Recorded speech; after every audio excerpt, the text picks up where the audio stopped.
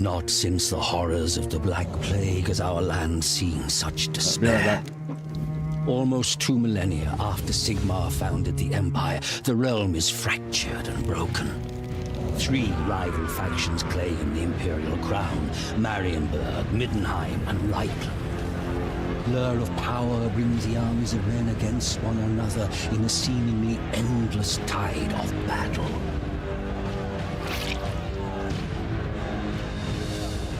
An island of peace in a sea of conflict, Mordheim drew wealth such as the city had never seen into its walls.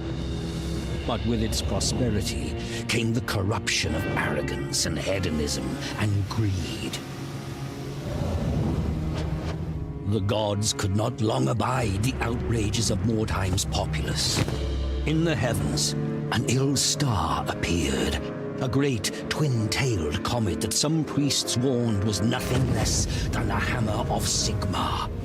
They preached tidings of doom and repentance, but their sermons were ignored. An attitude of rebellious revelry gripped the city as the comet grew ever nearer.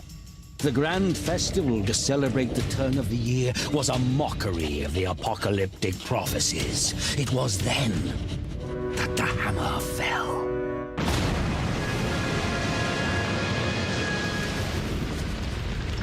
The fiery comet plowed through the city, gouging a deep crater in the midst of the poor quarter. The wondrous palace of Count Steinhard was broken, the grand amphitheater shattered, the vast great library blighted by a pall of ash. Fire and smoke decimated the populace, but worse awaited the survivors. A malignant corruption that brought with it mutation and madness, the vile taint of chaos. In the shattered city, strange green-black stones were discovered. Strange energies emanated from these shards. Warlocks and alchemists experimented with these word stones and soon determined that their uncanny properties could work wonders. Wordstone could heal the sick, regenerate the old, or even turn base metal to gold. Lust for Wordstone focused avaricious eyes upon ruined Mordheim. Treasure hunters descended upon the city, vying with both mutated horrors that claimed the ruins as their own, and crusading zealots who sought to prevent the taint from spreading. Inhuman creatures filtered into Mordheim, staking their own claims. An endless pilgrimage of the greedy and ambitious, fighting and dying in a place now called the City of the Damned. Fucking, it's so good. It's so good. It's like it's like poetry, and the way the guy like reads it is just like a nice day to die, so amazing. Or maybe live a little longer. What's the name of the guy who does the voiceover again? We did find out. Somebody found out what his name was, but I forgot.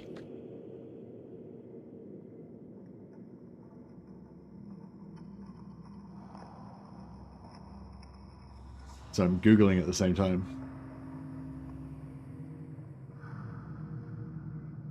Did I miss it?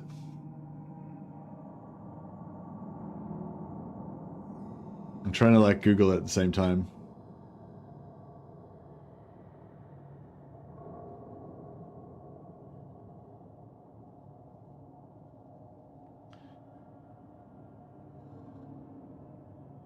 There was Ian Russell.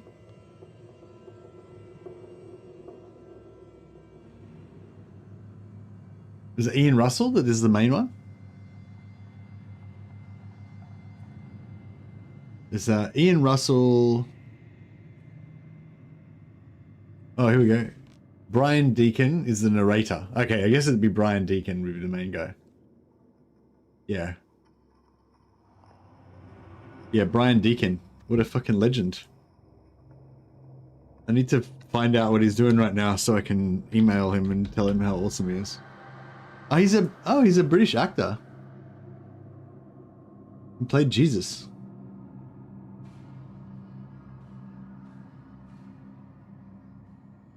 Oh, he'd be about 76 now. He's 76. He's still alive. What a legend. Well, hats off to you, Brian Deacon. some of the best voice acting I've ever experienced in any game. Anyway, are we starting a new Warband? No, we already started a new Warband yesterday, or the day before it was. We're the order of the Sanguine Lamentation. They like to whip themselves until they're bloody in the privacy of their own chambers, of course. This isn't a bloody nun porn channel, but you can imagine that if you want.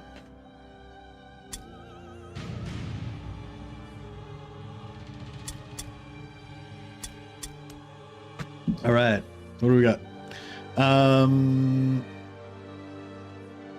So we're looking for Wordstone Rush if we can. So I think I'm trying to just get my well, two jobs we're trying to do. We're basically trying to get as much money as we can as fast as we can, so that we can be ready to grab up hired swords if a good one comes up. So like the higher level the better, basically, because the higher level they are, the more skills that they're going to have unlocked, and you can train those skills like instantly and for free. Whereas if you have to level them up yourself, you have to waste time having them not fighting, training. And you have to also replace them with somebody else while they're training, and you have to pay heaps of gold for the training. So if we can hire like a really high level guy, there's no training time, they're just boom, instantly fully trained, and don't have to pay for any of their skills. So yeah, so we're looking for mainly a matriarch and one or two sisters superior. Level 5's kind of not quite high enough. I really like level 7 is the max, that's what you want, but 6 or 7's good. Level 5 is okay though. You still get, so level 5 you get 5 unspent points, so that means we could put her resilient, we could put her toughness up to 9, and we could put her we could put our toughness up to 9, so we could give her resilient, and we could give her some other skills, but she doesn't have enough to get strength 12. So yeah, one thing you really want is like you want 12 strength, so you can give her heavy armor proficiency, because you got to get heavy armor proficiency, and then you got to get master heavy armor proficiency. So you got to do 2 sets of training, and you don't really want to use heavy armor until you've got both of those. So it's a really big investment in time and money. So I really like to get characters that already have enough stats and skill points to be able to get heavy armor fully unlocked before you even hire them. But unfortunately she's not quite high enough. If she was level 7 though, we probably could do it. But yeah, anyway, so so we want to save up a heap of cash so that when a really good one comes up, we are ready to hire them. Also, like characters like this guy that are really cheap, we can just get rid of them and then and make space so that maybe a new high level character will come in.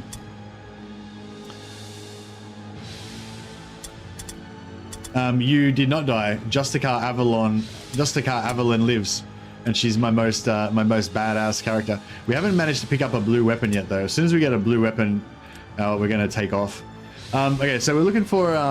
so we want to make money, have money ready so that when we get a hired sword, we can get them. I'm not going to spend any money on training anybody else, because I want to kind of like jump start us by going straight to a high level character in our warband, at least one. And they're going to be fully trained if we can afford to buy them outright at the start. And the other thing we want to do is we want to get our warband level up. So every time we level up our warband until we get to rank 5, we actually unlock more, not every time, but actually I think every time pretty much. Yeah, I think every level pretty much we get an extra person in our warband, so we can take more and more troops in. So we want to get to rank 5 so we can have our warband fully unlocked. And in order to do that, we need to win the secondaries. So these Wardstone Rush are the easiest ones, but both of these have got bad setups where we're mingled up with the enemies. This one's brutal. Marked for Death's not too bad. It's not as bad as Crush Their Will. Those are really hard to complete.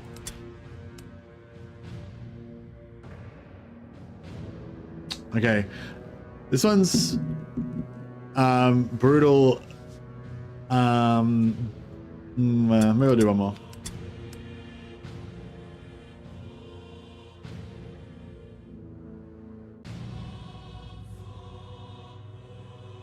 Both here. This one's really bad. Both warbands scattered randomly. That's really bad. You don't want that.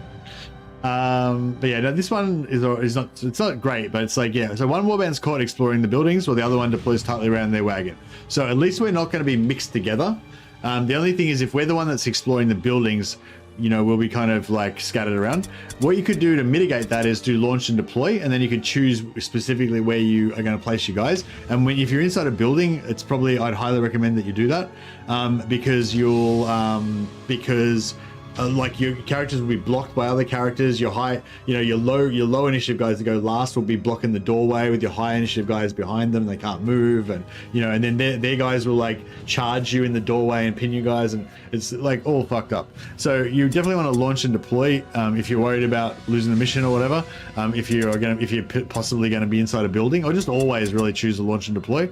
But obviously, if you've been playing the game a bit longer and you want a bit more carnage and horror in your life, then just go for the random launch. You spread your warband to ransack the nearby houses.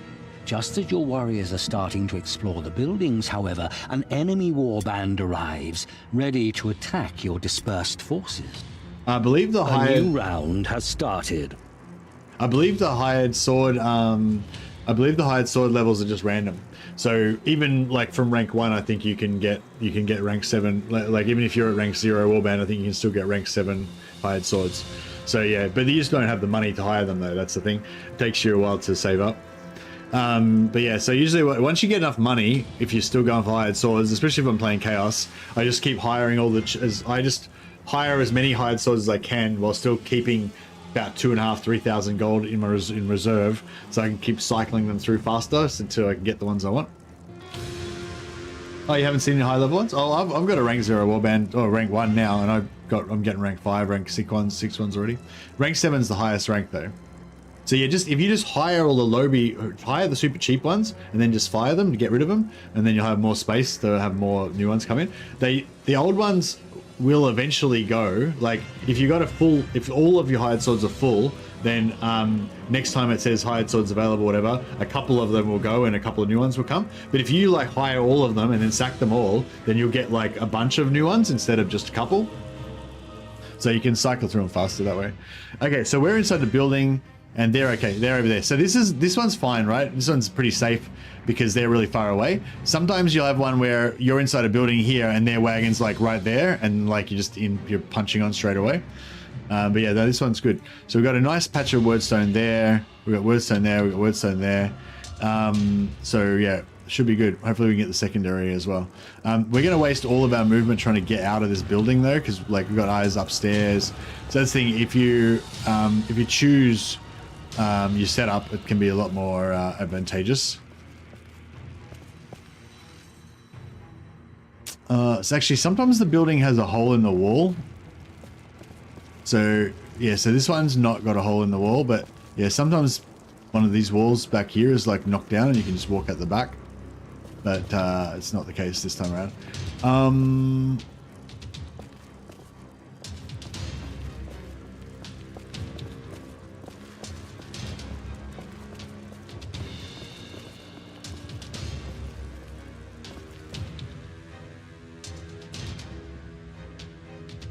Doing the no map challenge. What's the no map challenge? The only one I know of is the DIE rules, which includes no map. But I haven't heard of the no map challenge. Is it just don't use the overhead map? DIE is like don't use the overhead map, only deadly missions. You can never fire anyone. You have to fill every slot. You have to fill every slot if you've got money to do so. You can't skip. You can only do deadly missions. You have to skip if you don't have a deadly mission. You have to intentionally fail the first three requests, so that if you fail one more time, you instantly lose. It's basically just everything as hard as you can. You can't fire anyone, so if they get injured or anything, you got to keep going. You can replace if they die, but you can't fire them. The DIE rules are cool. If I was going to go no map, I'd go full DIE rules because they're pretty badass. Game Night Plays, I think, Game Night Plays community came up with the rules for that.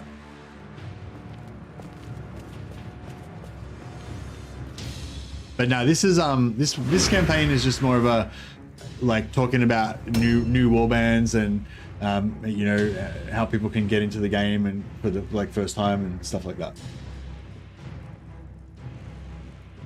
I'd like to try DIE challenge someday. Well, what's stopping you, Michael?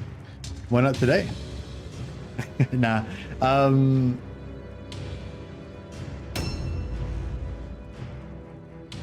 Oh, you know what we should do?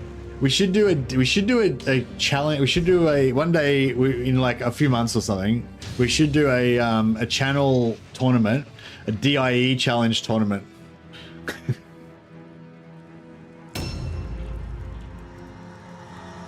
So basically, I think how they normally do the tournaments is that you basically do 2 missions. You do 2 missions of PvE, and then you do a friendly match against somebody else in PvP, and then you do another 2 missions in PvE, and then you do another friendly match. Yeah, but DIE rules.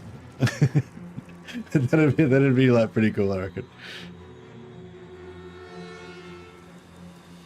And then I guess you just tally up how many points people got, or like how many wins everyone got, and see who wins at the end or whatever.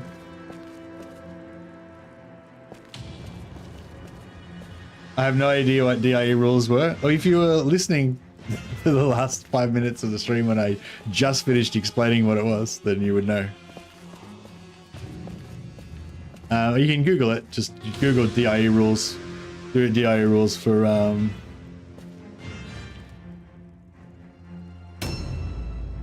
Yeah, you can Google DIE rules as well.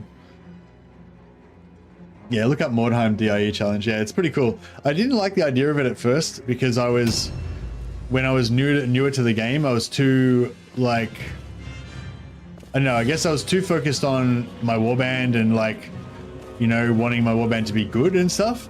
But yeah, now I've kind of got a different perspective, and I think the DIE rules are all about the experience and the atmosphere and the intensity and it's like, you know, like Mordheim is, I don't know, like different games have their own, like sort of have different vibes to them, I guess. And like, if you were going to think of Mordheim as a movie, Mordheim would be like a gothic horror kind of action horror movie, you know, and it's best played as that. Like it's like you need, like for Mordheim to be at its best, it needs to be scary. And it needs to be horrible, you know, like that's what makes it so cool, you know. But yeah, I don't recommend people go into that vibe too much when you first start. The real theme of this campaign is that, like, some people when they first get into the game, they find the game way too punishing, and like, yeah, but there's a lot of ways to mitigate that, you know. Then I've talked about it a lot already, but basically I guess that's what I wanted to just talk about during these streams when I'm playing this warband, is just how to mitigate the punishing nature of the game for new players so that they can get into it. Because, like, yeah, we're talking about DIE, which is like the most punishing version of the game that you could possibly, you know, it's like an already super punishing game, and then you just make it as punishing as you could possibly make it, basically. But that's, yeah, like, once you played it a lot and you get used to it more, you'll kind of come to understand that that's what makes it so good, you know, like the punishing nature of it is what makes it good. And like, I don't know, it's hard to explain, but anyway, yeah. So anyway, so I kind of think like now I think the IE rules is probably the ultimate way to play the game, but I don't know if it's very good for streaming.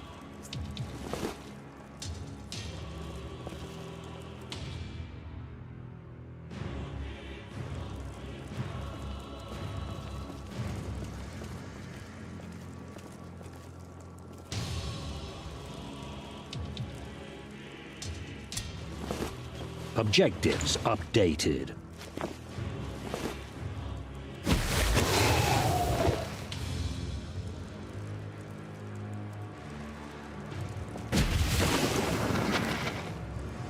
Story missions at rank 1. What are you normally not allowed to? What's the difference? What's the story mission problem? What's the thing with story mission? Oh, is that part of the no map challenge? Updated.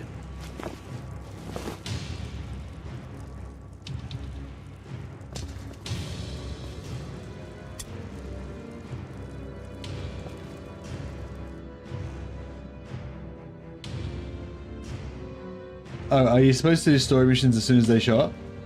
No, I don't normally ever do the story missions at all. You can do whatever you want.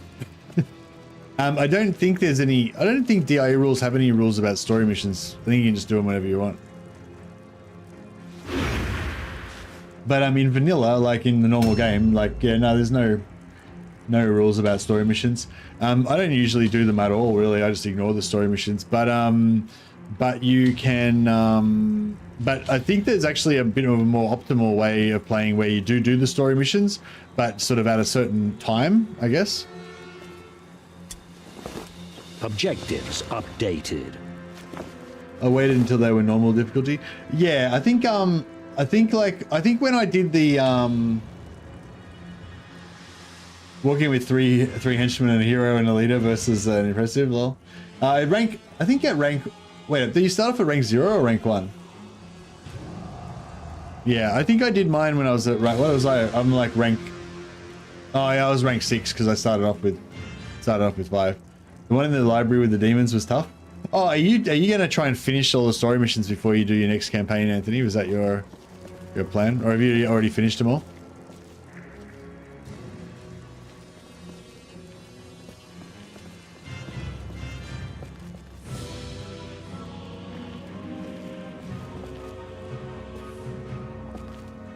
Yeah, I think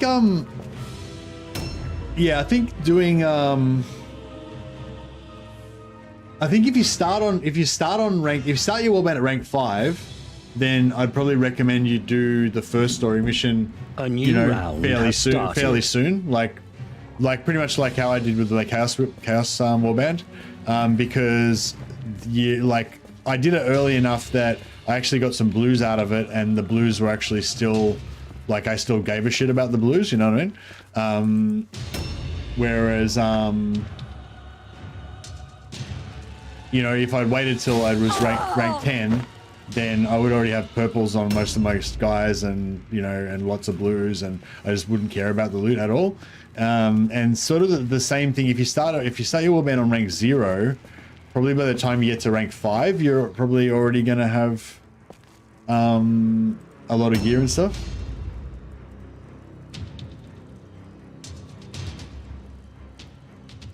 It's like Iron Man, no backtracking, no minimap. Yeah, no backtracking, no minimap. But also on the campaign level, you have to make it so that you can only do deadly missions, no brutal, only deadly.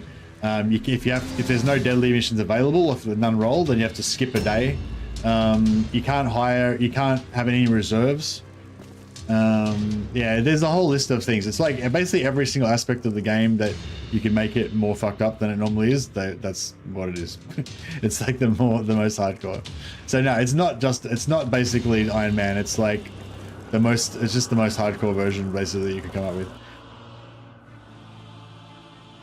But it's not. But again, I'm not trying to say that as in it's so hard, like it's such a challenge to do it or whatever. That's not really what makes it. What's good about it. What's good about it is that it makes that Mordheimness better.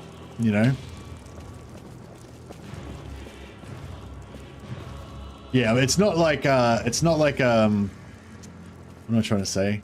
It's not like a boast like that you can play DIE on that's the hardest difficulty or some shit. That's not the point of it. It's like it's the experience that you have playing it, but makes it feel more Mordheiming, I think. And bear in mind, I've only played it like a couple of times and not very far in. Challenge is fun, but not for the first playthrough. No, that's what I was saying. I wouldn't recommend it to new players. It's like I don't think that's like what players are looking for. It's a weird I don't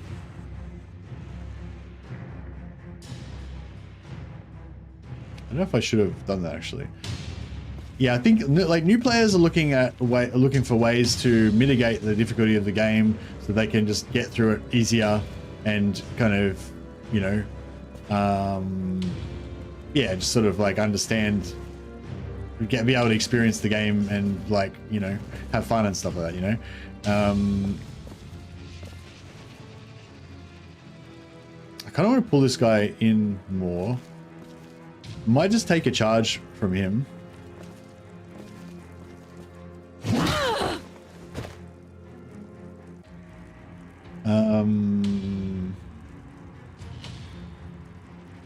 Crap. That's right. She's gonna get smashed, but that's fine. That's her role in life. I'm just struggling to survive here. Yeah, well, you are probably rushing the missions probably a bit more.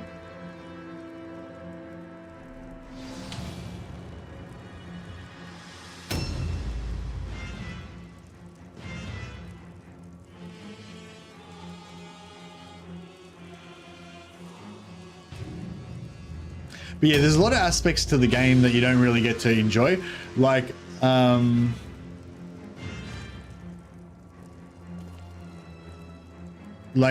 what am I trying to say? The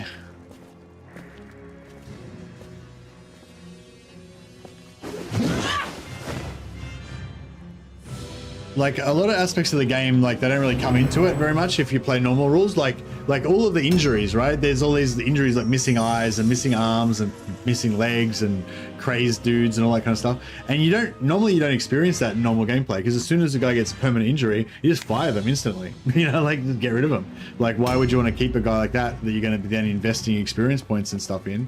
You know, when you could get a fresh, healthy guy that you could level up, you know? So you just don't experience that aspect of the game of having all these like crazy, mangled dudes and stuff.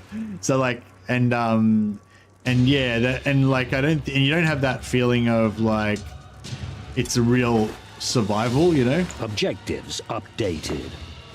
My guy has a peg leg and I'm never firing him. Nice.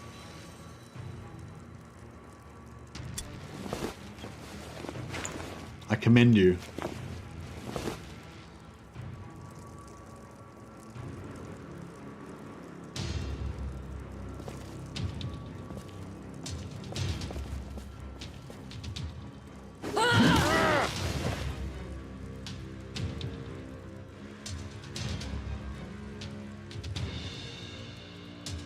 Yeah, that's a bit of a problem with the game, the way it is now. But yeah, I think that's where the DIA rules kind of make the injuries shine more as well.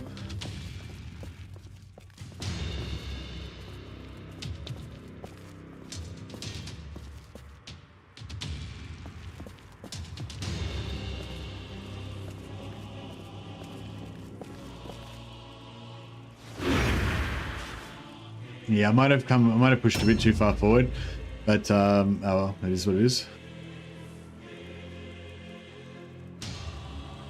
Like I'm pretty sure we'll still win, A new but round has we're just gonna take more damage than we needed to probably, and yeah. And this guy over here is initiative 61, so he's gonna go next. But if we can get two of our guys to stack up on his one guy, we can't, then I would have had to make him he would have had to make a morale test.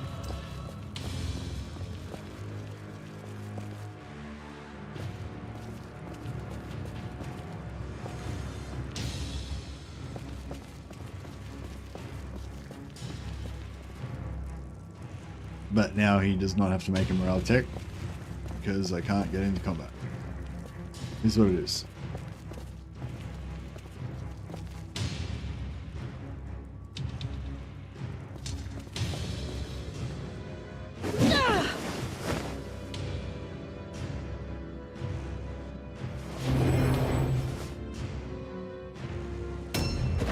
But yeah, I think if they if they did, I think you were saying, imagine if they did a Mordheim 2 and it was good.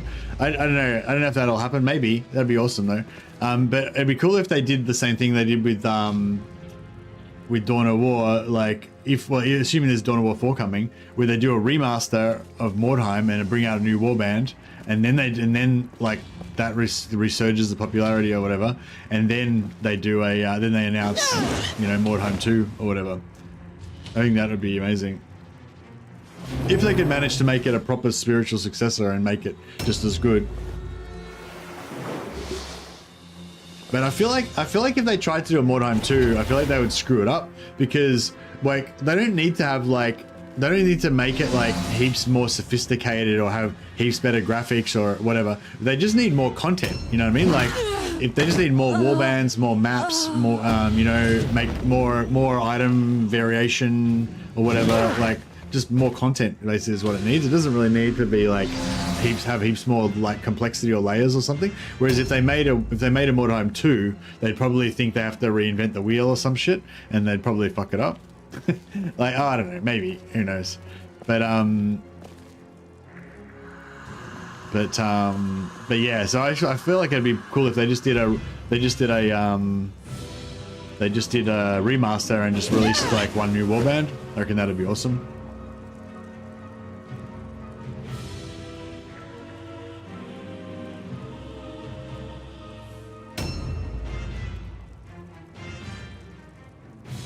But I was going to say, if they do a remaster, they should have a softcore option where you can play where, you know, you don't have your injuries are like not as like, make it so the injuries wear off after a few days or something. You know, your leg grows back or whatever, and make or something like that. You know, like just make it like a more softcore version.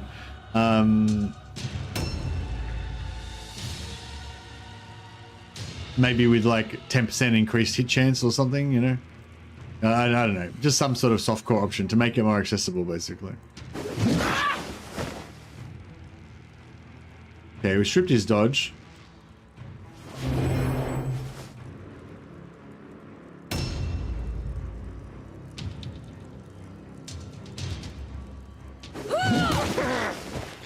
Should I try and cast a spell? Because we could hit all our entire warband with it. That'd be kind of cool.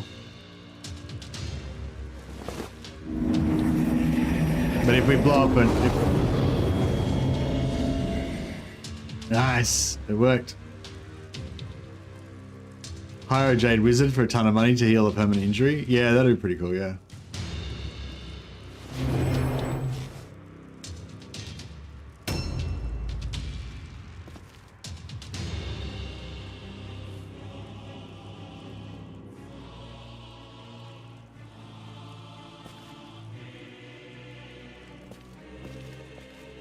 Yeah, we'll just walk in.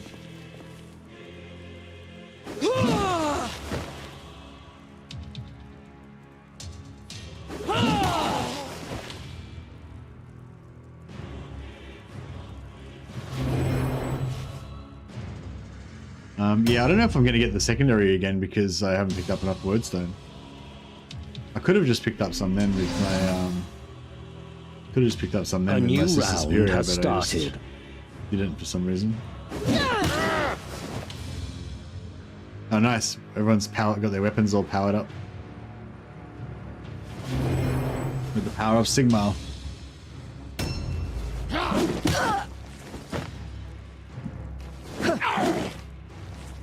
But yeah, no, I'd say no. You're not supposed to do the story missions as soon as they show up. You probably want to wait till you've got your rating is like a good 50% more than the rating that it says that's required. However, I basically just used to just never do the story missions at all, and I think that's not the best thing because they're fun. They're really different, and if you if you try and do them a bit earlier. Like, I think my tendency was to wait till I'm over leveled so that I can just do the story missions without caring about them, which is fine. But if you do them earlier, it's more fun, it's more scary, and the rewards that you get from them are actually meaningful. Whereas if you do them like super late, then, you know, most of the rewards you get, especially for the early ones, are just irrelevant. Whereas if you do them sort of, you know, at a point when it's comfortable to do them, but you're not too over leveled, then the rewards will actually help your warband to progress a little bit. Like, I think I got a blue armor or something out of it. It was only like one item that was actually good, but still something. Yeah, this has devolved into just a big brawl. Yeah, they don't have much they don't have much leadership.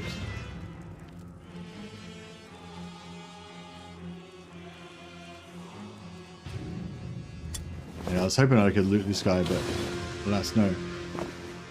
Right, I might try to grab a bit of Wordstone with this character, just so that we can have a chance of getting the secondary, because I'm trying to actually level up my warband. Like if you get the secondary every single time, then your warband levels up literally twice as fast. So if you're going from rank 5, if you're starting at rank 5 already, it doesn't really make any difference. I'd probably focus more on your money and character XP. But if you're going from rank 0, it's quite good to like try to rank up your warband, you know, as fast as possible, I'd say.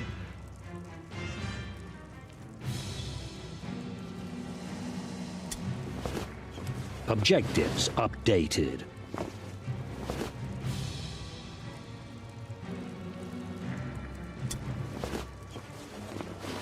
Yeah, so I might try and pick up some stuff and then get her back in, to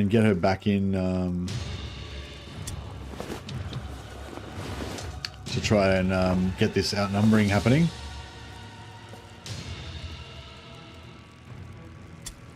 Objectives updated. Yeah, I'm just trying to maintain her movement so she's got enough movement to get back into position where I want her to be. Objectives updated.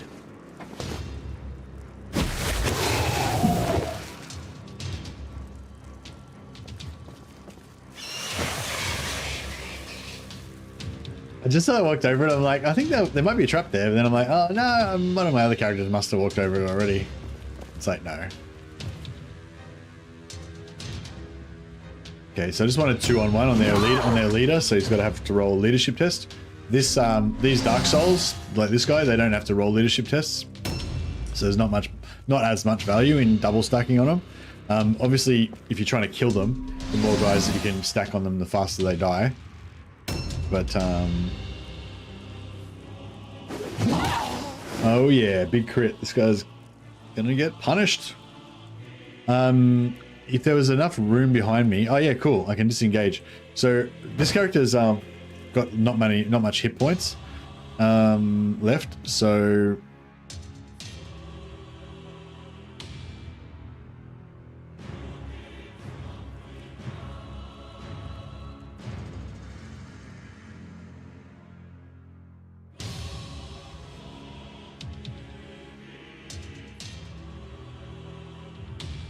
we need 2 more pieces of wordstone. I mean, maybe we could run over here and try and grab some wordstone, potentially without dying.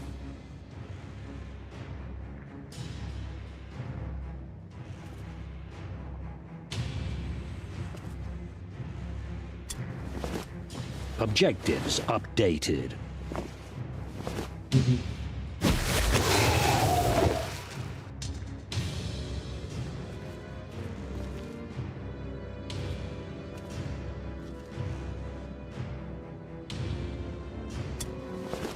Objective completed. So we've now completed the objective, as long as one of our characters doesn't die and drop all their wordstone, which is pretty likely to happen. I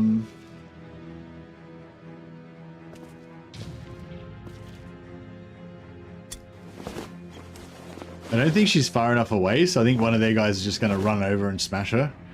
But, oh well.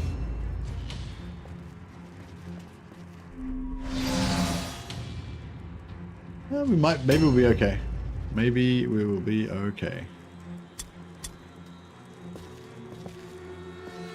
Okay, let's, so their loot disappears, if you don't loot them before the end of the, turn. So this guy's body's still sitting there. I mean, he's using a hammer and a shield, so if those are blue, they'd actually be weapons we could equip.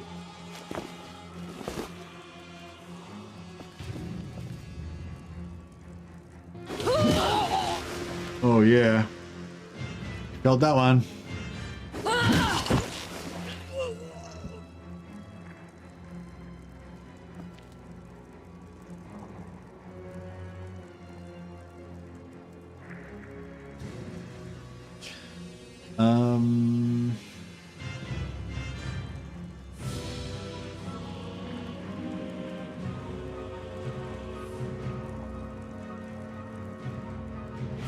What we might do is just leave the Dark Souls that are already engaged.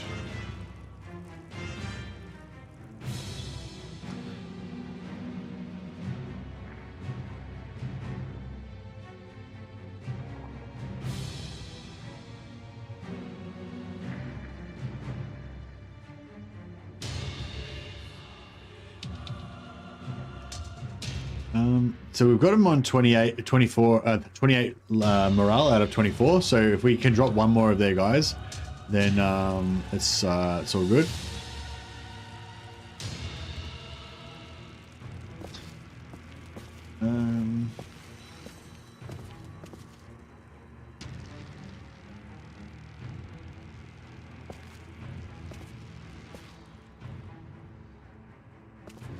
Might try to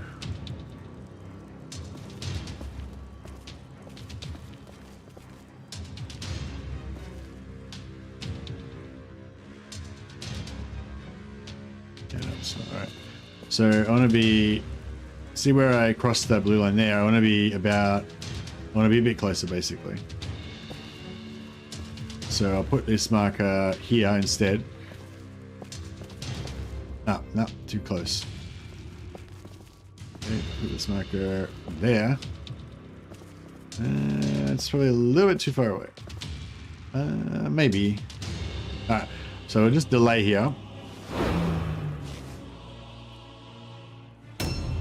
And then, yeah, basically what that allows me to do is, I wouldn't normally be able to walk here because that guy would ambush me, but because I put her circle there so it overlaps his, that means I can just walk in the safe area inside her zone of control and then just walk into combat with him. And he's already wasted his red pills by going into ambush stance, so he's got no counter attack. And we can just smite him.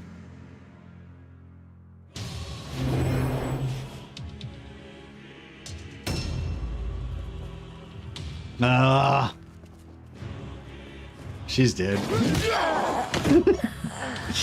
I knew that was going to happen. Objectives updated. Did he? So he didn't have any movement left to loot.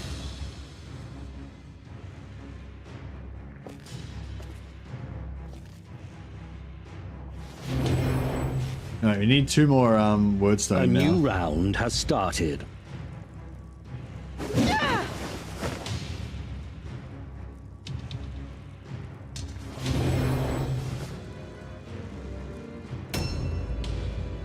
Yeah, I should have known that she. Yeah, I shouldn't have looted that body. See, if I didn't loot that body and get that 28 gold, then she probably would have had enough movement to be able to. Oh,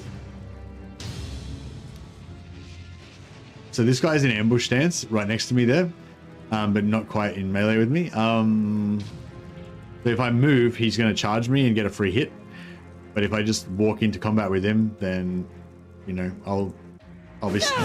I didn't really want to be stuck in combat with him, but I'd rather be stuck in combat with him than walk away and be stuck in combat with him and get a free hit on me. So those are the only 2 choices we had there.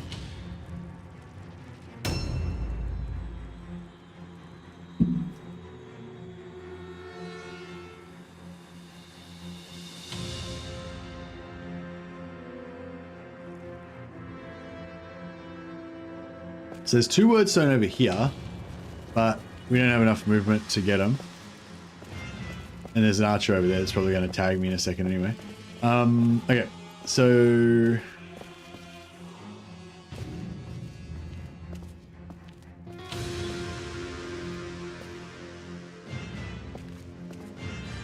Okay, so he already charged, so he doesn't have any points for ambush stance. So that means he can't intercept me.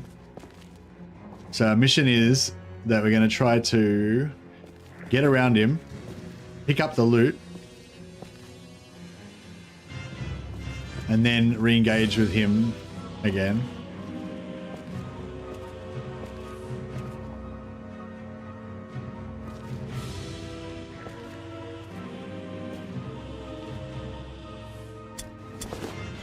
Oh no!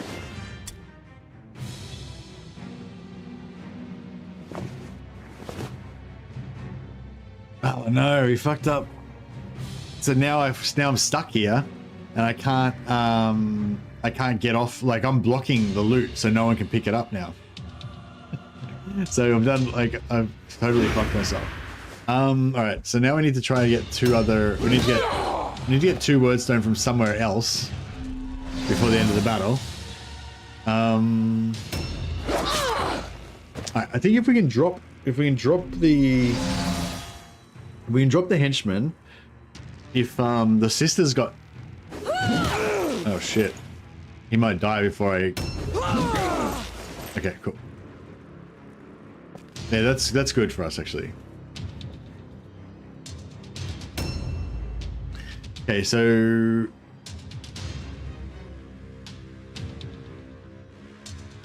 Who's number 29? That's this guy, right? Yeah. Okay, I'm gonna just gonna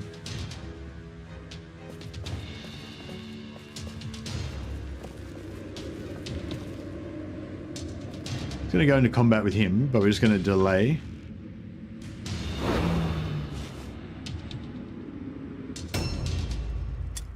She's got spots in her backpack, right? So she's gonna go and get these 2 wordstone over here.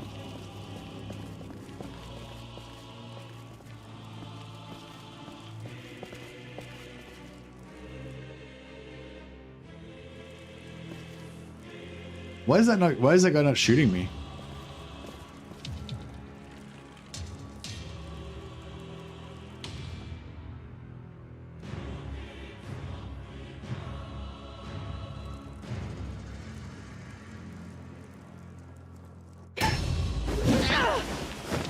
He moved and copped the ambush. Beautiful. All right, she can tank there for another turn.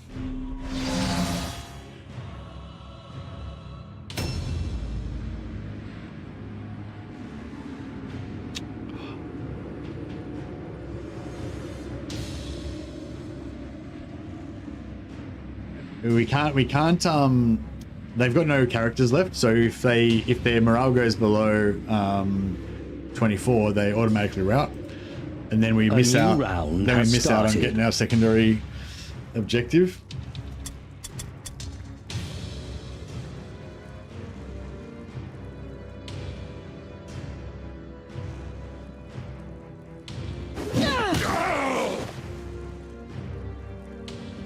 Yeah. Like, we could have finished it earlier to save our guys, but it's like I didn't want to save my guys. I purposely didn't go into ambush stance because I didn't. Oh my! What the fuck? The whole strategy was that she was going to pick up those wordstone, getting us the win.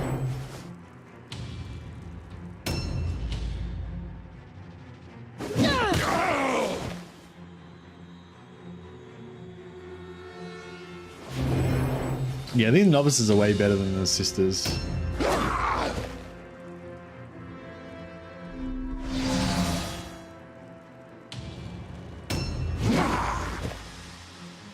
at that dodge. Hey, T Justice. See, sisters going, the run's going well.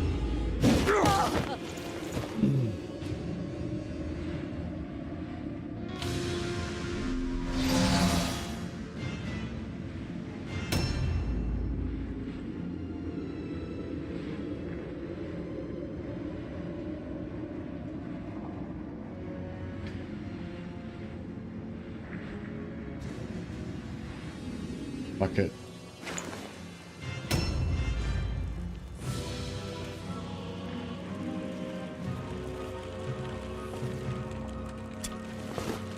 Objectives updated.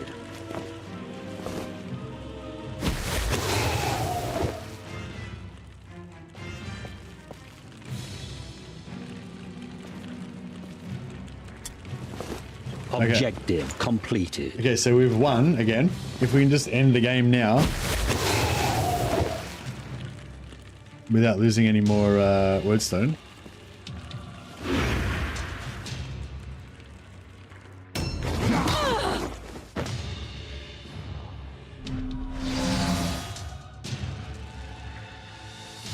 A new round has started.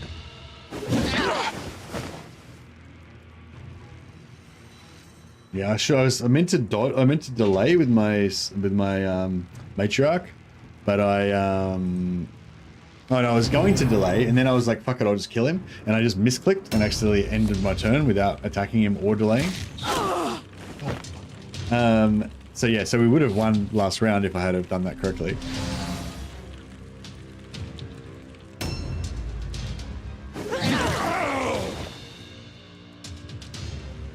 Or if I had a delayed and kill him after, that would have also been fine.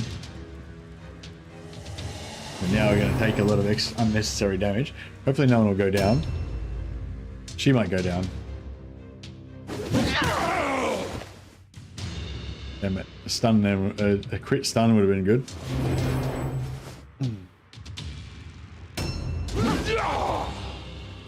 Yeah, dodge novices. That's the way to go. They can't carry much loot, but the 40, like 35-40% dodge-ish. Oh my god.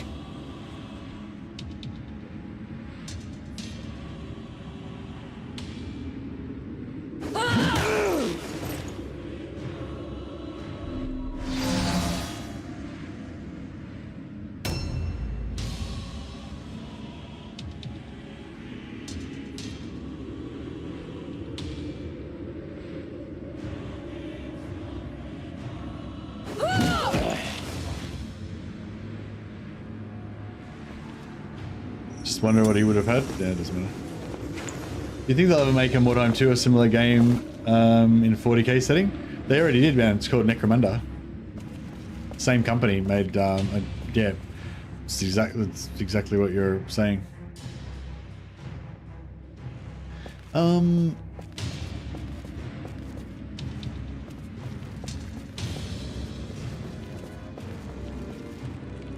Actually, I wonder if she could make it over to that other dude.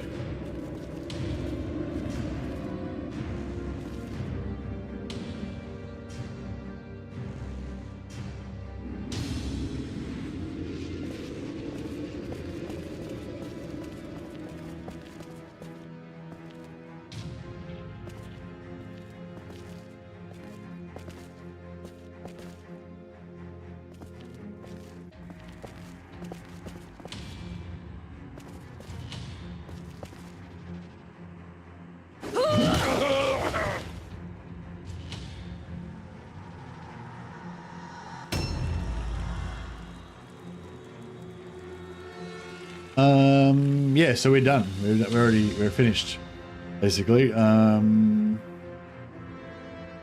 as soon as it's their turn, they'll just automatically lose.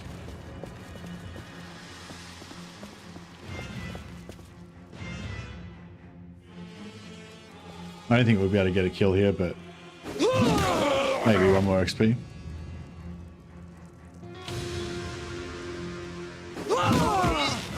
Necromunda board game's really cool. Yeah, we used to play Necromunda when I was a kid, and yeah,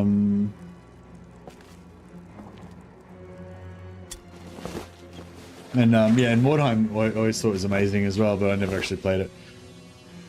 I really like I really love Space Hulk as well, but huzzah! Yeah, I really love Space Hulk. Like, I think Space Hulk's like an amazing game. Like, it's just a really cool game. It's got super cool atmosphere and everything. The only thing Space Hulk is missing is that in-between games. Like, if Space Hulk had like that in-between games, like go back to the Fortress Monastery ship and like upgrade your Space Marines with extra battle honors and stuff like that, like that would be, you know, that would have been awesome. But the actual mechanics of like that, you know, that strength in steel kind of, wins a fight. But it is your strength of spirit that wins battles.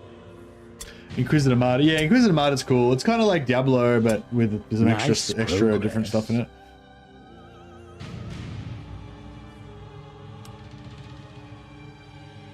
Outstanding.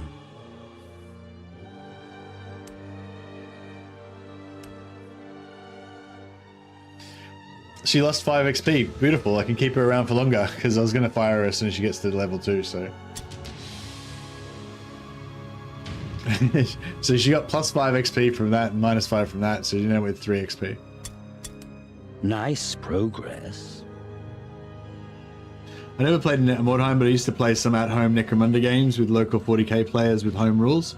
Yeah, nice. Yeah, I used to do that with like I used to play like D&D games and sort of like yeah, sort of like lo-fi RPG games, like around the same level as like Warhammer Quest or something, but with like set in 40k, using like my own bastardized, made-up rules based on 40k and stuff. Remarkable. Remarkable.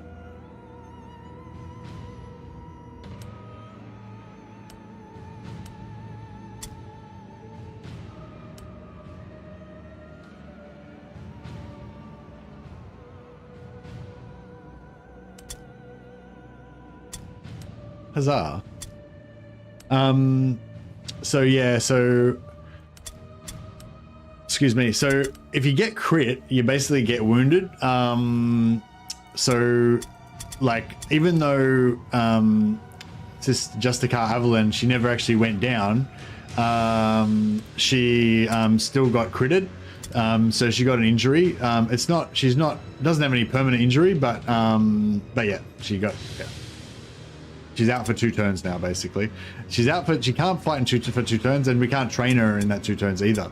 So it's kind of annoying.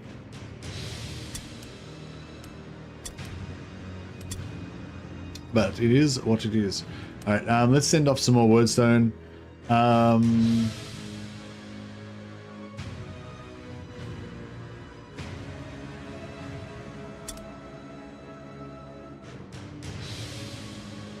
So for this one, main character I want to unlock for these guys is the Warrior Priest. I love Warrior Priests, both with the Merc Warband and with the Sisters Warband. I think they go really well with both, like thematically or whatever. But yeah, you also get a free Sister Superior, but she's not rank 7 or anything, so it's not really a big deal. Whereas for these ones, you get a rank 7 Matriarch and a rank 7 Maiden. So that's pretty cool to work towards. Yeah, I'd probably either work towards the rank 7 Matriarch and Maiden. Hopefully by that time you'll already have one, because it takes ages to get these unlocked. Hopefully you already have one, but quite possibly you'll have already gone through like 2 or 3 Matriarchs that either had the wrong skills, or you put the wrong skills on them, or you got them killed or something, and you're just in time to need a new one when you get that. So that's something to work on.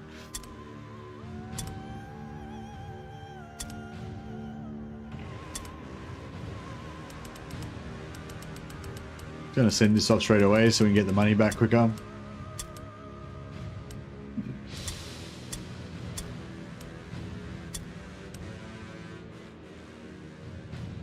Oh.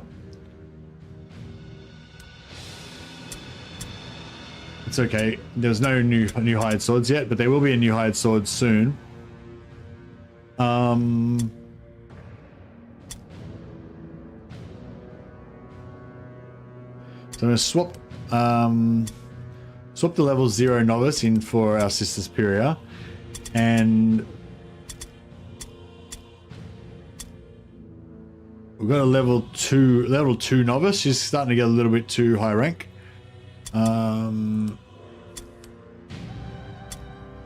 So we'll switch her out.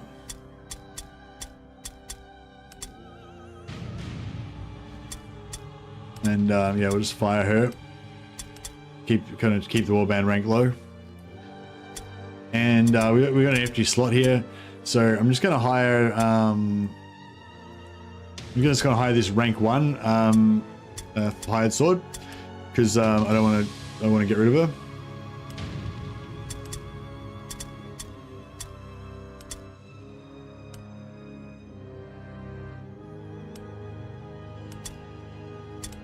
Oh, she doesn't have any injuries or anything, so we could keep her actually and use her. We could use her in battle at some point if we need a replacement. But now there's like an empty hired sword slot, so when new ones come, there'll be more of them will spawn hopefully. Yeah, I'm still thinking about getting that rank 5 Sister Superior maybe. All right. Yeah, more weapon skill on her. Yeah, she's starting to get really nice weapon skill now. So I keep thinking about giving her a shield, so she can parry.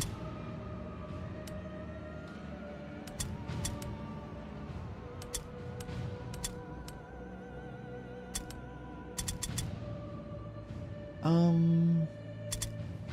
might just give her more dodge, so she can survive in combat a bit longer.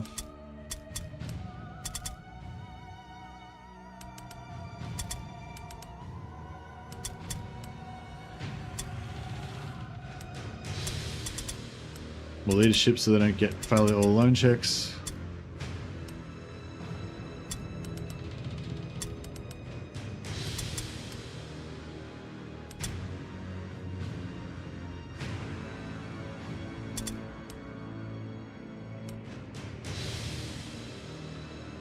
Yeah, so we'll keep trying to pump up that warband level. If we get another victory, like get the secondary this time, we'll go up another rank, we'll have take more characters in. See if we can get a better one.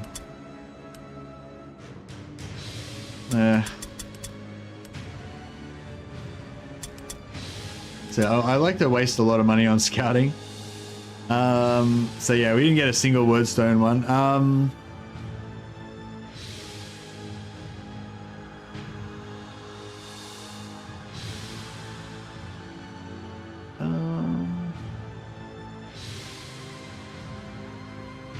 So I'm thinking about one of these two. So this one's brutal. One warband tightly around the wagon, the other one's scattered randomly. So if you're the one that's scattered randomly, that's not great. But at least the other warband is, you know where the other warband is. They're in a group. They're not all mixed in between you. You know, so that's not as bad as if both of you were scattered randomly. This one's got one warband deployed tightly, the other's split into 3 teams. Now, if the other team is split into 3, then that's good. This is a good advantage for us if the other team's split into 3 and we're tightly around our wagon. But if we're the one that's split into 3 and they're the one that's tightly around their wagon, then that's really fucking bad. So I don't know. They're both kind of bad.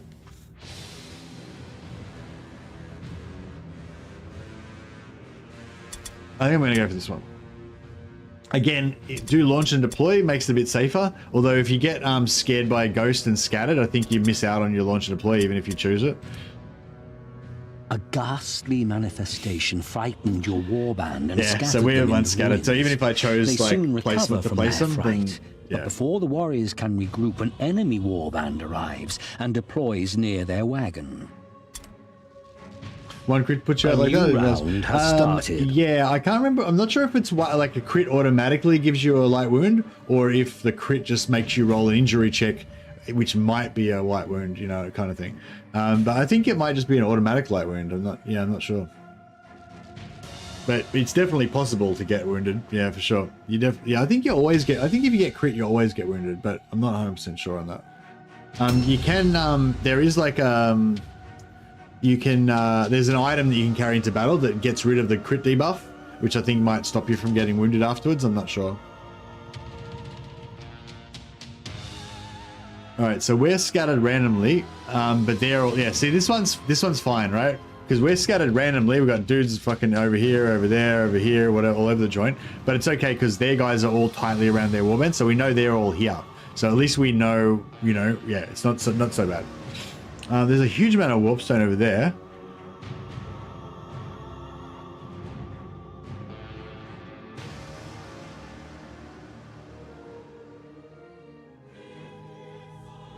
Yeah, I think we'll try and oh,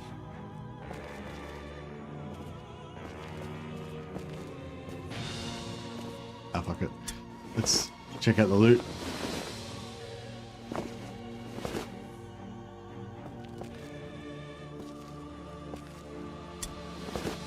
Crap.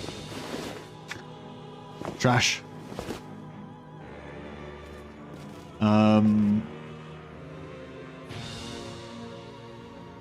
Oh shit.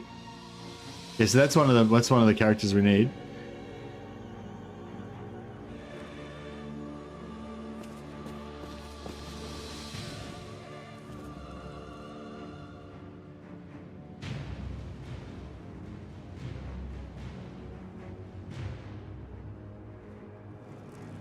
So we can jump down there. Or you can go down the stairs. So the stairs, the entrance, I think the entrance is that way, yeah. The entrance is that way. So we'll be going around there like that.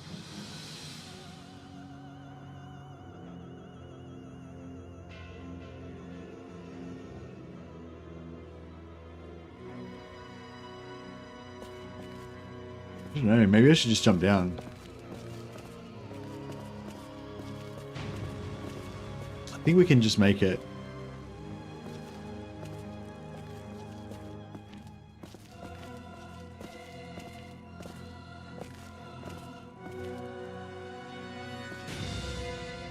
Ah, no, we can't make it. Alright, fuck it. We're gonna jump her down.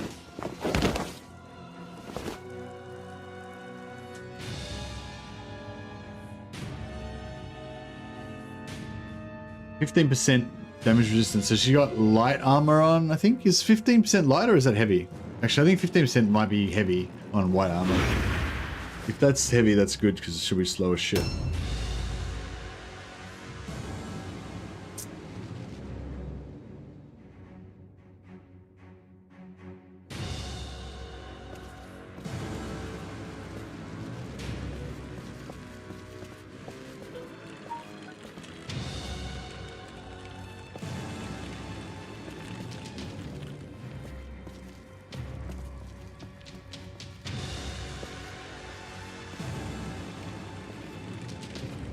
Give it to me. Ah.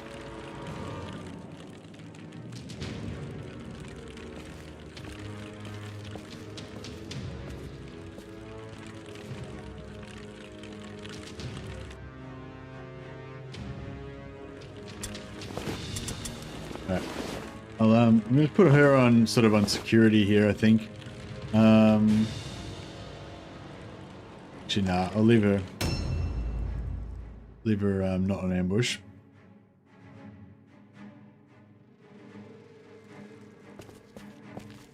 What's some wordstone there? I'm not going to worry about the fragment, but we'll grab the shard.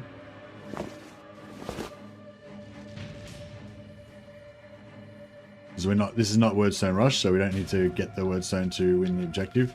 We just want to get the words. We want to get the pieces that are the most valuable. And every time you pick up a wordstone, there's a chance of getting a curse that's going to debuff you in combat. And since we're for like 2 or 3 turns, you get a debuff. Yeah, we got -2 movement range, so pretty suck. So you know, the less debuffs that you take, basically, kind of the better, right? So I'm going to ambush here. So only if they come in will I ambush. So she's sort of like securing the perimeter. She won't go outside the wall.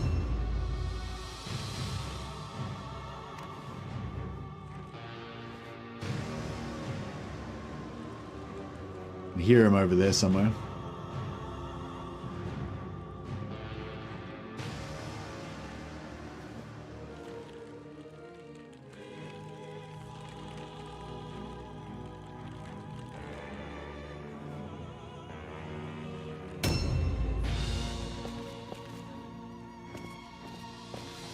So go like there.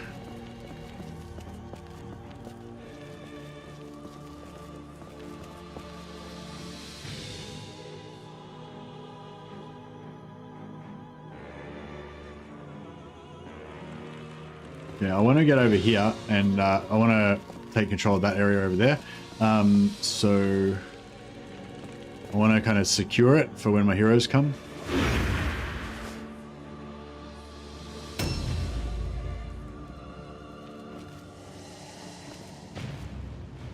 Chaos. Purple smoke indicates chaos.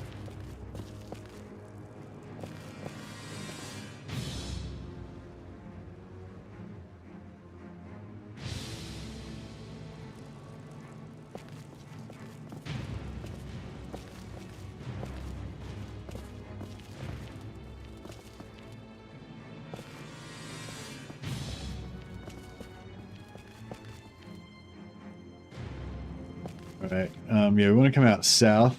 Oh, should we grab some of this? Maybe southeast. There's a shard there that maybe would be bad to grab, but we want. Yeah, there's a lot of dudes here. We want to get over here and stack up as fast as we can. Yeah, so I might skip the shard, even though it's, you know, it's loot.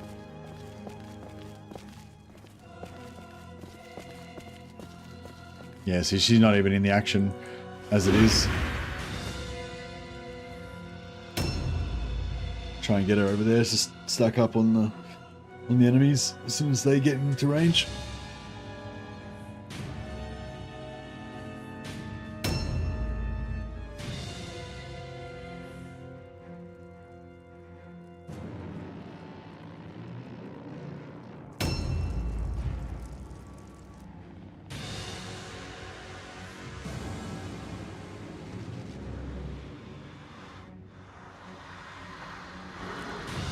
Alright, so there's some wordstone over there. It's a fragment. And there's some over there. I mean, sorry, that was a shard. This looks like a fragment. I'm starting a new one. I'm going with Skaven. My highest level dude died and I rage quit. Oh, nice. Can you start at rank 5 or are you starting at rank 0?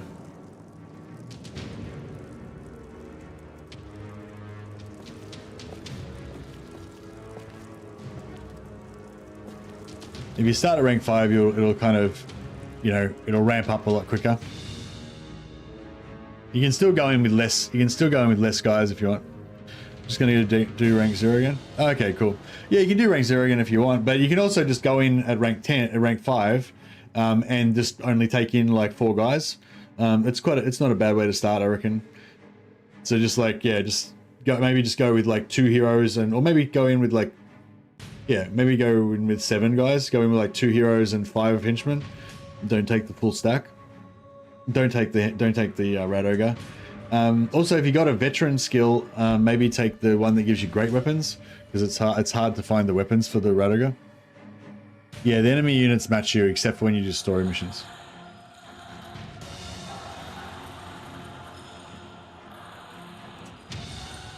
All right. Yeah, let's just go straight to the rendezvous point.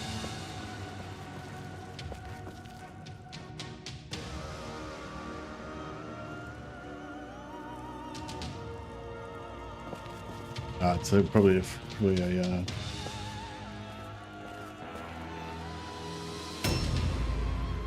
yeah, when I go for Skaven, I usually go for making a giant Rat Ogre, monstrous Rat Ogre. Also the DLC henchmen, the DLC heroes are super good.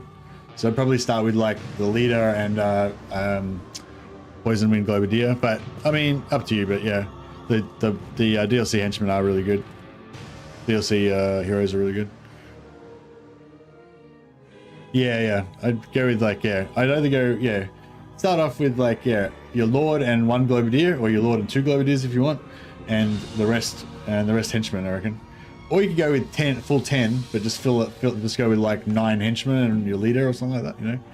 So if you want it to be like a bit more basic, you don't need to go like, you know, you don't need to go like Rat Ogre and 2 heroes straight away sort of thing. You can, yeah, or you can, yeah. I think you have to make it a minimum of 4 guys.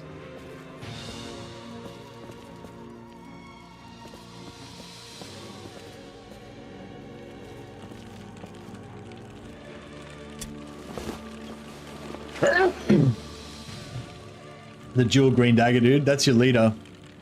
Oh, you can. I think one of the other characters can equip it as well, but the one that you see all the time is your leader with the weeping blades.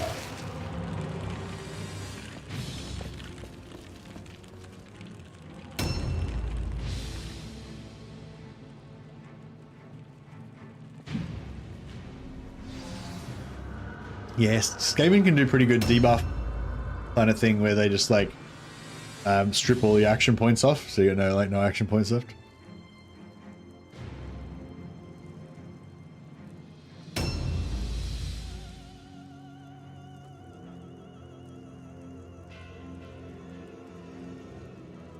A new round has started.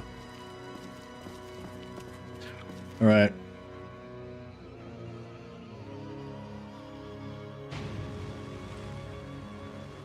Now, I'm just going to have a look at this pile. Oh yeah, there's like 2 shards there. I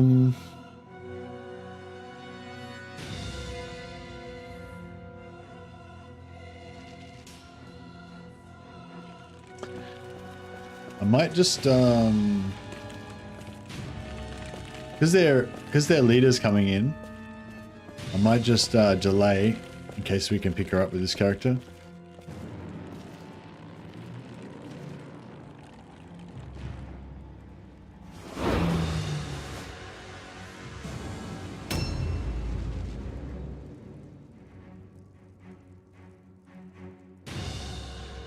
They're coming.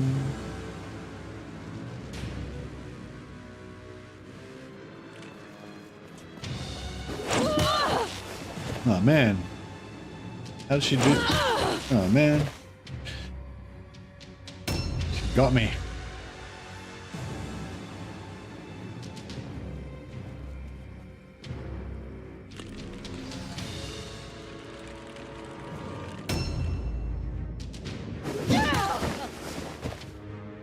She's in light armor.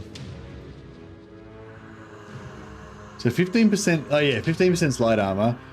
Heavy armor is 25%, I think, for white. But if you get, once you get to purple, I think heavy armor is 45%, and you get 5% extra from your helmet.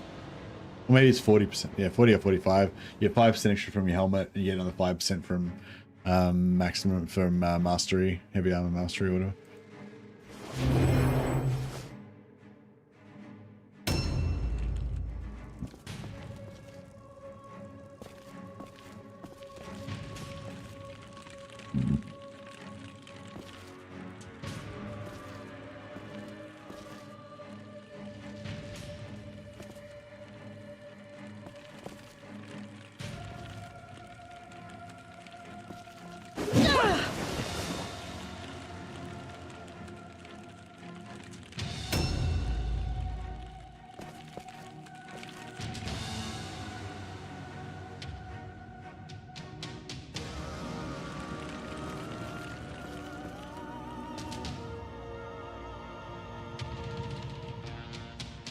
Clara Gales. Seems weird that you can get the coldest on Skaven. Yeah, I don't like this cross them over like that.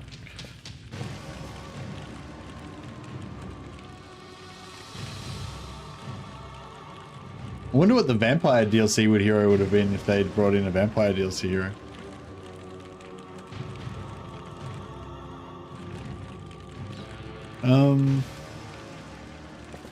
I'll see if we can maybe... Men are food, not friends. Exactly.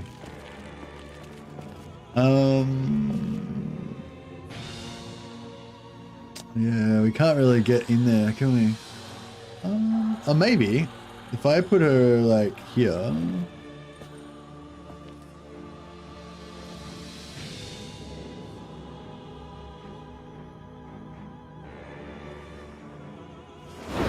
We might better creep around.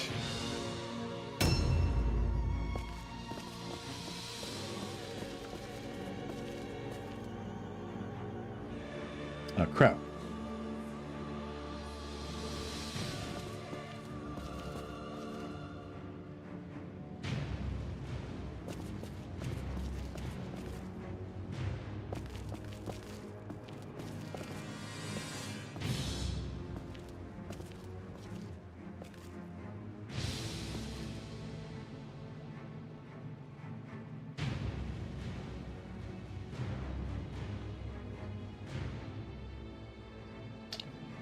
Yeah, that's all right.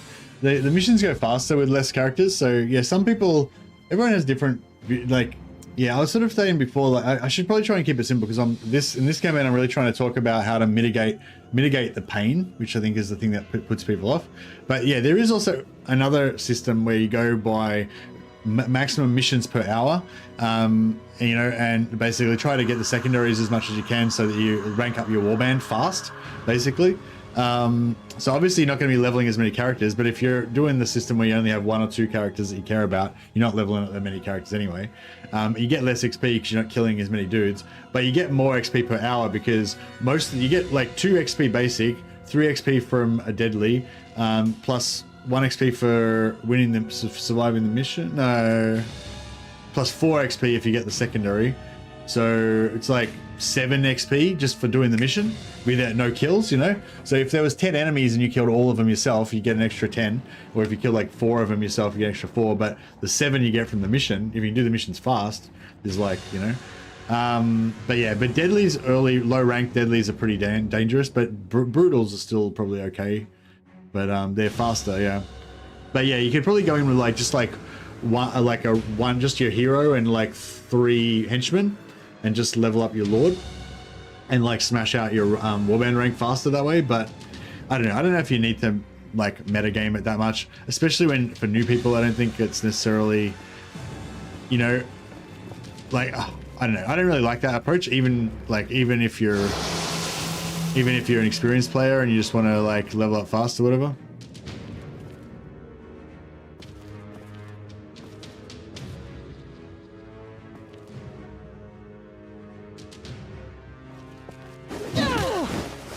Huzzah!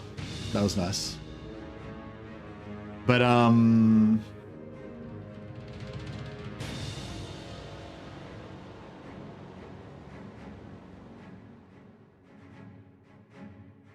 yeah, I didn't really like that approach that much, but it's but that's a possibility. But yeah, I was just saying, like for new people, I feel like that's going to be more of a dangerous and possibly more stressful as well. So yeah, so I feel like the way that I sort of suggest to do it is basically have as many characters as you can have, like fill up your roster, but make them all level 0 dudes, basically. Keep them as low level as you can, and just have like 1 or 2 characters that you level up, and then invest in those characters, keep them safe, level them up, and then, you know, and learn, and it's also like you also practice how to keep a character safe, you know, and it's like it's sort of like simple to like learn, I guess. I feel like that way. But yeah, anyway. Sorry, I'm getting into philosophical mode again.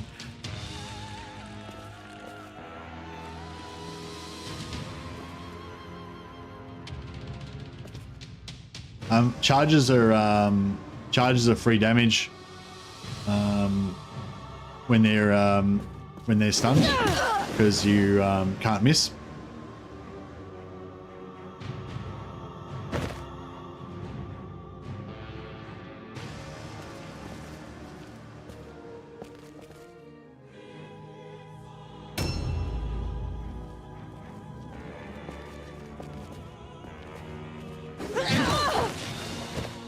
That hurt. Yeah, I guess all I was trying to say is like, my way isn't like the only way, but I still stand by saying that way I think is good for mitigating the risk and kind of introducing you to the game without it feeling as painful.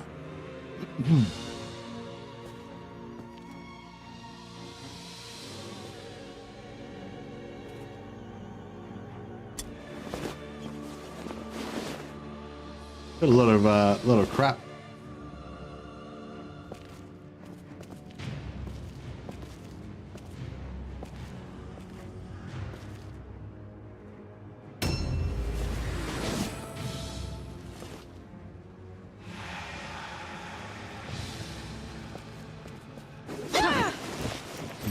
That's not her.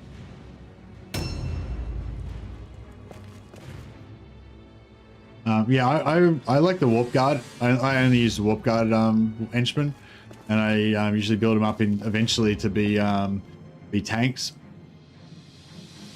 But yeah, I never really use the other ones. I don't really know what the point of them is. They just seem like shitter than warp guard. I don't know. Maybe they can be dodge tanks or something. I don't know. I don't really know what their point of them is really.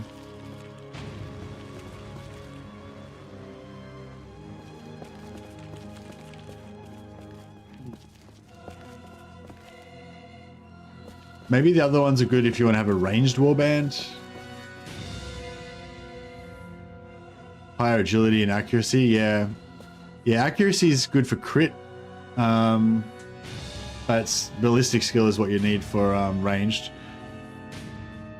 But yeah, I guess agility for dodge, if you want to make them a dodge tank, kind of like how I use my novices, I guess. Well, then novices can eventually get heavy armor, which is pretty sweet.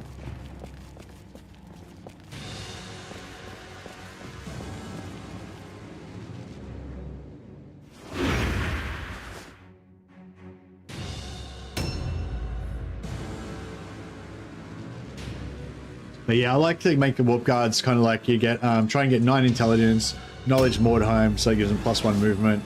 Give them heavy armor proficiency, so then they have -1 movement with heavy armor, so it evens out, just making the same speed. And yeah, just give them like maximum weapon skill, parry, and yeah, I think that's pretty much it.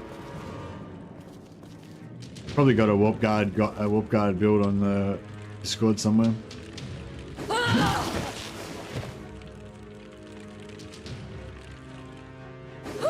And you give them a halberd and also a shield and one-hander.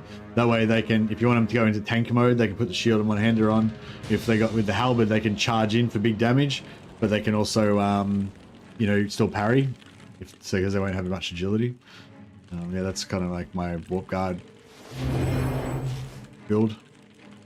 A new round has started. 9 intelligence over strength. Now you can't choose between intelligence and strength. If you get a mental upgrade, you can choose between intelligence, leadership, or awareness. You can only choose within physical. You choose between strength, agility, and toughness. So basically, you go 6 strength so that you can get 6 strength so you can get heavy armor, 9 toughness so you can get resilient, crit resistance, and then you put the rest of the points into strength for more damage, or more toughness for more hit points and more crit resistance if you want.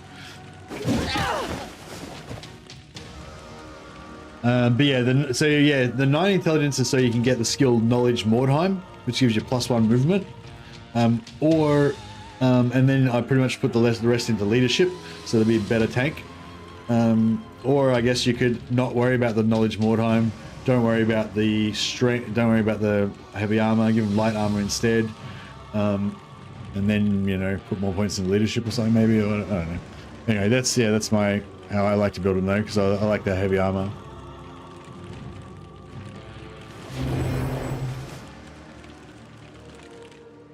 But that's not, you don't need to worry about that for now, because you're like level 0. They're just going to be like naked glass cannon fucking dudes, basically, you know. So when you're first leveling them up, yeah, basically just put all the points in weapon skill, and strength, and try and give them a halberd if you can get one, or just any kind of two-handed weapon so they can smash, and use them as yeah, they're just glass. Everyone's a glass cannon at the start, you know. There's no tanking really.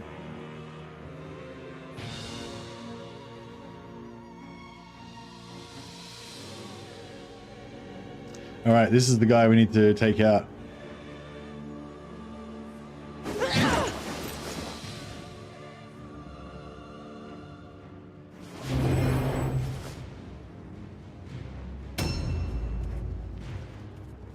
Yeah, so if it's a hero, then you can buy a Minas. If it's a hero, then you can take master level armor proficiency, which lets you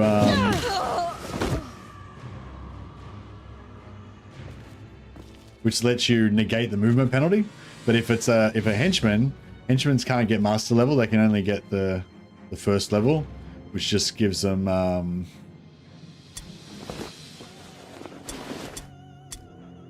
which only negates one of the 2 points of movement penalty. So you basically, if you want to have heavy armor and not be slow, then you got to have the 9 intelligence to get the knowledge Mordheim as well.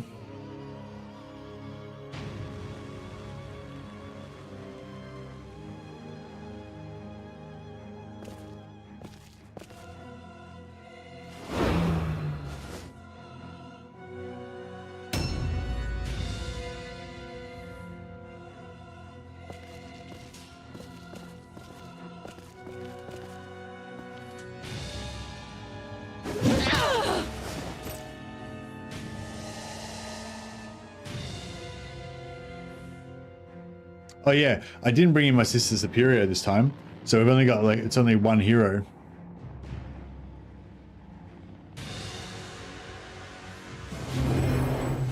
So basically I can't kill anyone except for this dude, otherwise they'll break.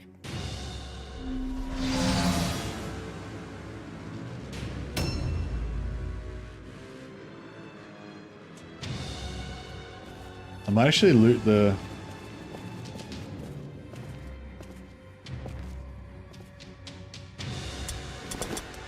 Objective completed. Objectives updated.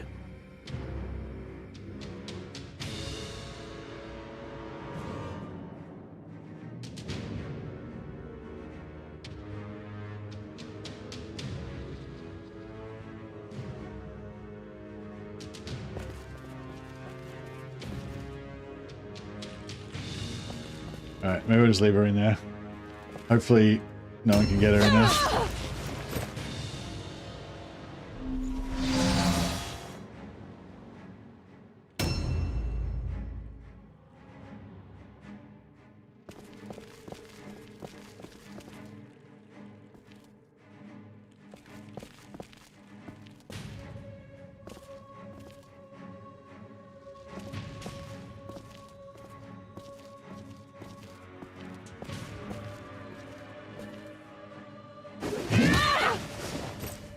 Have you ever played the actual Mordheim tabletop? No. No, I played Necromunda, the 40k version.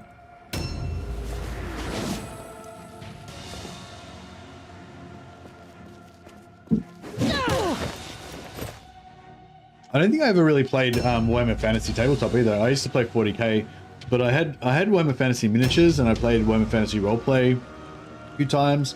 And we used to do a lot of like homebrew like RPGs, but set in Warhammer, you know, with just our own rules and stuff. Yeah, the Globadies are really cool. You can also get a skill later on that makes their poison gas heal your guys, which is pretty cool.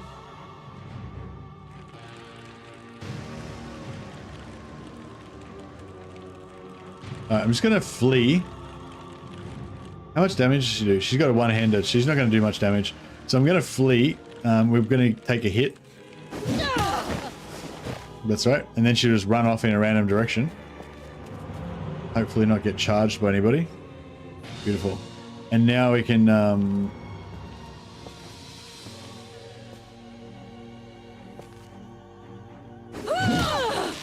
get in and smash this character.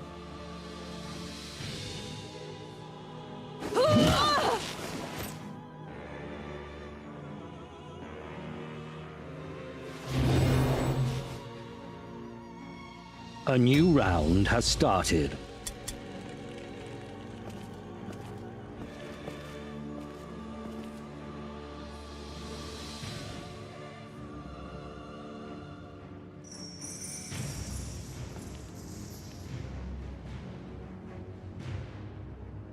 She's only got 29 hit points.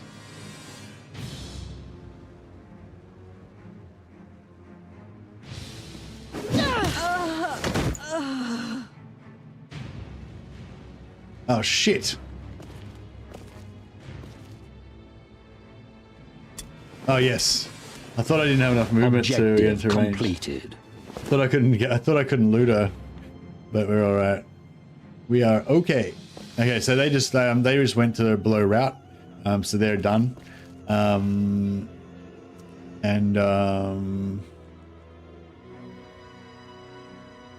Did I already loot this? No, it's empty. Oh, yeah, I was just gonna see if I could grab any more loot, but there's nothing in range. Yeah, so automatic failure, and that gets us at 4 points, gets us up a rank, so we can carry more guys into the next tournament. I've got some purple loot there. Wish that was a purple weapon. Blessed are the triumphant, for in them shines the glory of Sigmar. There's so much RNG in this. Sometimes you get a blue or a purple weapon really early. Like my Chaos Warband got a purple weapon super early. Outstanding. No rank 5 though. Nice progress. But yeah, in the early game, remarkable. If I get fantastic. She's got a twitch, agility reduced by maximum by 1, yeah. And she's also out for 3 days. Progress. So it's like, I don't know. Your warband is getting stronger. We've got one more henchman slot and one more reserve slot. Huzzah.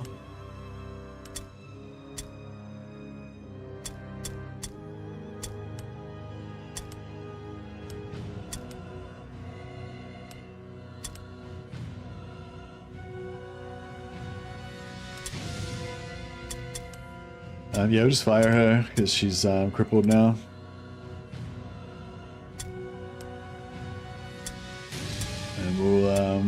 our extra dude. Avalon's back in again. We could actually roll with 2 Sister Superiors if we wanted to. Love painting miniatures. Yeah, I love painting miniatures. I also love doing conversions, and I love like just making up little, like when I used to paint my squads and stuff, I'd always have like my sergeant with like a special little weapon loadout. Maybe, you know, you have those like that dagger strapped to his like ankle because he's like a commando dude or whatever, you know, like, and you know, you'd have another guy that doesn't wear a helmet and he's got like a scar on his face and there's some little backstory about him. You know, I used to love just converting like every single dude, just to even at least slightly, just every single guy would be slightly converted so that, you know, each one's like a unique individual guy. Tactical commando dagger. Indeed.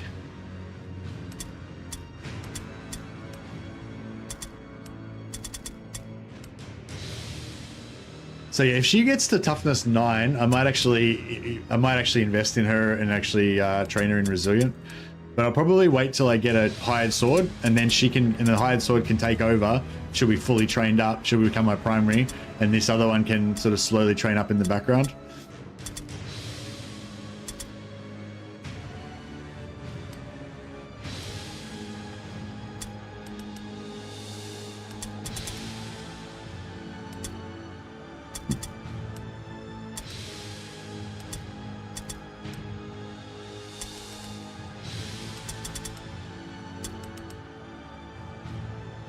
She's level 2 now. She's getting a bit long in the tooth.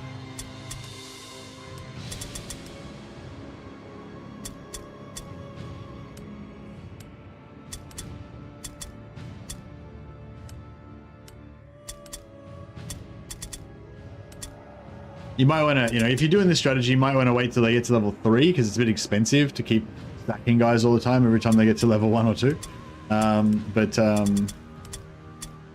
Yeah, like I would have saved a lot more money by now. Like I probably wasted like 400 or 500 gold on hiring and firing dudes over multiple turns, or maybe, oh, I don't know, at least 200 gold, I'd say.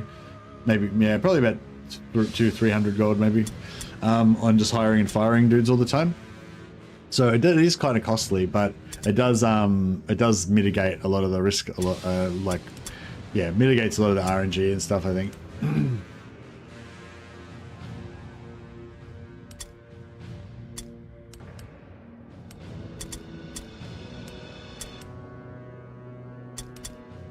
All these guys are out of uniform. Preset 6 is our thing, red and white.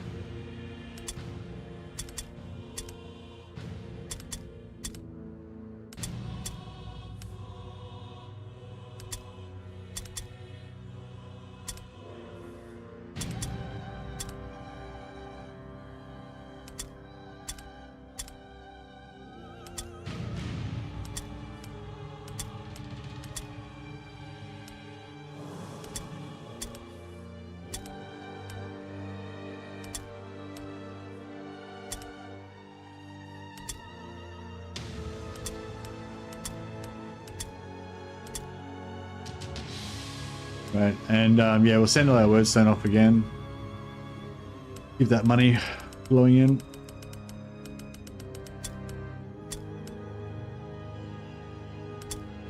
Market stock has been replenished. Okay, now let's see if we get any purple items. Heavy armor, blue heavy armor. Okay, that's a hard one. Like I do want it, but I don't have anyone who can wear it right now. And it's 63, there's 63 gold.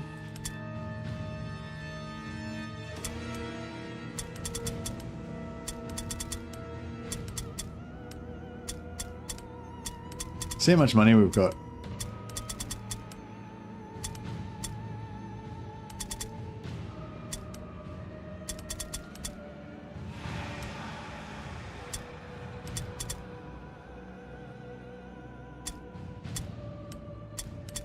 Sell everything that we can't use for starters, which is a lot.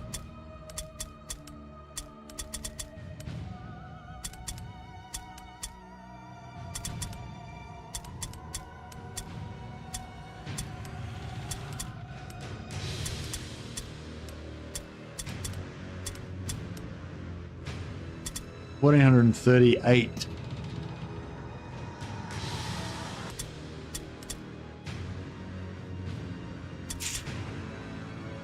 See, we might, if we save our money and wait till tomorrow, we might be able to afford that rank 5 Sister Superior. And the rank 5 Sister Superior would be pretty badass. But the only thing is she wouldn't have heavy armor, you know, which sucks.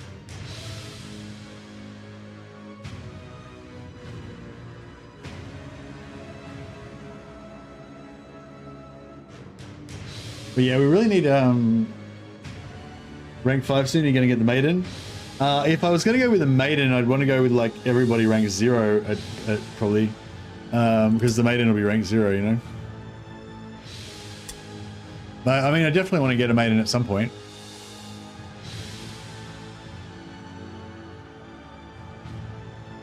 Yeah, alright, well we might save our money for now.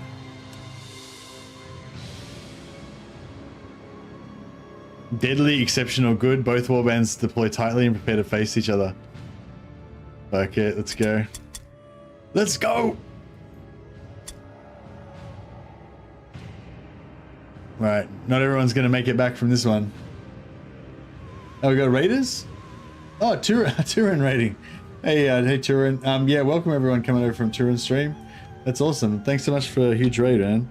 I'll chuck a shout out to you on Twitch. Help out small family business.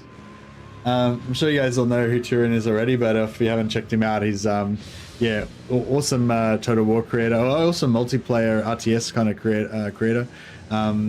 Does really good what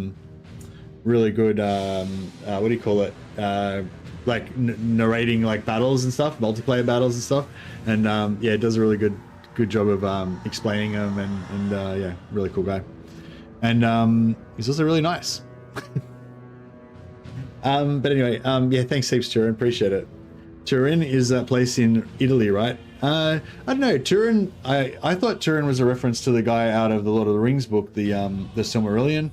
There's this really tragic character, Turin. It's actually one of my favorite characters in Lord of the Rings. He's just like, I won't go into his everything that happens to him, but it's real fucked up. It's both, and yes, happens to be T's middle name. Oh, is Turin his actual middle name? His parents are like Lord of the Rings fans, or is it from relating to? Oh, because his family is from that place in Italy. Ah, okay, nice. Cool. Nothing to do with the Lord of the Rings character. Okay, yeah, it's just a coincidence that he's into like fantasy stuff and yeah, I think didn't he used to be like into like pretty seriously into sport. Like he was like I don't know if he was professional, but he was like a competitive skier or fucking something. I don't know. I don't remember. Tennis player or something. I don't know. Sports director. Anyway, yes, welcome everyone coming over from Turin's stream. I think Turin was actually interested in this game. I think Turin was actually interested in Mordheim, maybe doing like a tournament sometime or something like that. But I don't know if he's still interested or not. But yeah, it's a really cool game. Highly recommend. We were just talking about it earlier. This so yeah, for those of you coming over, basically the theme of this campaign. I just started a new camp a couple of days ago. The theme of this campaign is like new players. Starting out for the first time and stuff like that. If you want to get this game, you can get it on Instant Gaming for like $1.50 or something, and I highly recommend it. Like, it's hard for me to know whether to recommend for people depending on their budget and all that kind of stuff, but like it's like $1.50. It's basically free, you know. I think it actually is free on some other thing on like I can't remember. Anyway, I think it's free on, I don't know, Xbox or something. Or, yeah, I don't know. But yeah, you can get it basically for free from Instant Gaming, and it's you get a Steam key from there, and it's really fun. That's Twitch Prime. That's right. Yeah, it's free on Twitch Prime. But yeah, highly recommend you checking it out. If you need a link for instant gaming, let me know. But yeah, it all, every time there's a sale on Steam, it'll go on sale for like 95% off. It'll be like $2, but it's currently like $27 because it's not on sale. So don't buy it from Steam. But you can go to instant gaming or another key site like that and get a Steam key from there, and then you just go activate it on Steam. It's like, yeah, like I said, it's like $1.50 or something. Anyway, it's Warhammer. It's like it's a pretty hardcore. Permanent death kind of a situation. You guys can get crippled, lose arms, lose legs, lose eyes, become like mentally deranged. It's pretty great. It's very, very Warhammer. Yeah, well, let's just jump into another mission.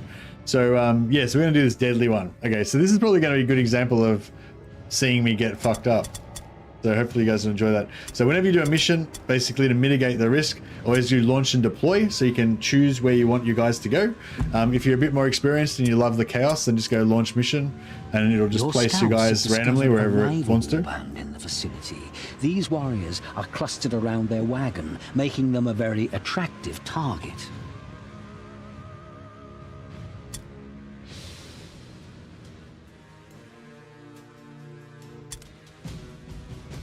A new round has started. There's 6 factions in Mordheim. There's Skaven. On the Empire side, there's Empire Mercs, Sisters of the Sigmar, which is what I'm playing, the Battle Nuns. Then you've got the Witch Hunters. Got Witch Hunters and Paladins and Flagellants and stuff. And then on the evil side, you've got Vampires, Skaven, Ratmen, and Chaos. Yeah. I'm also playing a Chaos campaign at the moment too, so you can check that out on another day. But yeah, I do love my Battle Nuns.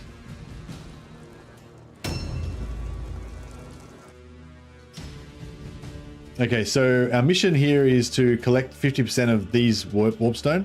The Warpstone, quite often they're scattered all over the map. In this case, they're all right here.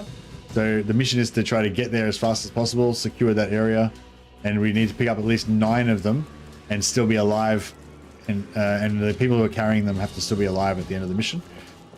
But we're playing on Deadly, which means that basically the other warband is going to match me, so they're going to have the same number of dudes as me, they're going to have the same level as average level spread across their warband as my characters. They're going to have the same breakdown of characters, so they're going to have 1 leader and 1, 2, I don't know how many, I've got like 7 henchmen or whatever, 8 henchmen, well, 1 leader, 1 hero, and 7 henchmen or whatever, 5 or 6 henchmen. So everything's going to be like the same, but they may be different. Like maybe different. They might have like all their characters average level 2, whereas most of my characters level 0, but I've got a couple of level 5 or 6 heroes. So it's like, yeah, it'll be like basically even. Basically, like they match me, but there might be like a different configuration, but it'll be like the same overall rating and everything. However, because we're on Deadly, their guys all have 45% more health, and they do 45% more damage. So basically, everything's the same, except their guys are basically just twice as good as mine. So yeah, that makes it more exciting. We do get like 3 extra experience points for if we survive, but yeah. So we're not like for new players, I recommend you don't play on Deadly at the start. Like not so much about being a new player. I mean, when you're a low rank warband, like my warband is right now. Right now is not too bad, but earlier than this, I probably wouldn't have done it. Like I just got 1 extra character. Like the more dudes you have, the more you can strategize, the more tactically you can play, the more you can mitigate the risks and stuff like that. But the less dudes you have, the least. Like when you first start out, on your first mission, you only have 5 guys. So you got 5 guys. They've got no special skills, nothing. There's very limited stuff that you can do with them. And if you played a Deadly with 5 guys, it's just you got 5 guys, they got 5 guys. You're basically going to punch on, but their guys are twice as good as yours. But now that I've got like 8 or 9 guys, there's a bit more option for me to like gang up on them and outmaneuver them and play chess game a little bit more and stuff like that. So it's a little bit less deadly than it was, but it's still going to be bad. I'm not gonna Not going to sugarcoat it. It's going to be bad. Not all of these ladies are going to be coming home tonight.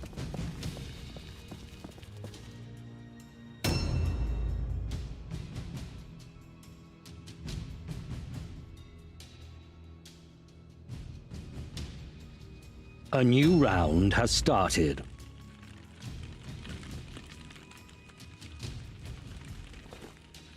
All right, Witch Hunter. They beat us to the Wordstone. Obviously, he's a heretic.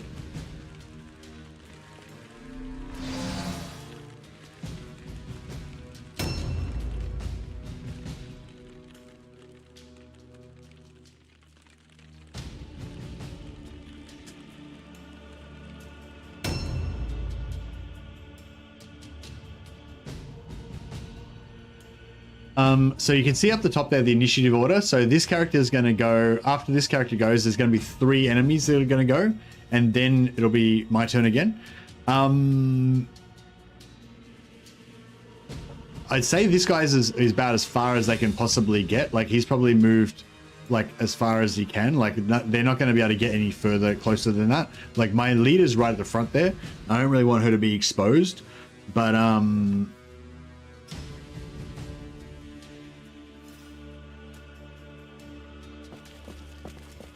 yeah, all right. I might put this guy up front so that she, like, somebody's going to have to die at some point. May as well be her.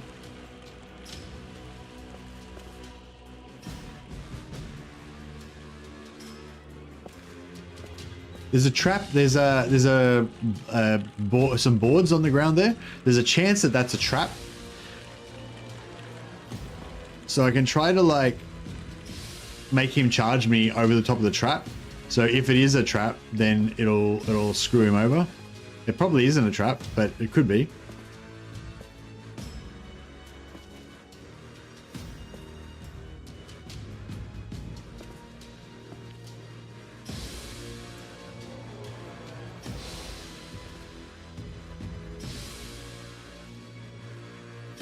So if you click the middle mouse to do the top down, you can have a look at him and see he's got 2 red pills missing. That's because he's in ambush stance, so he's going to charge me. There he is. Ah. Okay, and there was no trap there, right?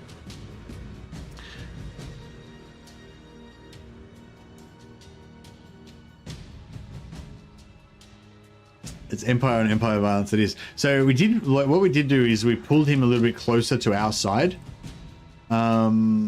He's still got an attack left. Which I'm going to trigger now. So he's going to attack me again. It's okay. This is a novice. She's like a low level character. It's kind of like her job to die. So that's fine.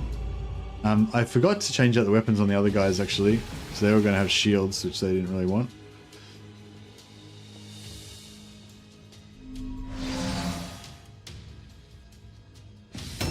But yeah, so the reason I did that was so that I could pull him a little bit closer to my guys.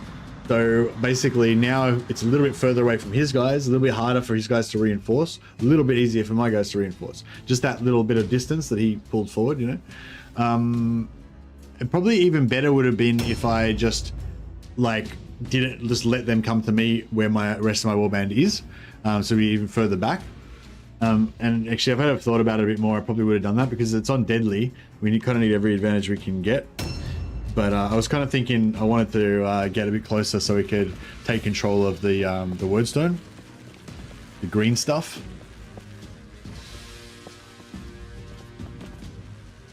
There might be a spot there, but I'm not sure, so I might just leave that open.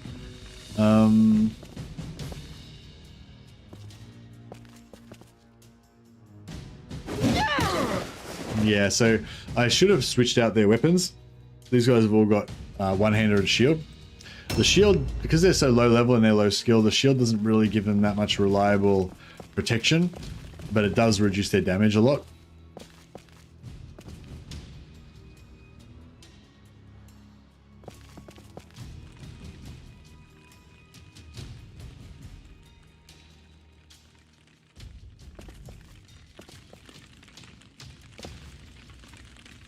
I'm going to leave this guy on security. So basically, if somebody comes through that gap there, she'll intercept.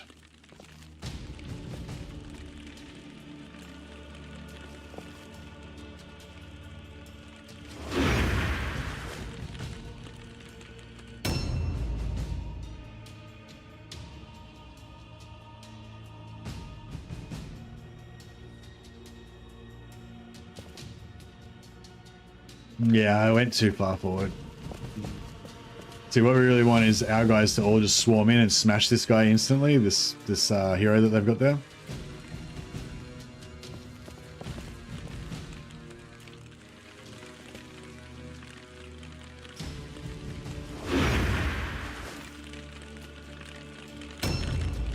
Is there a penalty to having members of your warband die, like a morale debuff across the map?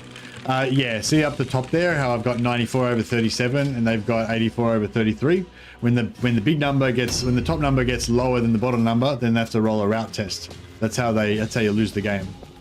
So every character's got a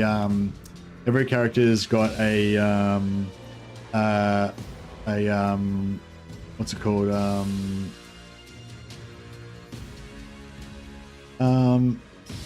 Morale impact. See how it says at the bottom, morale and morale impact. So yeah, morale impact means that if this guy dies, I'll lose 10 points. So I'll go from 94 down to 84. It's a leader. It's a bravery meter kind of thing.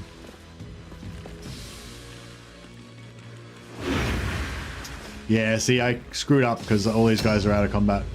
It's okay. He's probably going to be in the same boat, but I could have used that advantage of having him come forward more. Like if their leader had a charged B back here, then it would have been a really good advantage for us, even though we would have, you know.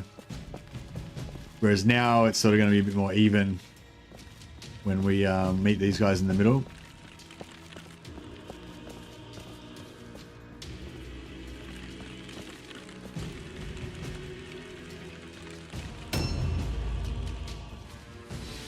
All right, I'm going to try and sneak her. If I don't think she's... Oh, yeah, beautiful. Okay, so she sort of sneaks in there. That means that they'll still be able to gang up on her, but only one other character probably could, at most, be able to gang up on her.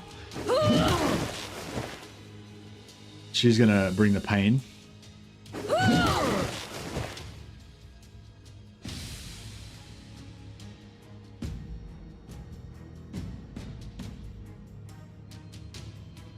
just going to delay her. I could put her in dodge stance, but she's only got 15% chance to dodge anyway, so it's like almost no dodge chance. Whereas the ability to potentially reposition her after this would be probably more valuable. So there's a guy there in ambush stance. If I go too close to him, he'll charge me like this guy did. But as long as I'm inside this yellow circle, then I'm immune.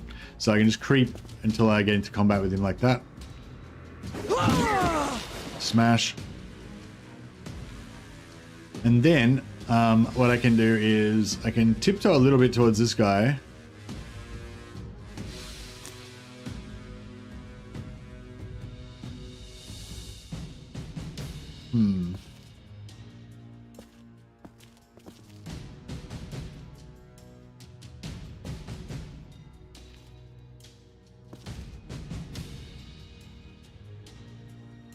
What's he got? A one-handed dagger, one-handed axe.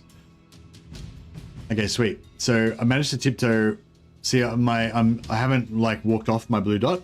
So if like right now he would charge me, except for I'm still on my blue dot. You can't get charged while you're on your blue dot. As soon as I move off that spot where that's marked, it'll use up another one of my strategy points. Boom. So that just negated his ambush. Because now he's in combat. However, we have pushed the front line back towards them more. So, you know, more likely their guys are going to be able to catch up. That's all right. Okay, so let's do a quick loot check here. Objectives updated.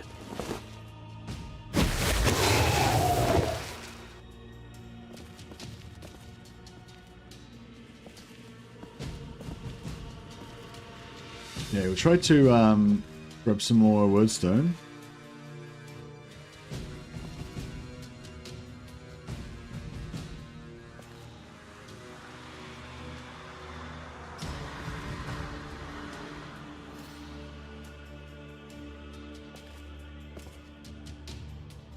So I put down a blue dot. I haven't moved off it yet.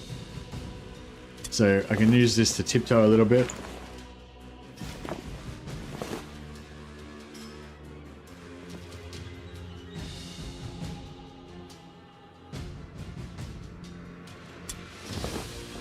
Objectives updated.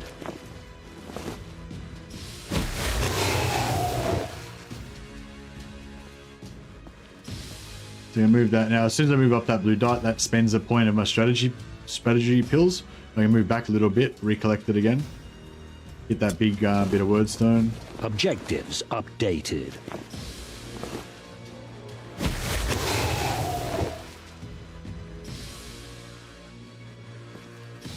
Now what I'm going to try to do Objectives updated. is move around this guy and get up onto that ramp so that I'm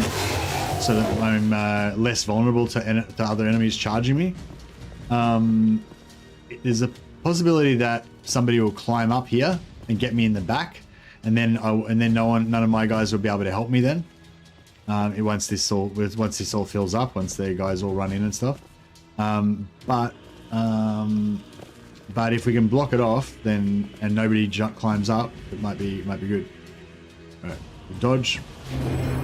This guy's immune to all alone. Normally, if you have 2-on-1 like that, they have to roll a leadership test. But this guy's immune to it. That guy's not immune.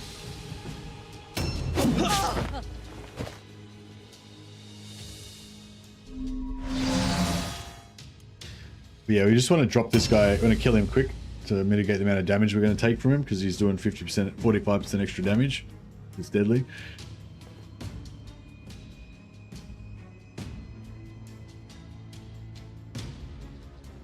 But yeah, at least I've got my two biggest damage dealers, my two heroes, both on this one character. So hopefully we can take him out quick. If I can get 1 or 2 more of my henchmen on him as well, that would be ideal. So, this character's already taken some hits, so we don't necessarily want her on the front line.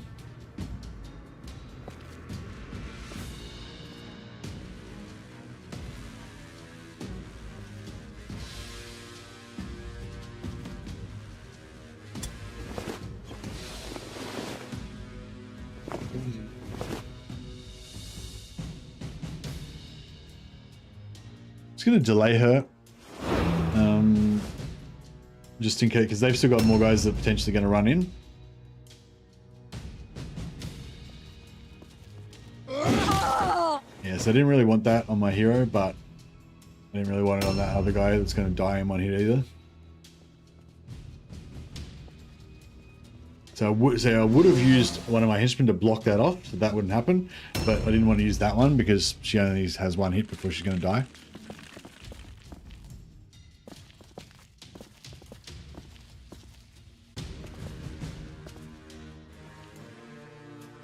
So I don't want to engage this guy. I want to engage that guy that's on my leader.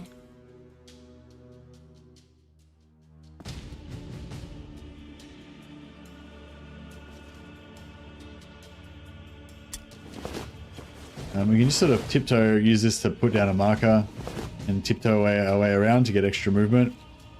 As long as we don't touch that red, as long as I don't touch that red line. Otherwise, I'll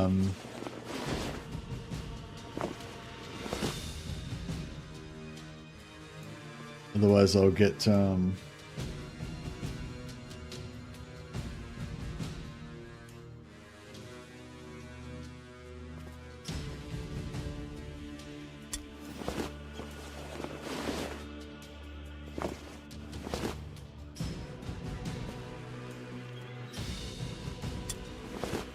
Really kind of just tiptoe around here.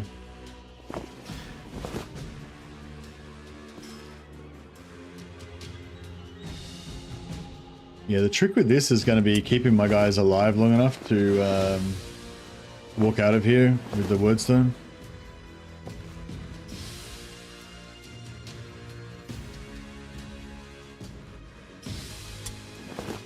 Objectives updated.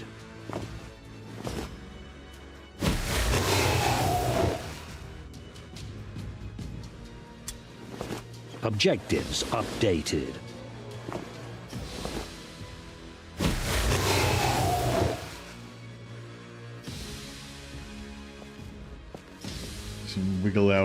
a bit. Objectives updated.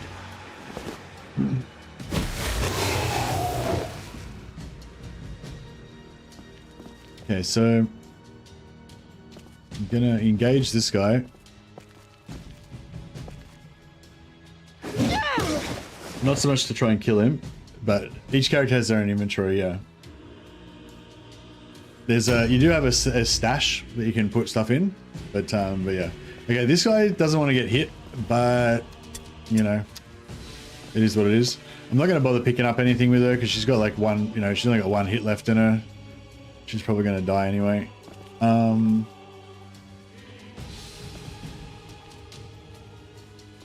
Just going to engage her on this guy. We've got 3-on-1 here. Try and get his hit points down.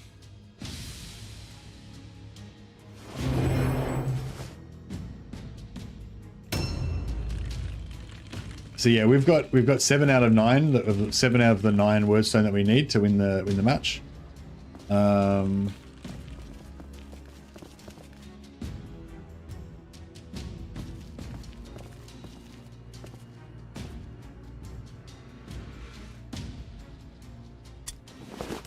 Objectives updated. But we also yeah, our guys also have to survive carrying that until the end of the match.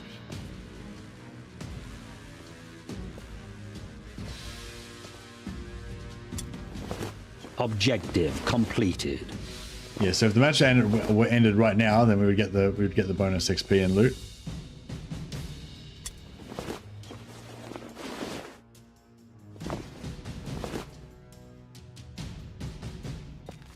Oh, is there no gap there? It looks like there might be a little gap there.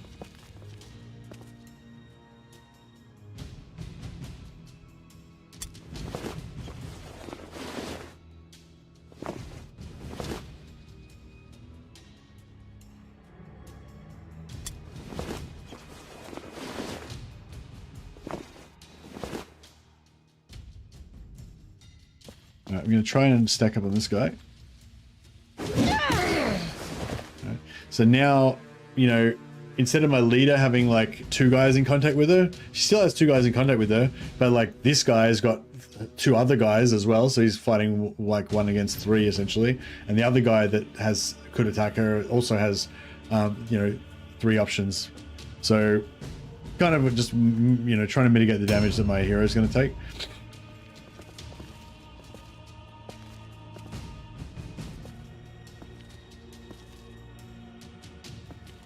Yeah, so I just want to try and grab that bit of wordstone.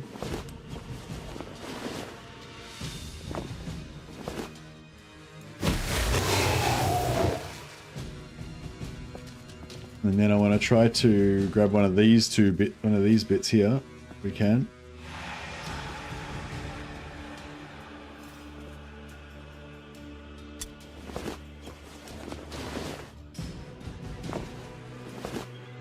This is all very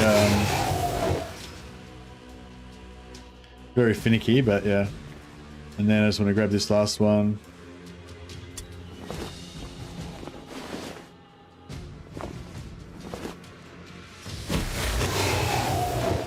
I'd be a tad offended if I saw someone just loot rocks mid-fight with my guys.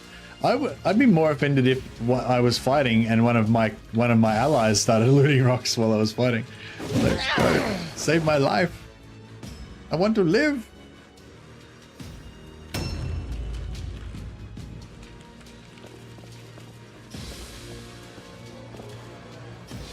All right.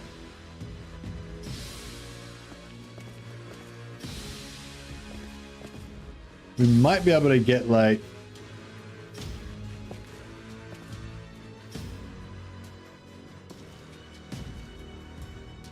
one more. I think that's about it.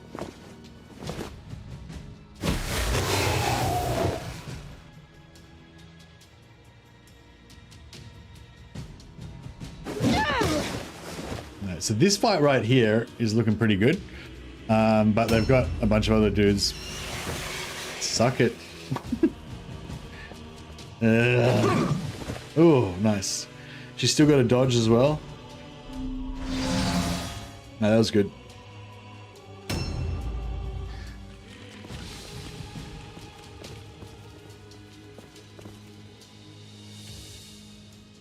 Yeah,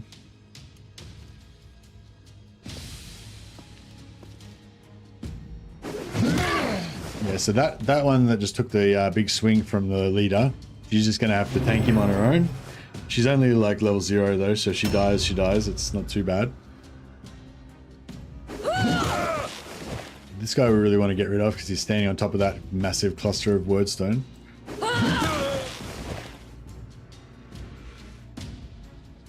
I'll take her 15% dodge chance. Better than nothing.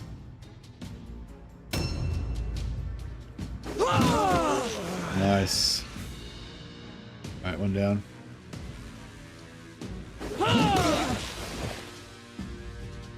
Alright.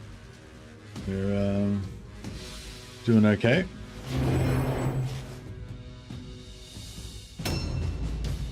They've still got 60 over 33, so they're still a long way from breaking. Oof. A new round has started. So he had to roll a leadership test, otherwise he wouldn't attack. And yeah, unfortunately he passed it, but that's alright, he missed anyway.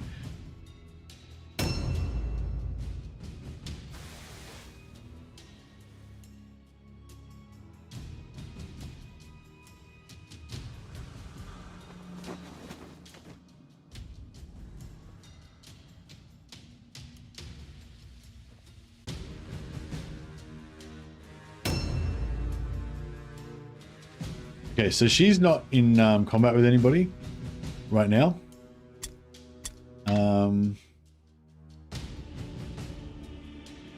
She's also got like hardly any hit points, so I don't really want her to get in contact with anyone who's going to be alive at the end of alive when it's their turn to attack. So yeah, so this guy's already moved this turn, and he's likely to die this turn too. So we'll switch her up a little bit like this. I'm just got to be careful. Like theoretically I could squeeze right through the gap, but and get to the other side, but I just don't want to hit this guy, otherwise we're screwed. So I'm going to lean a little bit to the left.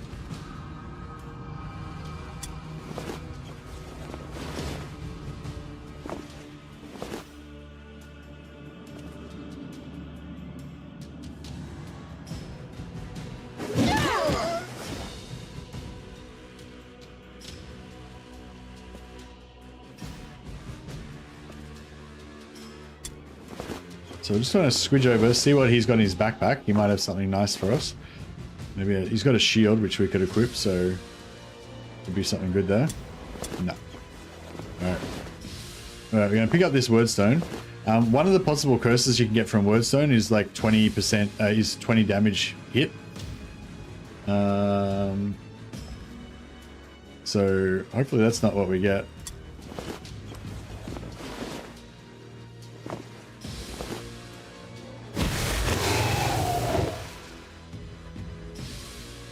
All right.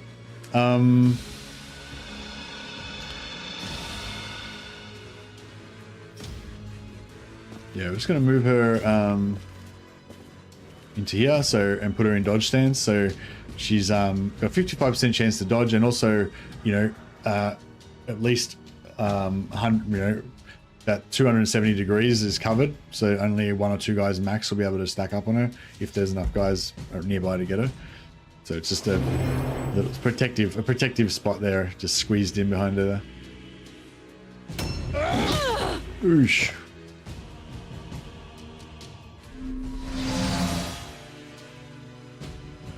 Luckily, their guys all have white weapons.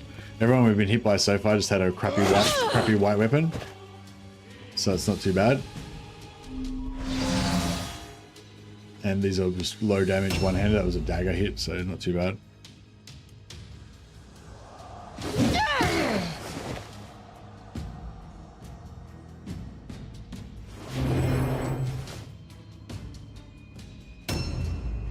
So 50 over 33. If we kill their leader, this guy with the two-hander, then it'll be all over. But this guy here's got my leader tied up, so she can't get out. She's one of our biggest damage dealers. So I might just focus on this guy first. Strip his dodge.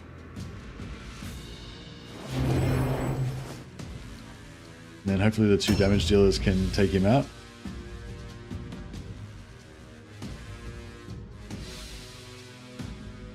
Yeah, we'll focus everything into dropping this guy that's on my leader.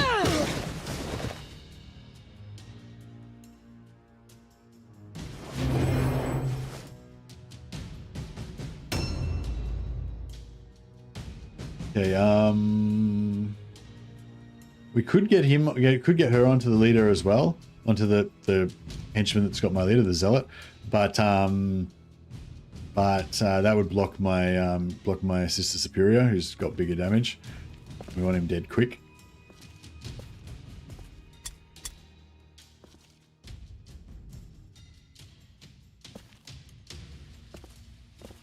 So we're going to put her on their leader.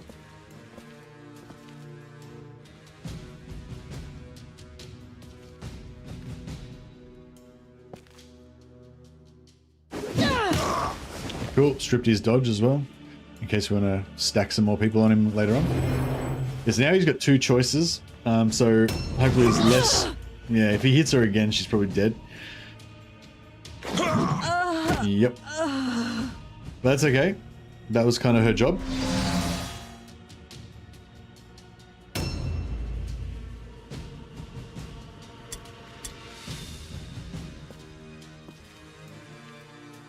Just going to keep trying to pick up as much wordstone as I can, because people are going to die and drop the wordstone that they were carrying.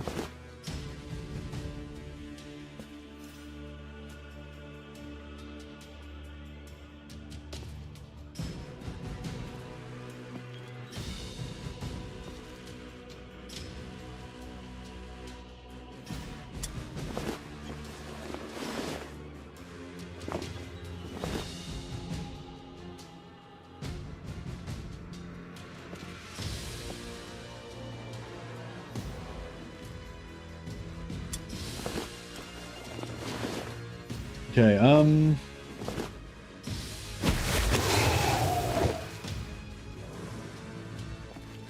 gonna go here.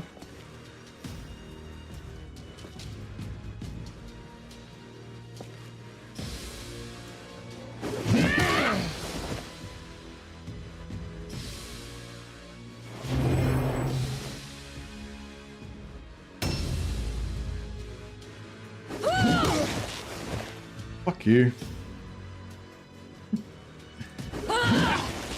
What a dick. Alright, I'm gonna delay her.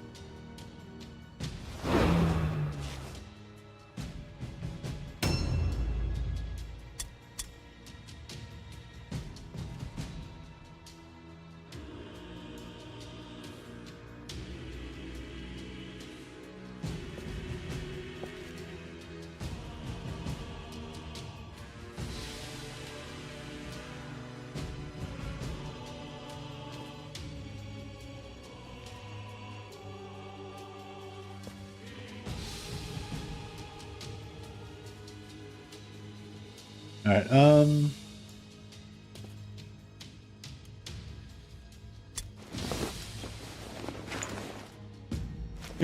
we're nearly picking up like every single piece of woodstone in this map, which is not a bad thing, but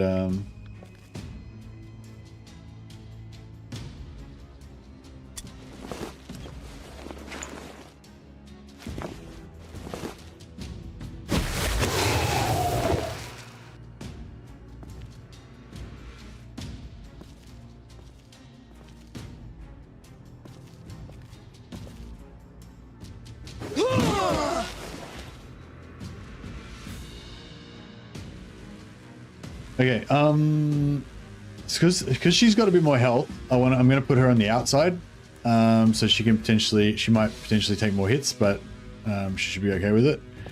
And so I can save this little inside area in here for my leader.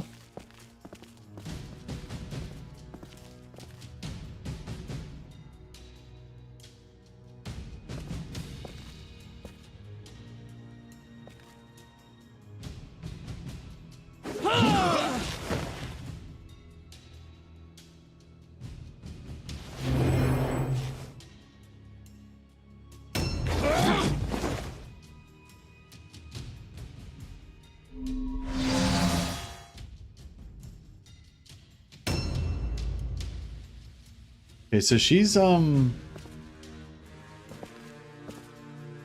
she's gonna just sit here.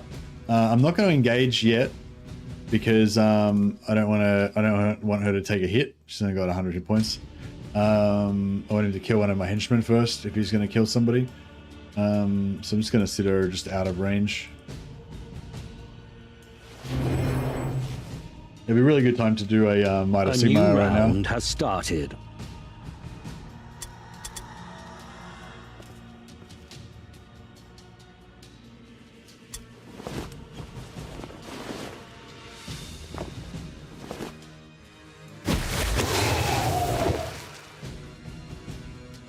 Now, she's potentially going to die doing this, but yeah, she's only got some low value wordstone on her anyway. So yeah, we'll run the risk. Nice. Got a crit on him. But yeah, so now he's got 2-on-1. He's got two. If you've got two characters that are engaged with you that are not engaged with anyone else, then you have to roll a leadership test. So yeah, these zealots, they are not immune to all alone, whereas I actually don't have any right now, but yeah, they're flagellants that they're immune to all alone, so surrounding them doesn't really help that much. But yeah, so even though we didn't kill him, there's a chance that he'll have to roll a leadership test. There's a chance he won't be able to attack. There's kind of like an extra advantage for stacking on this guy, apart from just, you know, just attacking him. Here's a flagellant.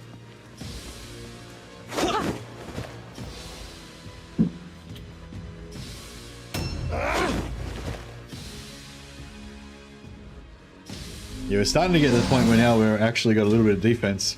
Our guys do occasionally successfully dodge sometimes, which is nice.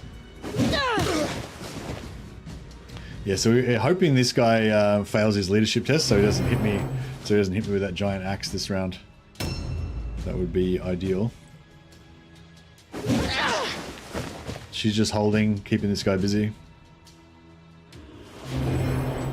She can take a few hits. Okay, well, this is the guy we need to win. If we can kill this guy, then it's all over.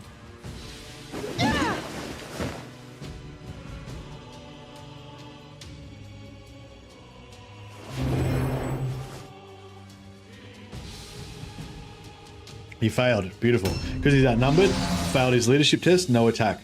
And he's like the most dangerous guy on their team. So that was really good. That was really good for us. All of my hired swords, I never see them over level 3. Yeah, that's right. Just once you got enough spare money, just hire some of those and stack them again if you're looking for hired swords. Or you can just you know, train up your guys, train up your you know, veteran troops, veteran heroes. No, don't train up your hirelings. Don't train up your henchmen. Wouldn't recommend. Okay, there's actually a space there for us to get more damage stacked up on their hero, if we can get a charge in, which I can't.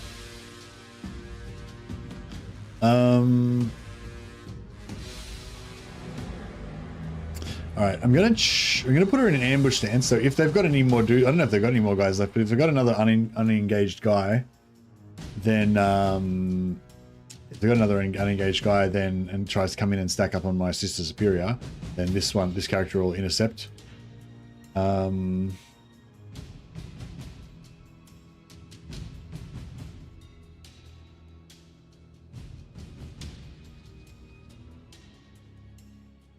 Yeah, I kind of want to save her damage.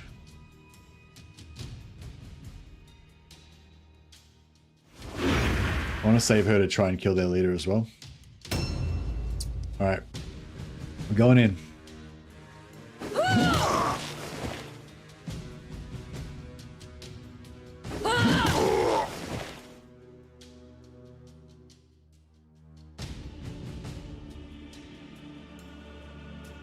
So yeah, I regret now. I should have. Oh no, I couldn't. That's right. Oh, this could be good. If we drop this guy now, then it's all over. Oh, he's got like 1 hit point left. What a dick. All right, we're gonna have to risk our guys getting taken down. Ah.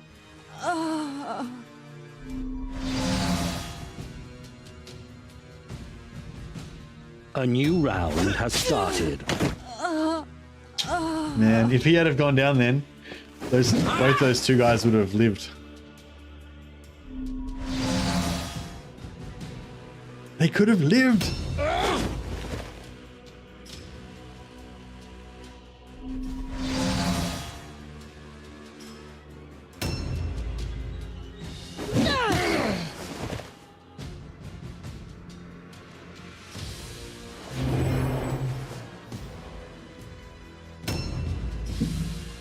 Does Warband rank determine the highest level of hired swords you can get? Because yeah, I don't know. I haven't got any rank 7 ones at the moment, so maybe I don't know. But I've got rank 6 ones, and my Warband rank's only rank 1, so I assume there's low level cap on them. Beautiful.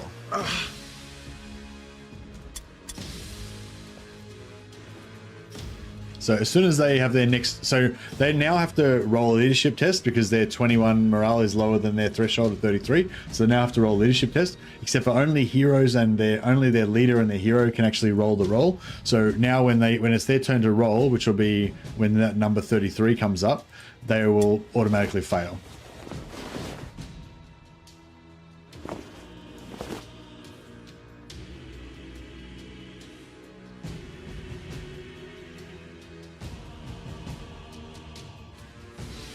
I was going to say I could try to get around here.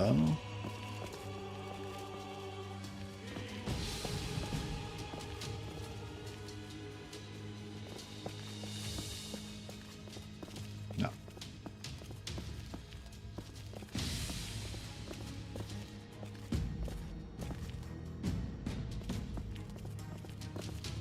All right, what we'll do is we'll just delay.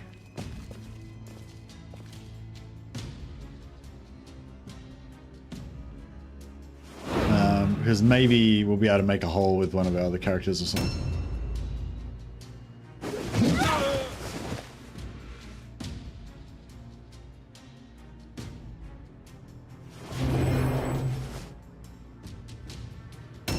I think the higher level populate more often, the higher rank you are. Oh, maybe, yeah, that makes sense. Maybe, yeah. Oh, actually, no, I don't know. I don't know about that. I feel like I still get heaps of really low level ones when I've got high rank as well. So yeah, I mean, you might be right, but yeah, I don't know. Yeah, this guy has a open wounds, so he's got minus 10% chance to hit and extra chance for injury.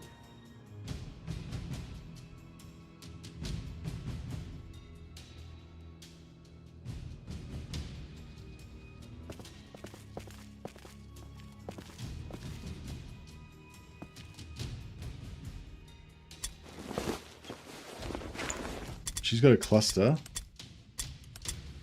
Switch that out for my...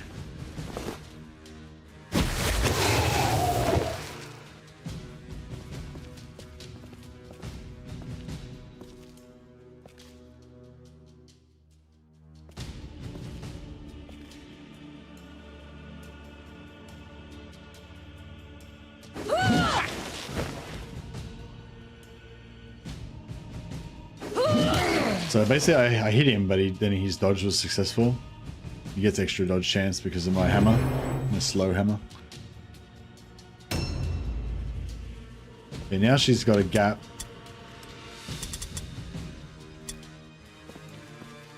She can get in here and grab this loot.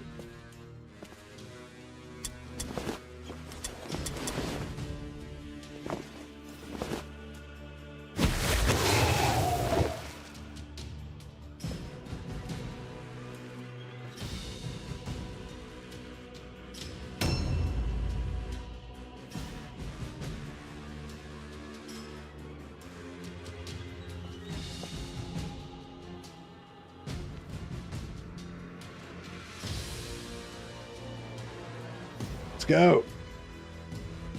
Ah, no kill for us.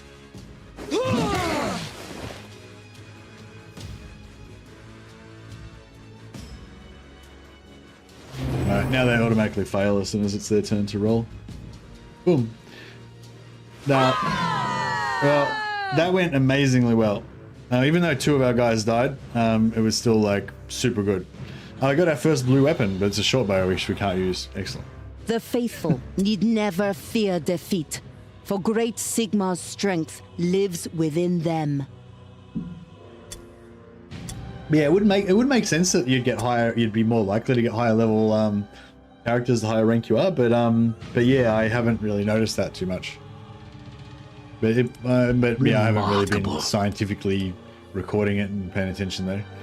Okay, this guy's got a permanent injury, old battle wound, nervous system has got recurrent pains, so permanent accuracy to reduction. Basically means she got like 1% less crit chance now. The gods are with you.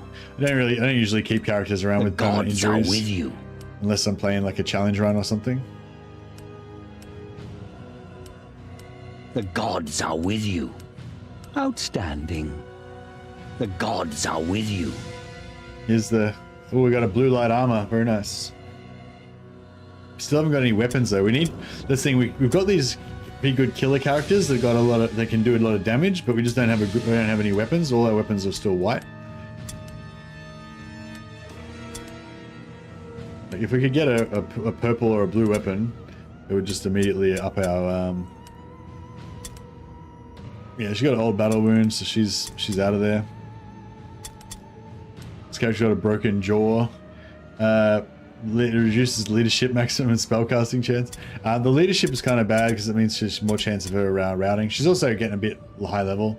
I like to keep my henchmen low level at this stage of the game so that my overall warband level is low, and it makes my heroes like more higher level compared to the relative average level of everyone because the enemy warbands match you.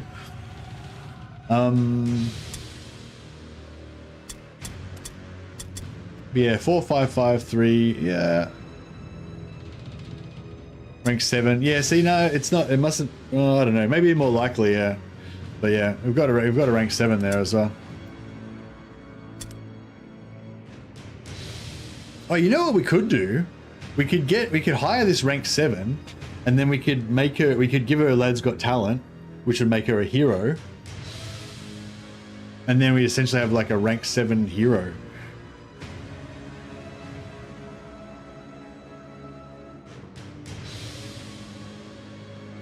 That'd be pretty cool, maybe. I mean, I wouldn't want to keep her permanently, but she might be good. I think that's the thing. You can make a really good killer out of her potentially, but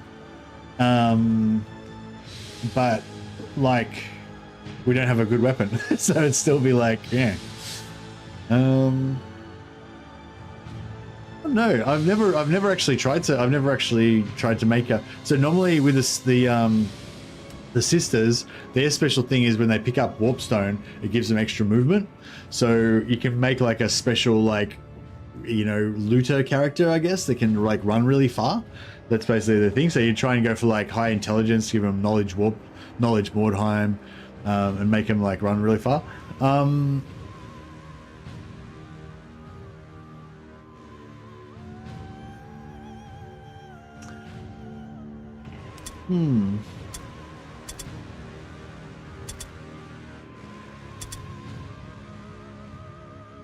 I know it would be blowing all of our cash, but it could be fun.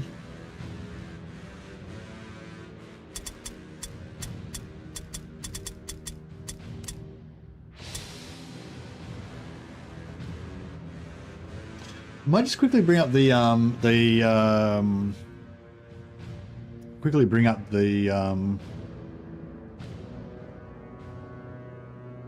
character planner.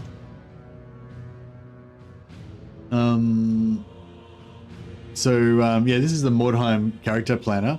Highly recommend you get into this when you're getting towards like late, you know, getting towards higher kind of tier, trying to get your end game sort of characters going and stuff.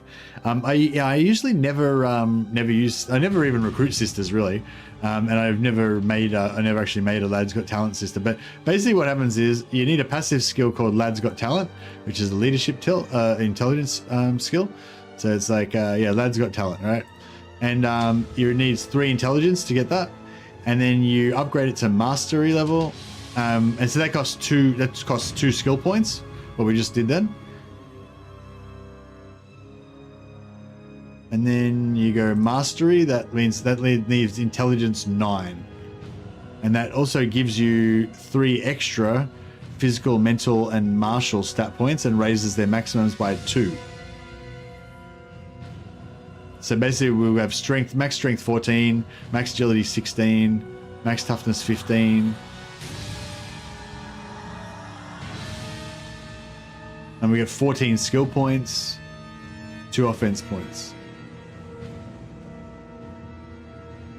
Yeah, I think it's going to be pretty cool. All right. Yeah, let's do this. Let's do it.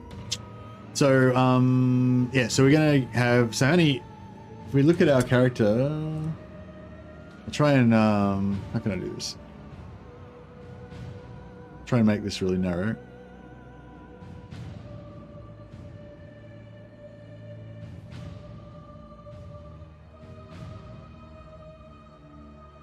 Make this a bit smaller. All right. So if we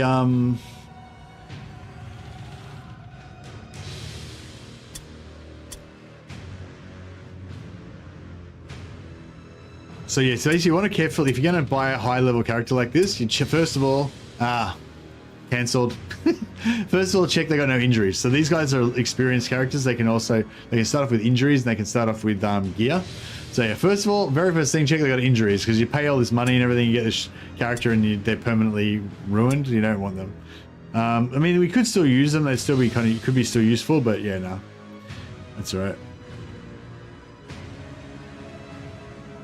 But yeah, I was going to say, yeah, plan it out carefully, because when you hire them, you have to choose all their skills and everything like immediately.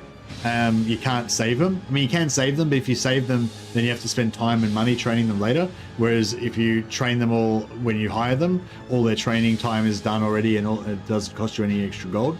So you basically have to, yeah, you have to train them immediately. Anyway, she's crippled, so we don't want her. Well, that was a lot of, sorry about that. That was a lot of wind up for no gratification. I was getting excited about making up having like a level 7 sister, level 7 heavy armor beast sister, just smashing people. Would have been cool.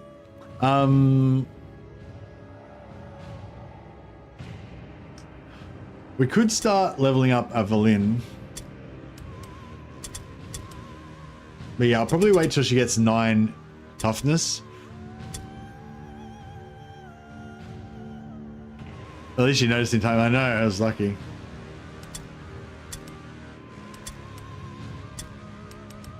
She's level 2, so we'll probably just fire her.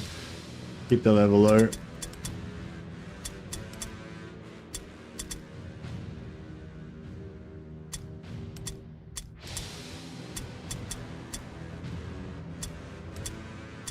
Yeah, so these guys will give her the uniform. But also when you hire them, I usually switch them out to have, instead of having a one-hander and shield, give them either a two-hander or 2 one-handed weapons, so they hit harder. Because they're not going to be very tanky anyway, so don't bother trying to make them tanky is my theory. But yeah, with 2 weapons they'll just do more damage. Give them a couple points of agility, then they can dodge.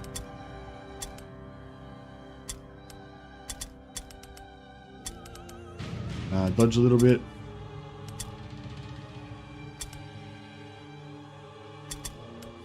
All right, so our leader actually now could get resilient. Got 9 toughness, but that'll cost money.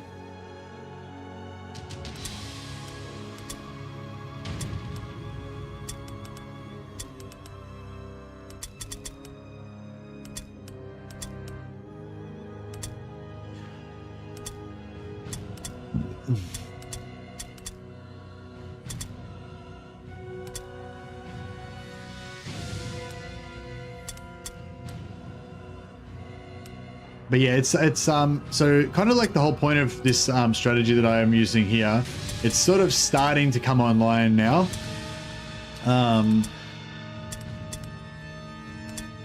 which is that like there's starting to be a big disparity between when you fire somebody, people it auto unequips them, and you get to keep all of their items and stuff. Yeah, you don't need to unequip it before you disband them. But yeah, it's starting to come online now. There's starting to be a big disparity. So she's level 4, she's level 4. These guys are all level 1. So it's like, so the average level of my warband is like level 2. So you'll notice that none of the enemies that I'm fighting are level 3. Level 3 is where they get an extra red pill, where they start having extra attacks and stuff, which is when they get a lot more dangerous. So by keeping all these guys level 1, then it keeps my average level like at level 2, even though these two characters are level 4. So there's starting to be quite a big disparity between these. So these characters are starting to get a lot tougher than the average level of the enemies that we're going to fight, because these guys are keeping the average level low. But there's not that big of a difference between my lobies and their lobies. So yeah, so it's starting to come online. We just got a blue light armor for her, very nice.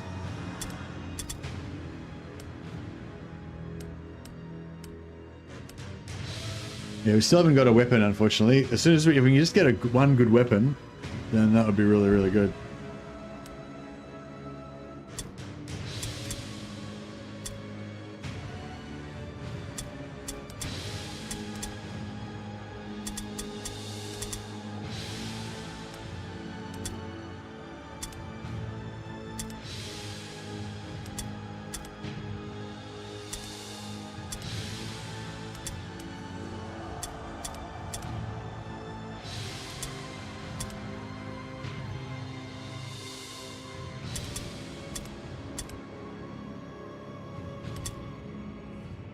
All right, yeah, and you can configure all of their appearances and give them all kinds of different bits and pieces.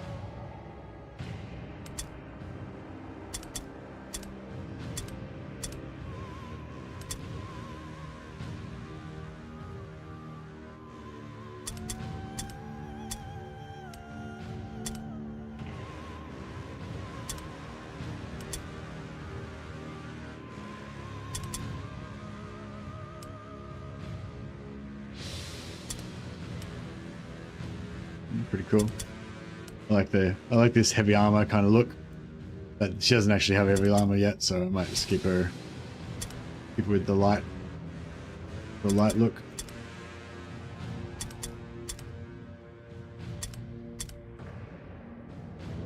Anyway, all right.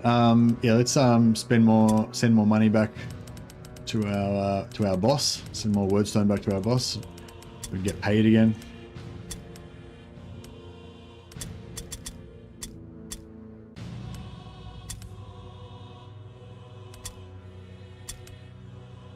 All right, so we're still trying to get our rank up. We're Warband rank 3 now.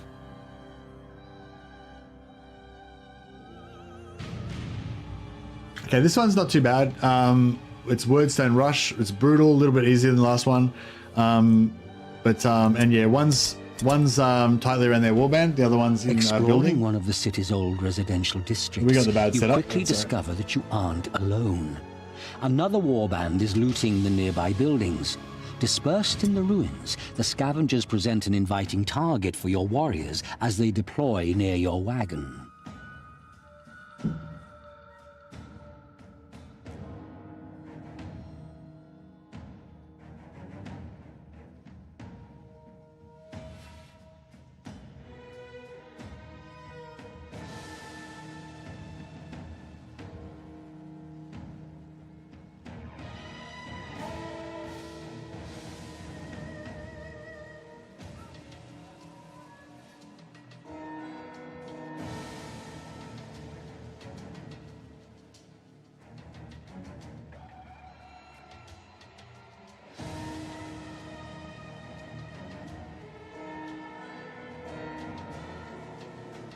Oh, it's not an important message. Thought I'd better check to make sure, but no, it was not important. A new round has started. Gotta say, let's just do another shout out to my color scheme. Black, red, and white looks pretty awesome. All right, so yeah, so they're Skaven, so they're fast. Luckily, we've got a pretty good setup where we're far away from each other, so they can't really take too much of an advantage. Wordstone is scattered all over the joint, so if we want to win the secondary, we've got to pick up 13 of these pieces, which is going to be hard. And in order to get 13 of them, we want to spread out, but we don't want to spread out because we're playing against Skaven and they're fast, and they're going to be able to take advantage of us being spread out and fuck us up. So we've kind of got two choices. We can either try to go for the win and spread out, or we can try to go for the secondary objective and or the objective that is, and spread out, but then risk getting our ass kicked. Or we can stay tight together, make sure that we're going to, not die, but potentially not successfully get the objective. One good thing about the Skaven is that they run around and collect all the Wordstone, and then they attack you, and you kill them, and they deliver it to you basically. So what we could do is try to sort of go to a bit of a, I don't know, just got to go to the middle, I guess, maybe here, and get a little bit of the Warpstone. And then hopefully they'll bring the rest to us. But yeah, we're still going to need some of, they're not going to collect 13 stones and give it to us, They've got 5 right now. Yeah, yeah, I just said that, yeah. Correct. All right. So yeah, I'm thinking, yeah, it's like they're too close. They're already ranging around this whole area. They're already ranging around this whole area, right? I think we're just going to have to give up on the objective for this one.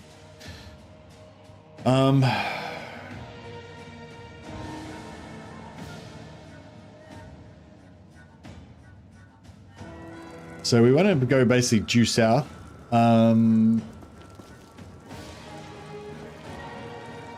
If I get a hero through Confederation and it puts me over my limit for that hero, if he gets wounded, will he never respawn?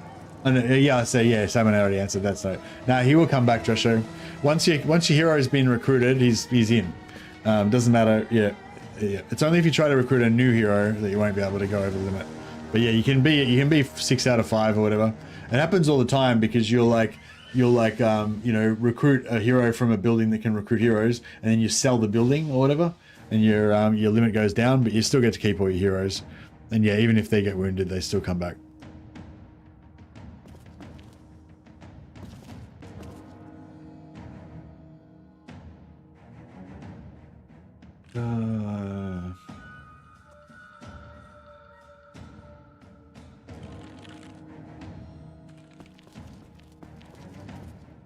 Just going to stay in here a little bit so that they don't have line of sight, so I'm not exposed to line of sight.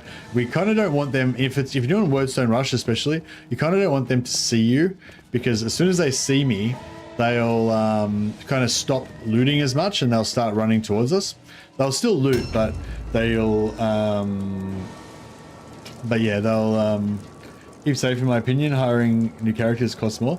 Yeah, kind of. But I kind of want to level up my warband, so I don't know. But I guess my thinking on it is that I'm going to try and keep safe, because if I loot all the warpstone, but then I get my ass kicked and die, then I lose all the warpstone again.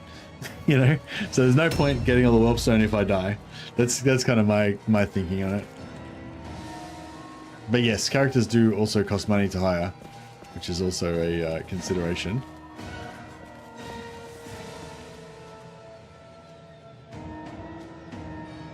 Yeah, so we'll stack up here.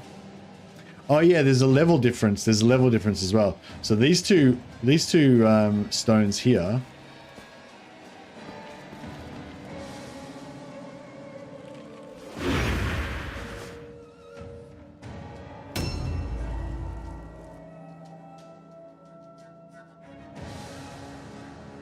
So this area is lower level. Most of the Wordstone is on the lower level down here, and they're on the higher level, the same level as us. So, right, that's where they start off. So if we can get down there first, then we'll have an advantage. We need to find the way down. So yeah, so there's no way to get down there. I might just delay her because I'm not sure which way we're going to go yet.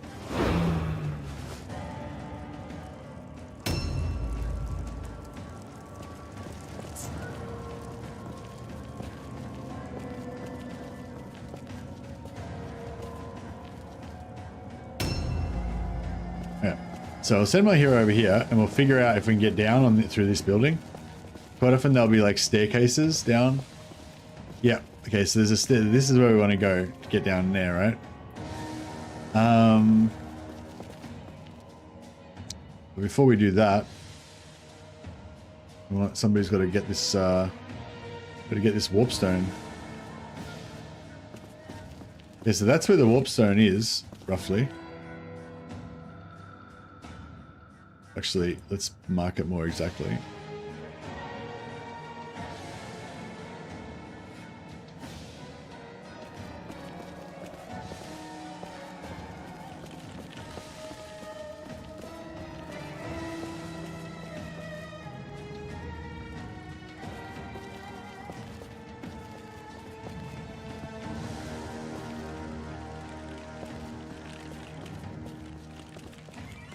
Trying to figure out how I can. Oh, that won't work.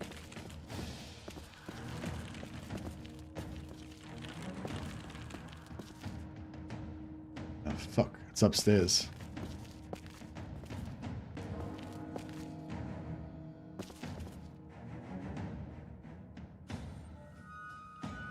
Oh, yeah, you can sort of see there's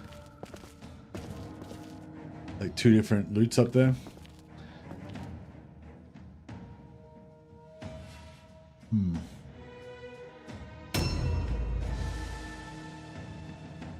I have an Ulrican warrior priest with my sisters who's insanely tough to kill. Yeah, nice. How do you, is he got a parry? Have you got him with a halberd or 2 weapons with a sword? So he's a parry guy or what?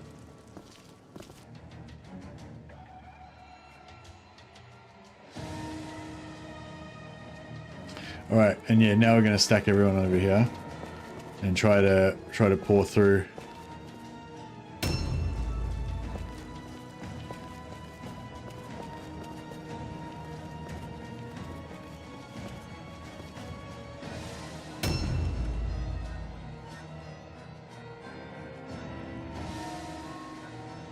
A new round has started.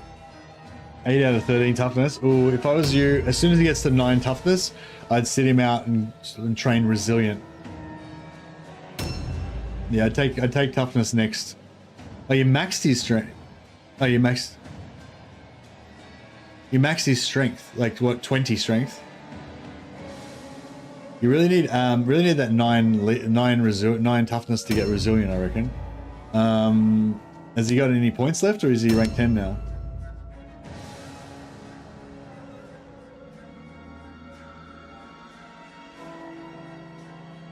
Yeah, if you've got no toughness points left to get resilient, to get 9 toughness to get resilient. Oh, okay, cool. Yeah, I'd say it's in. So put 1 point into toughness, and then train him in the toughness. It's a toughness passive called resilient. It's plus 10 crit resist. Because if they crit you, then your armor doesn't count. So he might be tough as shit, but if they crit him, it's going to go straight through his armor, and he's going to get wrecked.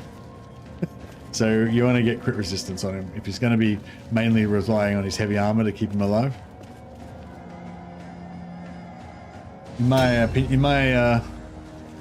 opinion, if you're interested in opinions.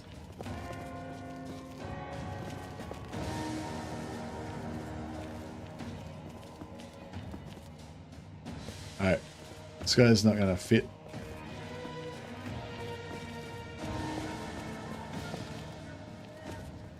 I'm going to leave him here. Leave her here so she can get through. So the main thing I don't want to happen here is I don't want them to pin me in this entryway. I need everyone to kind of spew through this little gap and get out into that little area out there.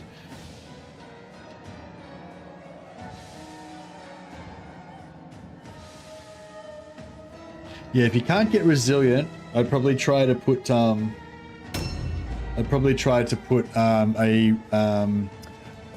rune of luck or a luck enchantment on his sword, so that he's got crit resistance, or on his offhand weapon.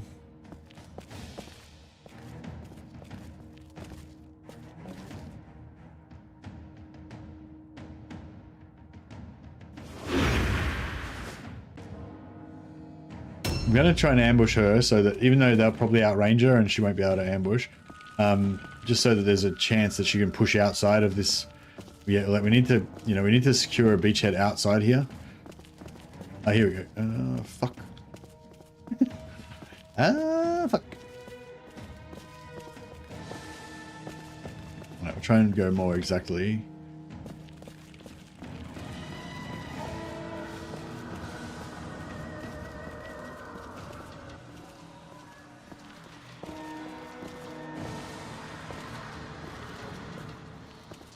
Alright, okay, beautiful.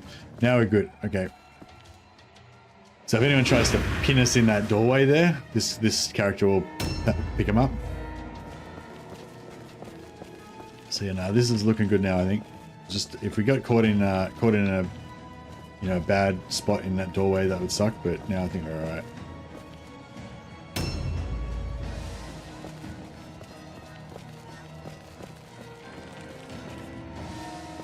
Yeah, well, I like Warrior Priest as an early killer.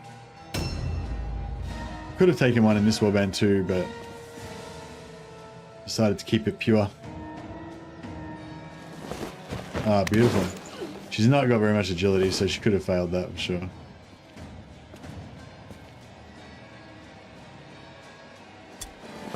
Right, so the fragment there. Hey, Grey Lettuce, good buddy. Just continuing our primer on Objectives newbie updated. sisters warbands.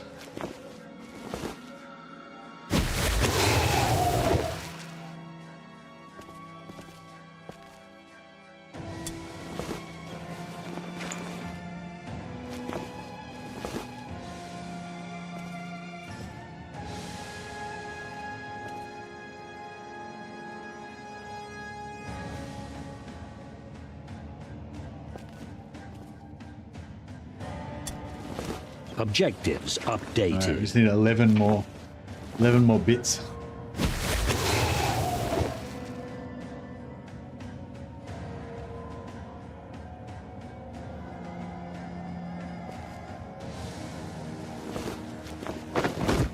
Alright.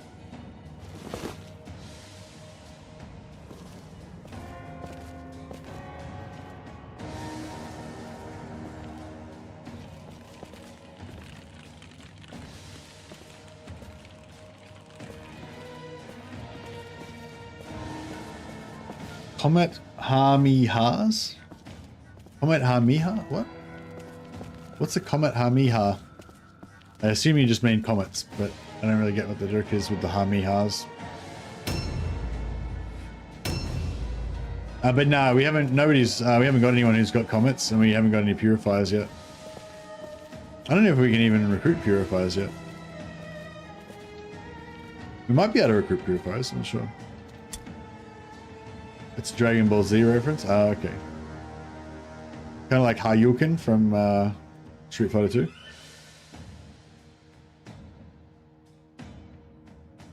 Alright. We can maybe do a little bit of recon.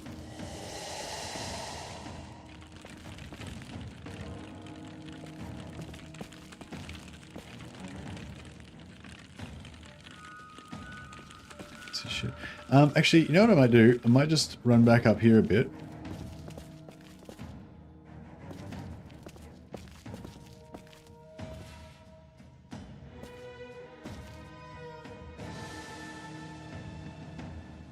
And then we can tiptoe by we'll do for Sigmar. For Sigmar it costs 2 blue pills, but it increases the speed of your allies. So we can kind of go to like here and like creep a little bit of extra movement there,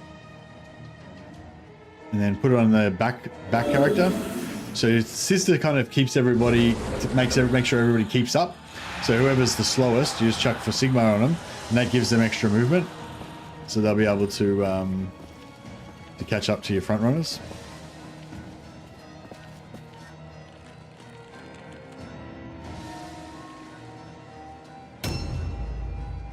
A new round has started.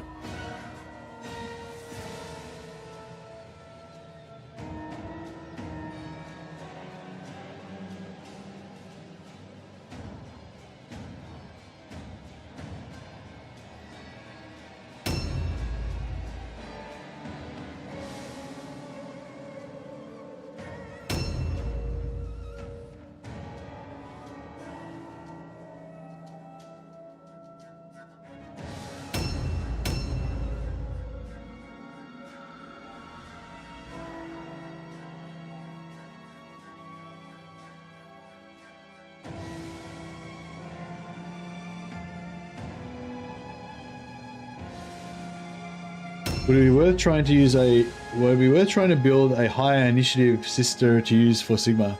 No,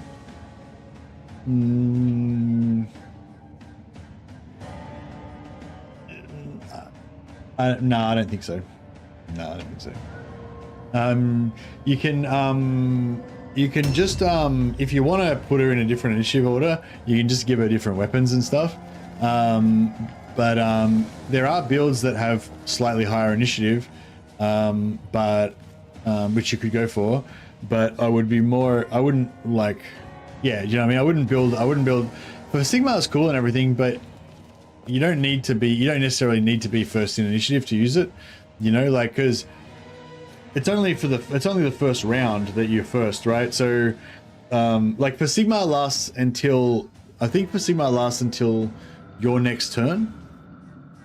Yeah, or maybe it lasts until their next turn. I can't remember, either way. But either way, like, it doesn't really matter when you do it. Like, you know, you could go last and then for Sigmar them, and then they can have that extra movement next turn. You know, you don't have to go before them in the round. So yeah, so it could still be useful to go high initiative, like, but yeah, no, you don't need to have high initiative to use for Sigmar. You can go last and then for Sigmar them, and then they use the next round. But you might want to like just jiggle around your weapons and stuff to make sure that you're in the right order. So you can see how, like, in the initiative order at the top, like, basically my entire warband is the same initiative. They're all slow as shit, right? All my guys are all slow, so they all go together. So the entire Skaven warband goes first, and then all my guys go. So I might want to move around but see, out of my warband, my sister Superior actually goes last. She's the slowest initiative. So if I had some sort of combo going where she's going to cast for Sigmar on the Maiden, and then the Maiden's going to go and do the thing or whatever, you know, I might want to just change around their weapons so that she goes before the Maiden, but she doesn't need to go first in the round. She just has to go before the Maiden, you know what I mean? So I could set up the Maiden so the Maiden's got like even slower initiative. You know, well, probably not actually, but you know what I mean? Like, I could make her so she's got slightly faster initiative than the Maiden or whatever, maybe, you know. Okay, does that make sense? Anyway, blah.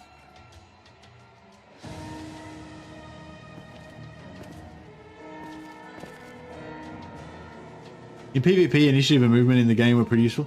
I don't really get how high initiative helps you much in PvP. I think managing your initiative and making your initiative where you want it to be is important, but I don't know, having like super high initiative, unless you hit each other on turn one, like, you know what I mean? There's not really much difference between being first and being last, because if you're last, you're before everybody who goes next round, you know?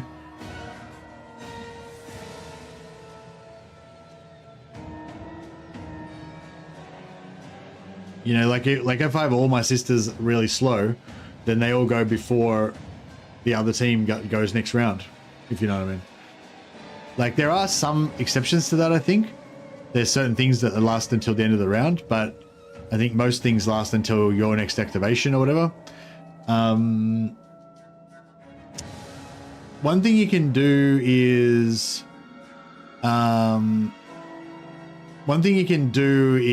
you can go first and then cast, like, no. One thing you can do is you can equip like a two-handed hammer or something, so you're really slow. No. Yeah. So you can equip a two-handed hammer, or you can equip a really fast weapon like a dagger or whatever, so you go first. Then you can cast a buff on somebody, and then you can equip like a two-handed hammer or whatever, so that you go last on the next round, so there's a bigger gap between your rounds. Or so you can like buff, you like self buffs will last longer. Or you can do the opposite sort of thing, like you can like go last with a hammer, smash some dude, and then switch weapons to a dagger, and then go first in the next round, so you essentially get 2 attacks before the other guy. Like, you go last, wait till he does his thing, then you charge around the corner, smash him, switch to a dagger, next round stab him again. You know, you can do stuff like that, but I don't know if there's like, yeah, I don't know if there's too much stuff that actually requires you to be first, you know. Like, it's just more about where you are relative to the rest of your team, I think, more like. Anyway, initiative management is good, but I don't know if you necessarily have to be fast. But there's probably certain builds that specific skills maybe that you need to have fast. I don't know.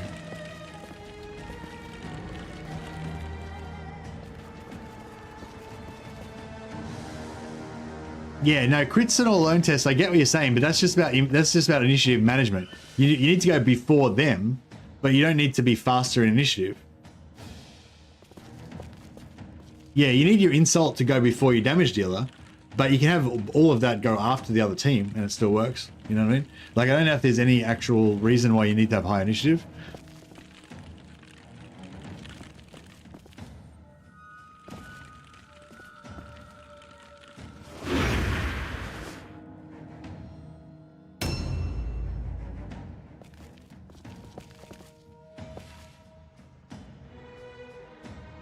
Yeah, so they're all upstairs.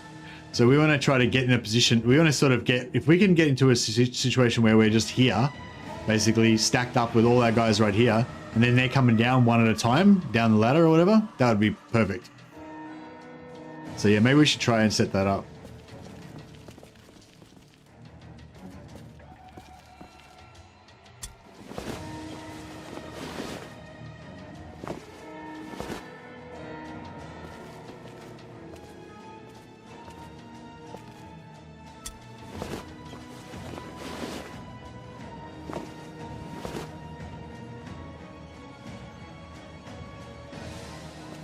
You've kept the guy with skull fracture, or are you playing like you have to keep your injured guys or something, or you just like to keep them around? Objectives updated. Tournament. Okay, nice.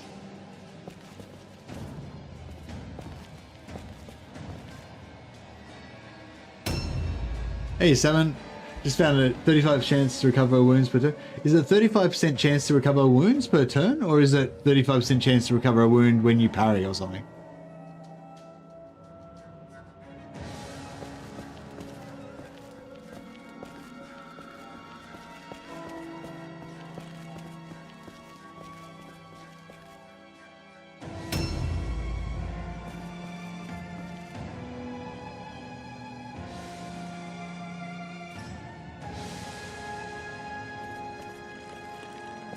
Need some fucking... Need some weapons, bro. That's not weapons. I'm trying to third thing, and maybe I need to try to loot more.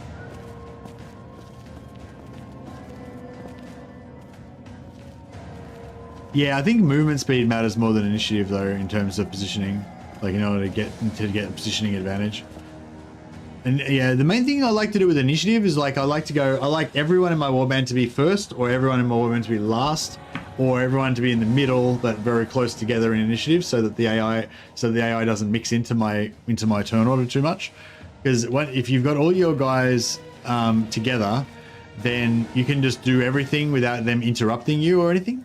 You know, if you have a chain of events where you're trying to get one guy to pin the guy, and then they hit them once to strip their dodge, and second guy goes, he insults you, he does insult to make increased damage, increased hit chance on the enemy, then they engage, then your damage dealer comes in, they kill them, then the guy that you're trying to get the kill, he comes in last and gets the kill. You know, like, you don't want anyone to interrupt that sequence or whatever. Every time you parry, 35% chance to recover 15 wounds. Oh, nice. Yeah, if you put that on your leader, I usually go hammer and shield with my leader. That'd be pretty good.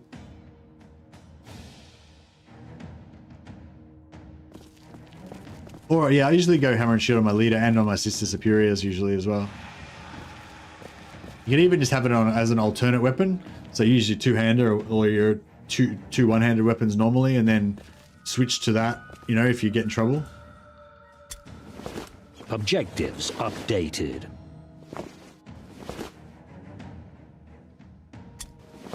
Objectives updated.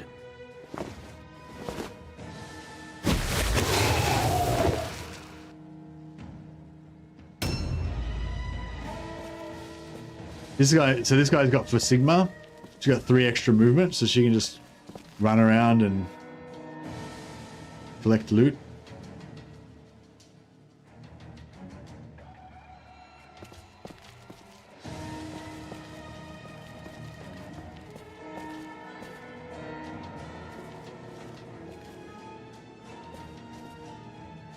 Who's that?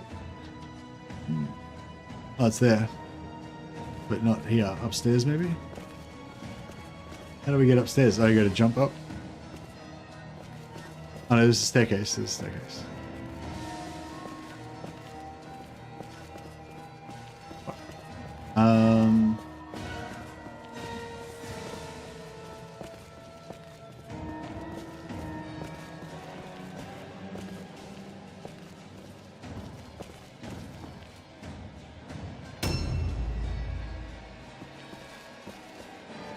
All right.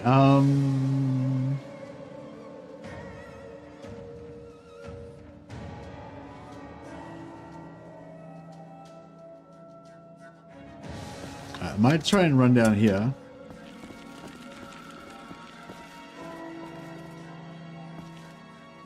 There's a...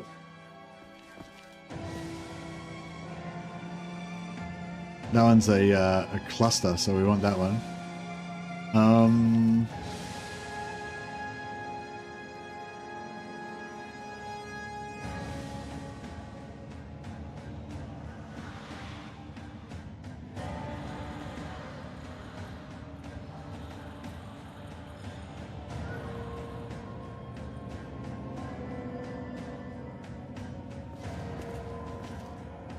Okay, so that's upstairs. Is there a staircase there? Yeah, there is.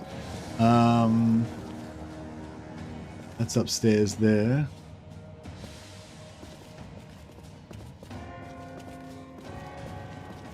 Well, let's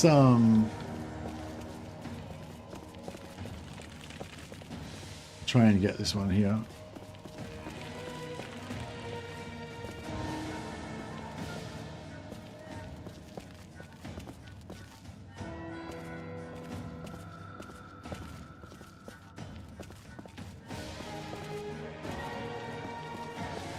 No, beautiful. I'll probably be able to grab this next turn. Alright, here we go. So yeah, they're going to hopefully start jumping down, and then we can just start smashing them with like 4-on-1 every time they jump down. That's my strategy.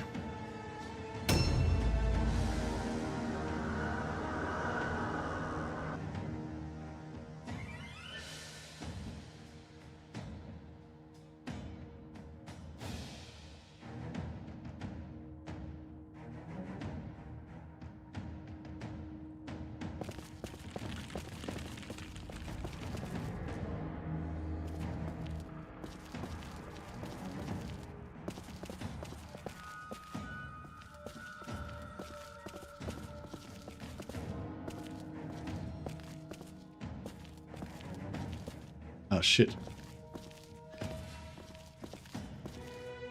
I guess that's...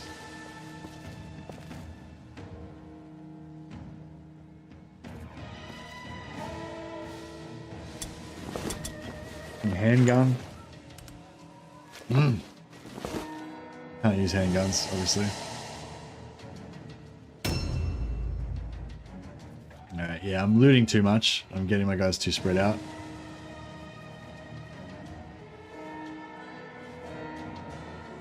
A new round has started.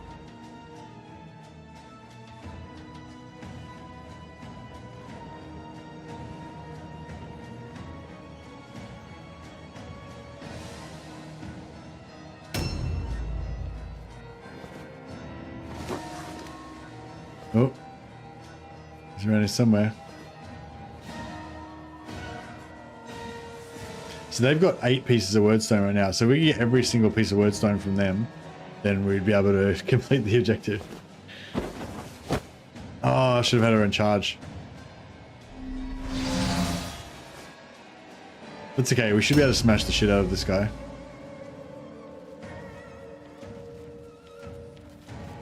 Oh.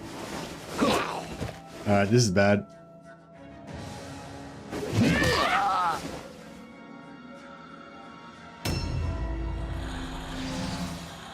Yeah, she might get stuck in there. She might get outnumbered. We want to be able to ideally just stack up heaps of our guys on theirs.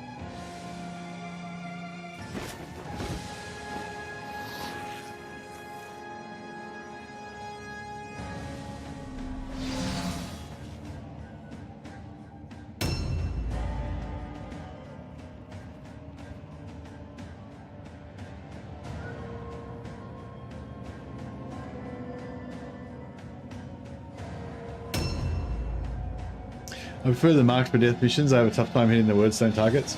Yeah, you got to pay attention to the mission. If it says like both warbands are set up far away from each other, spread out or whatever, then usually you got to have more time to collect the wordstone. Or if you get a mission where the warpstone is all in one place, then you can just like beeline all your guys there and take control of it. But in ones like this where they're spread out, it can be a lot harder. Yeah.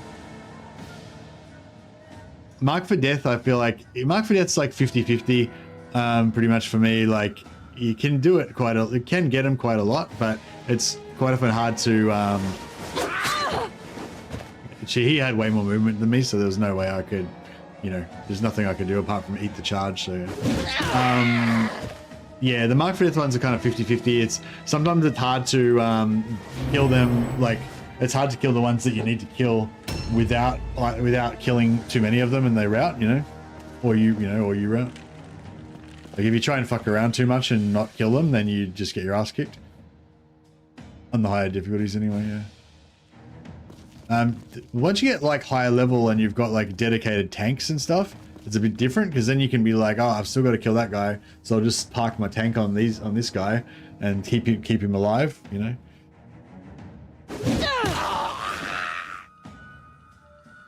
But yeah, right at the start you don't really have tanks. But I imagine that by now you've probably got some tankier characters.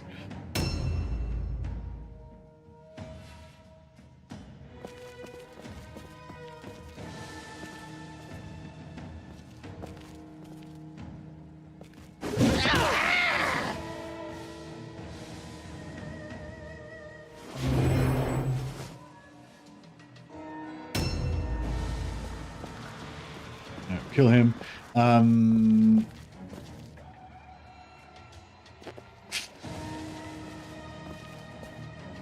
Oh, shit. Don't want that. Yeah, this is a real, not a very good situation.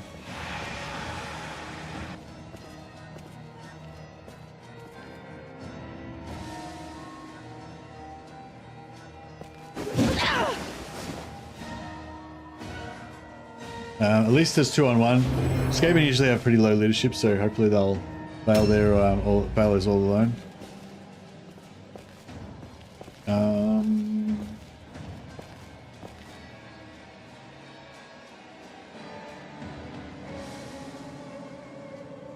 So I'm not 100% sure exactly how it works, Simon, but basically every few days there'll be new hired swords have arrived.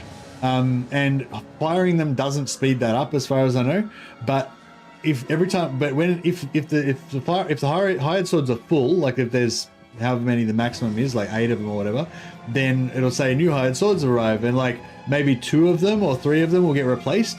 Whereas if you hire every single one of them, all 8 of them, and get rid of them so the whole thing's empty, when it'll say new hired swords arrive, and you get like 6 new ones or whatever. So basically, yeah, by hiring and firing, you get more of them replaced, faster. But it doesn't I don't think it makes the new hired swords arrive faster. I think it just means that you get more of them when they do. If I'm hunting a maiden, do I fire the maiden? No. You don't have to fire the maiden. Just hire whatever the cheapest one is. It doesn't matter what type they are. You could have 5 maidens there, or you could have no maidens. So yeah, you just hire the cheapest henchman if you can afford it, and sack them. If it's too expensive, if they cost them like 800, 1,000 gold each or whatever, and you can't afford it, don't worry about those ones. Just hire the cheap ones, and just wait for the expensive ones to go away by themselves. But yeah, no, you don't have to hire and fire the maidens. You just hire and fire whatever's, whatever's cheapest.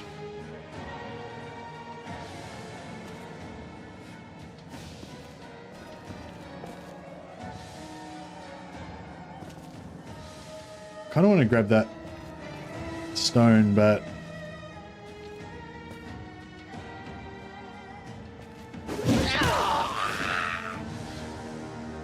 smashing this guy. Oh, there's 2 guys with shields that I never replaced.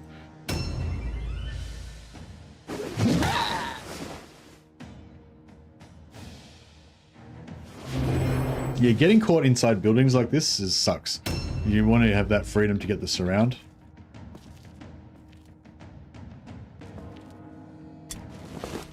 Objectives updated.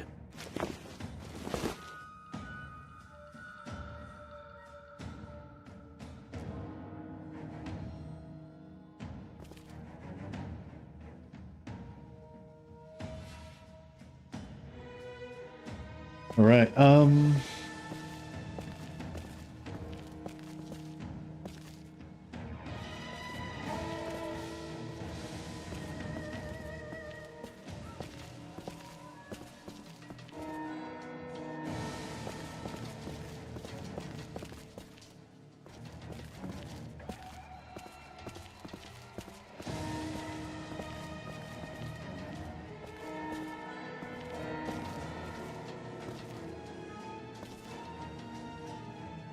As a lover of janky old strategy games, have you tried War Machine Tactics?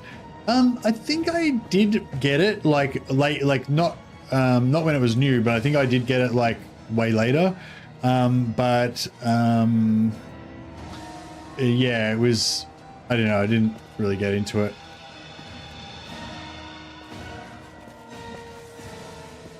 I do kind of want that.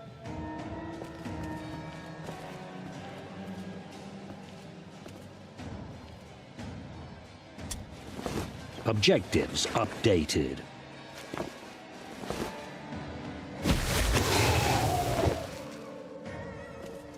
Right, I've only got 4 more.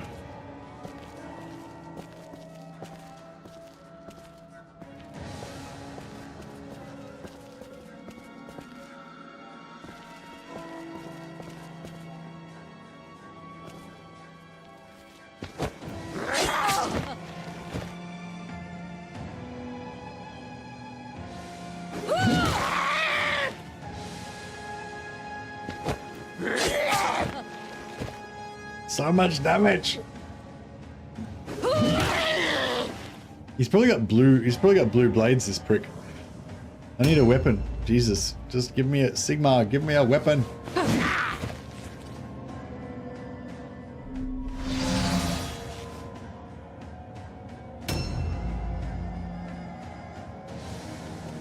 Okay, yeah, so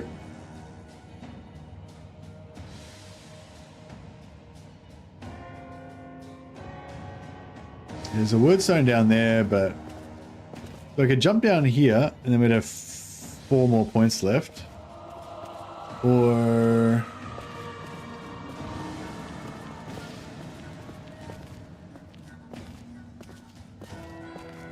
that's not going to help me.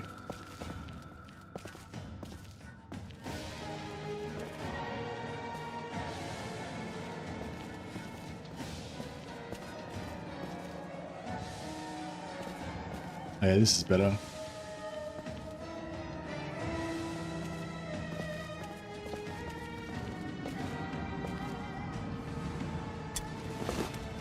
Objectives updated.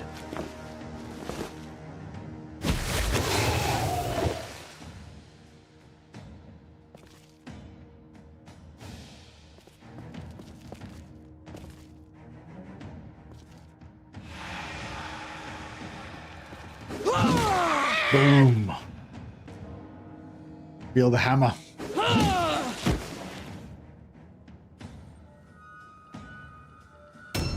Avalon's all like, I am the hammer.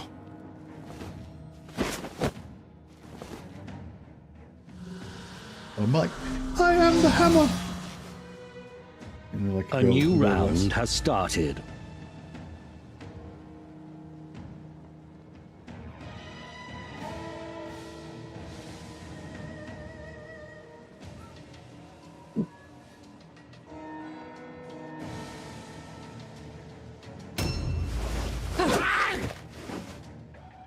Good enough. Scavenge field.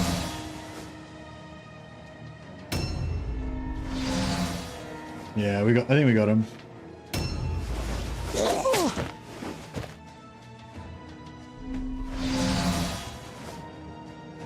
And hopefully these guys that are down here are the ones that are going to be delivering us the warp stone.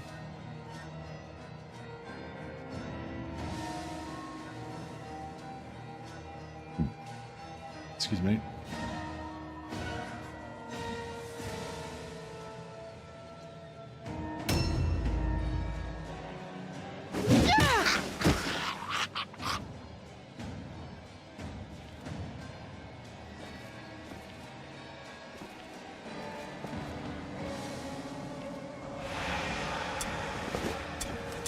Objectives updated.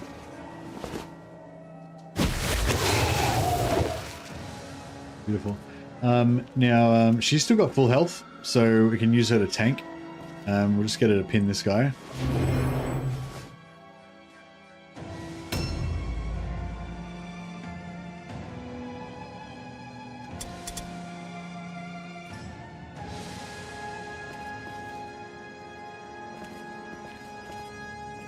Just put 2 on 1, so he's got more than one target, so less likely to kill anybody, and also he might roll he might fail his all alone test.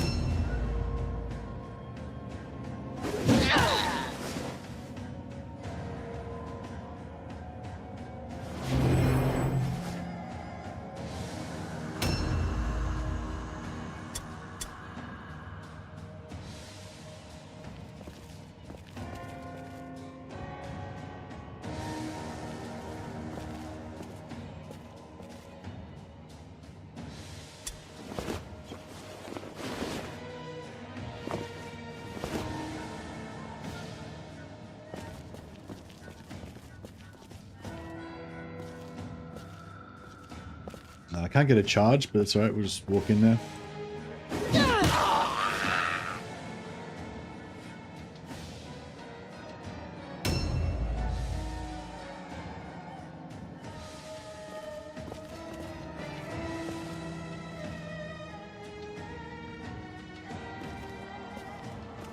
I don't know if we can actually... Yep.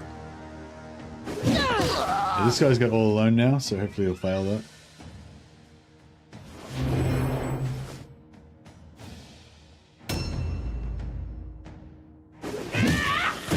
Boom. I am the hammer.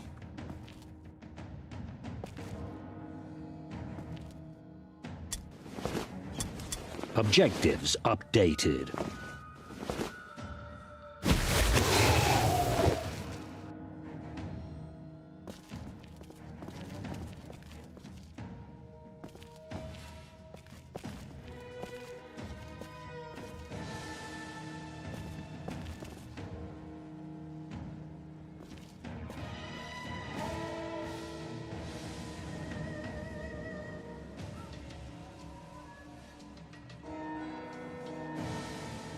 Yeah, we've got to climb to get those, so that sort of sucks.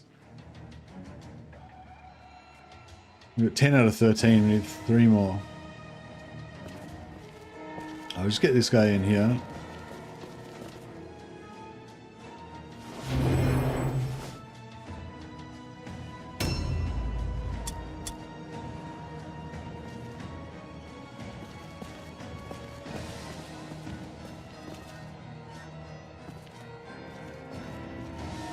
Yeah, she's full, isn't she? Yeah.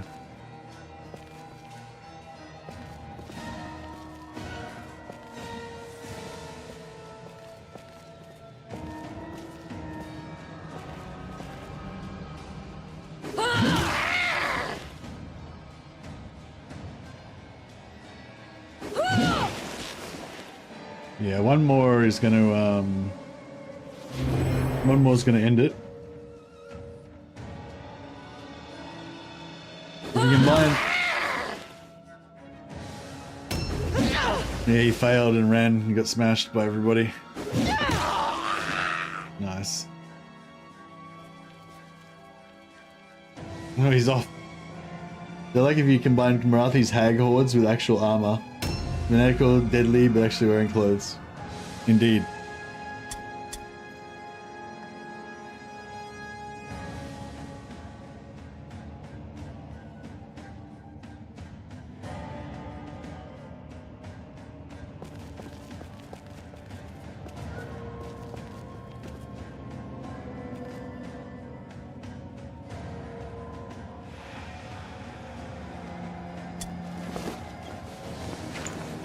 I just need 2 more to win this secondary.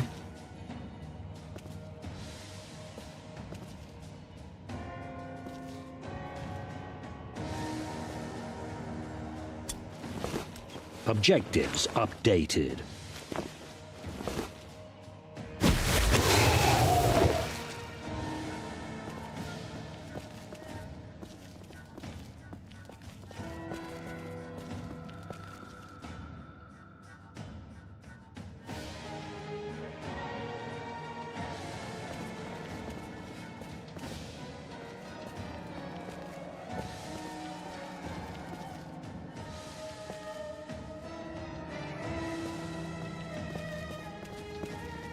Yeah.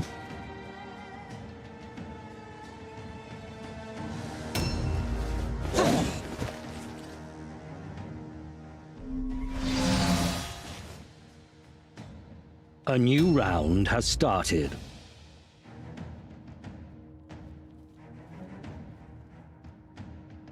Hopefully this guy doesn't come down and kill my matriarch. She does have blue armor now though, so she's got a little bit more damage reduction.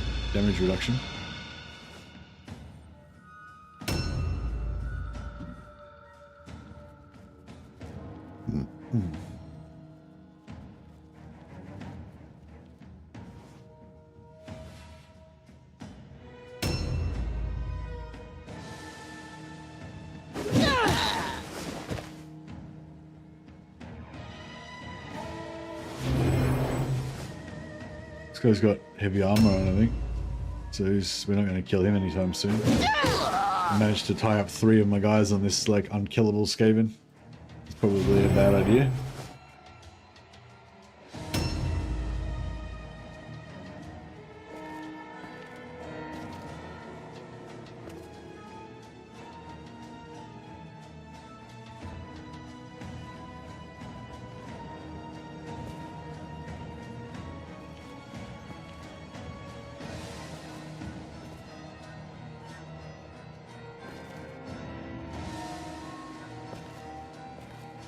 Yes.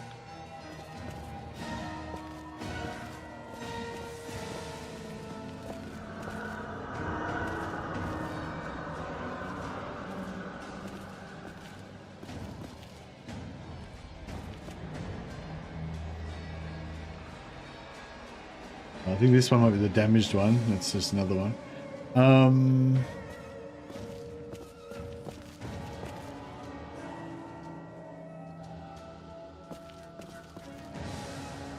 Just gonna see what they've got in their wagon.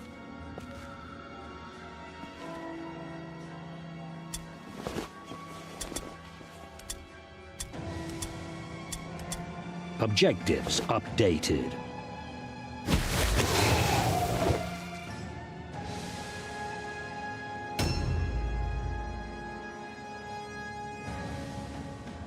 Crap, if I'd have tiptoed her better, then I would have been able to pick up the other loot with this guy.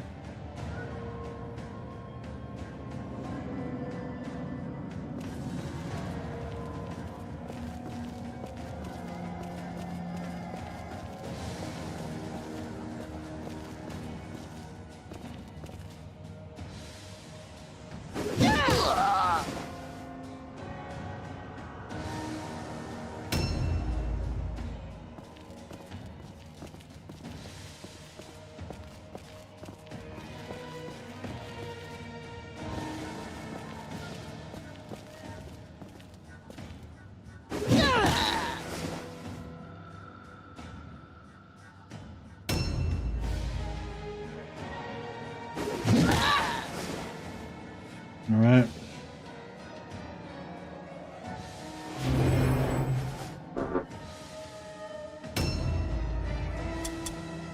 She's full. So 76 hit points. I think she can probably take another hit or 2. It's probably a bit risky bringing her up, but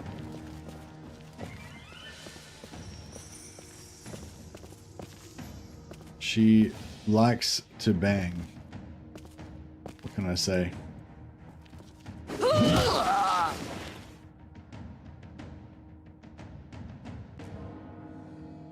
Just going to delay.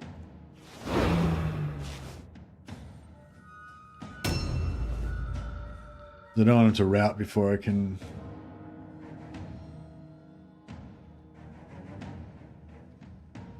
get the secondary. Is it her turn?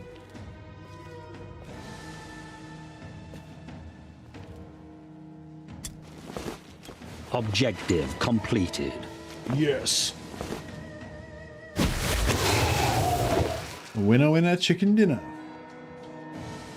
All right. Now we need to kill everybody. If we're lucky, I was gonna say, if we're lucky, we might be able to get up through this building, but that doesn't look like it's gonna happen.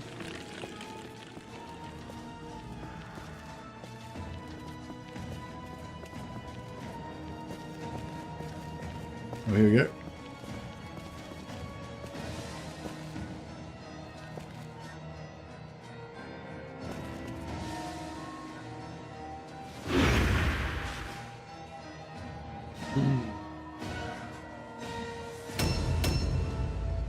I am the hammer.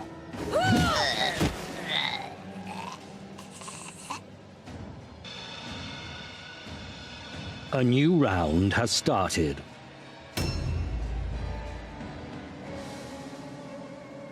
Oh, they passed their route test.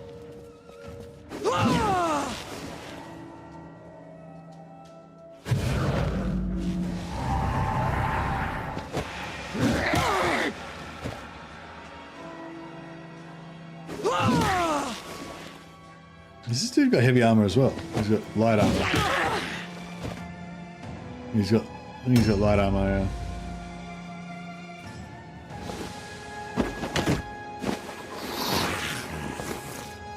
I love when the Skaven fall down when they jump off stuff. How you going, Anthony? Did you start a new Skaven warband, did you say? Was that you? Or you were saying you were thinking about starting a Skaven warband?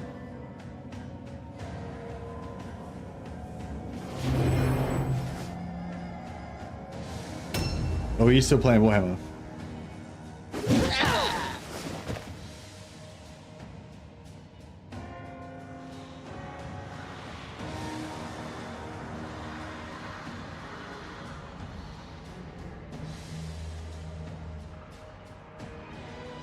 Oh yeah, actually let's do a chat game. Well, it's not a game really, but just if you're playing the game right now while you're watching the stream, then what warband are you playing? If you are playing Mordheim right now, what warband are you playing? So yeah, so basically just type in chat the name of the warband that you're playing right now, if you're playing Mordheim.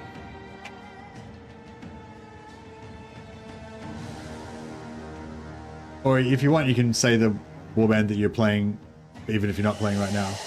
But just specify that you're not playing right now if you're not actually playing right now. But if you're playing right now, then just say what you're playing right now. We've got one Witch Hunters, we've got one Sisters of Skaven. Sisters of Skaven, is that because you're Lady Skaven? How do you tell the difference? Oh no. Skaven, but not right now. Perfect then, Archie, yeah. So yeah, just say what you're playing right now, or you can say what you're playing, but say that you specify that you're not playing right now.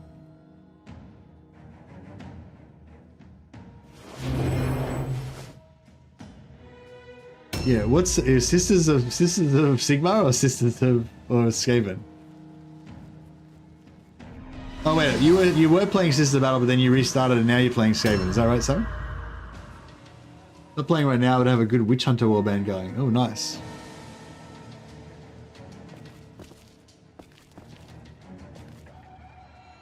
What's your have you got a yeah, so Real Zito, is your Witch Hunters, is that your tournament build, or is this your personal warband?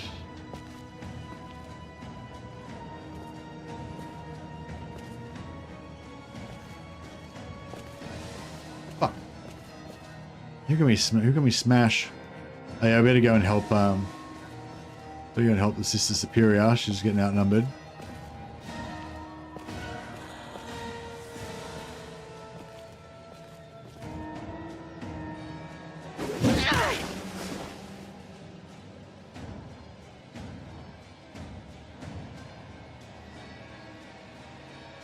Yeah, have you got a particular theme, or have you got like a star player character that you're building your Witch Hunter warband around, Joshua?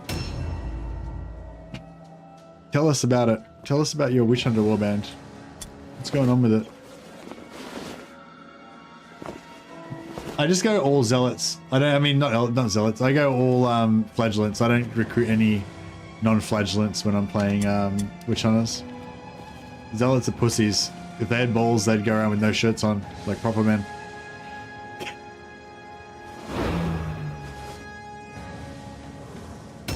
Tournament is done. I came in 4th. Oh, nice. The main sisters, but I'm trying to do all the story missions for the veteran points. Oh, nice. I have 2 level 10 flagellants, 1 level 10 zealot. Oh, nice.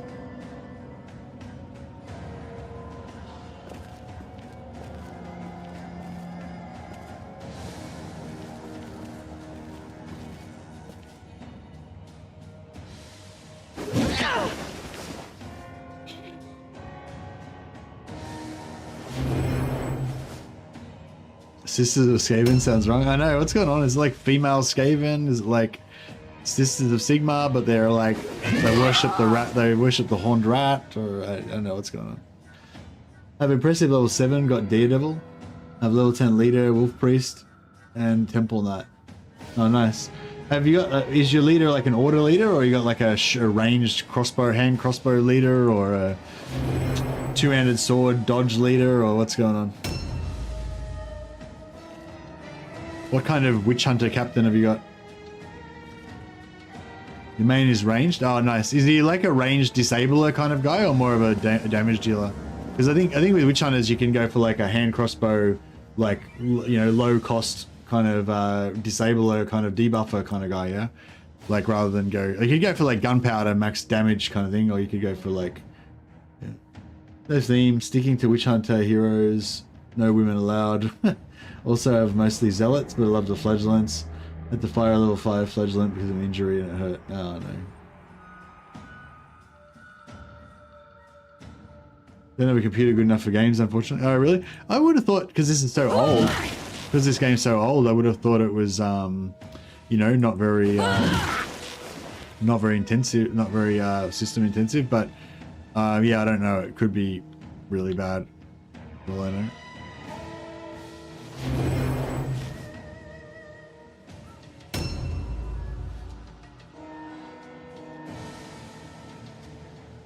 What's Trial of Pain do? Every time they miss, they take damage.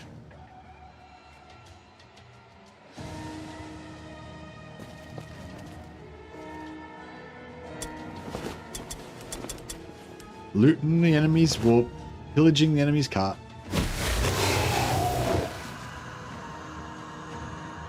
My flagellants are pure toughness with insult and ignore pain. I'm trying out feint, but it's feeling meh. That's pretty cool. I like the idea of pure toughness flagellants. So, do you have enough? Can you put all your points into toughness, or do you have some left over?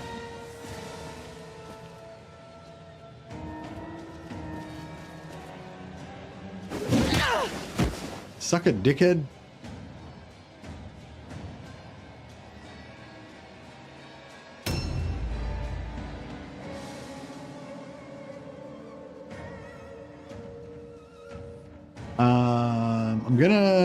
I'm gonna flee. No. Oh yeah. Yeah, I think. Oh no. No, I was hoping we could try and loot the body of that guy, but I don't think we'd be able to loot it anyway. Maybe we could. No, I don't think we'd be able to loot it.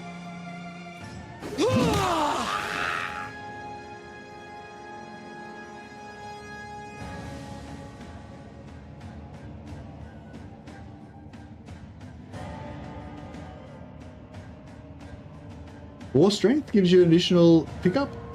I thought it was every 3 strength gives you an additional pickup. So 3, 6, 9.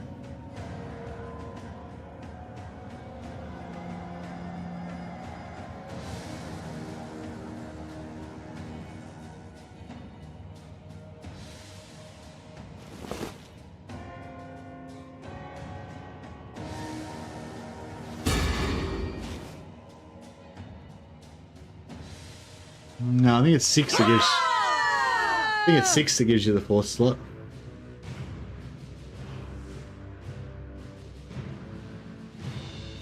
Maybe, yeah, maybe you're right. Blessed are the triumphant, for in them shines the glory of Sigmar. Yeah, what does Trial of Pain do? Is that the one that does that make you to take damage if they? The gods are with you. If they miss.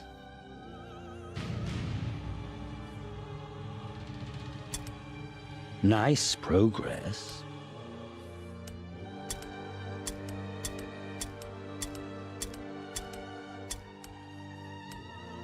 The gods are with you. That was a good mission. Got the secondary. Got all the loots. Didn't get any blue weapons. Fuck it. Again. Whenever they spend OP, they take damage. Tried basic and a mastery to see if they stack, but it only applies to mastered. Okay, no. Still cool.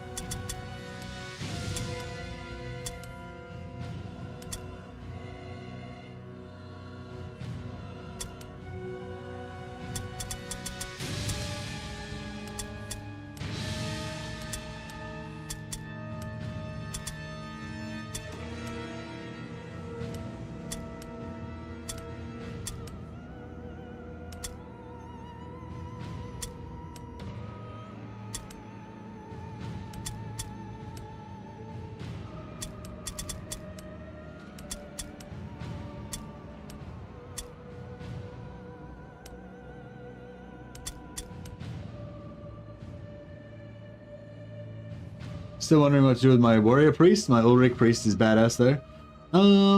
Yeah, my priests, I usually go like, I give them alternate weapons. I give them like two one-handed weapons on one slot, or a two-handed weapon on one slot and a weapon and shield on the other slot. And then I give them healing, and I kind of give them healing and damage. So, because I feel like they can't really be a good tank and a good healer. So, but they can get like, they can do, you know, you can give them 2 purple weapons and they can charge in and hit pretty hard or whatever. So yeah, I kind of just do it, I don't know, it's probably not the best thing, but yeah, I usually do them just kind of like that. So they kind of like, they can be like an off DPS or a healer, and give them like all the max healing stuff, you know. The other way I used to try and build them was like kind of as a parry tank, like pseudo parry tank healer. But I kind of feel like you don't really want to use them as a tank. You want them to be able to move around so that they can get close to where they need to heal. So, and also if they're a killer, you want them to be able to move around so they can get the kill, you know? So I like to try to keep them unengaged and at the back so they can run in and finish people off with kills, or they can run up and provide heal support.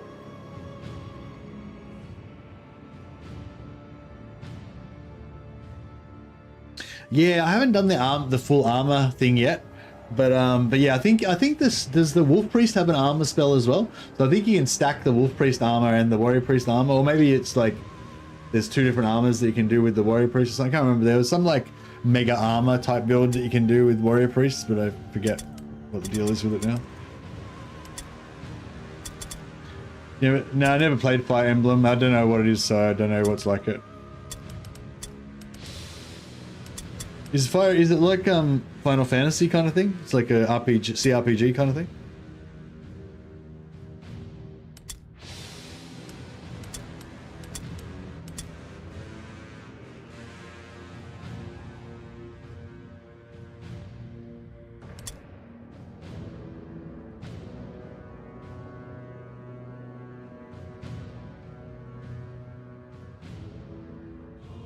I think I might try to make some sort of Witch Hunter killer hero, but like because of their passive, but like Witch Hunter hero, but yeah, they just don't have the stat line for to be a real proper killer, I don't think.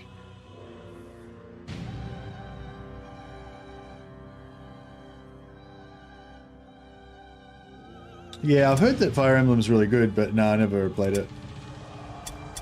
So we can't use handgun, can't use short bow.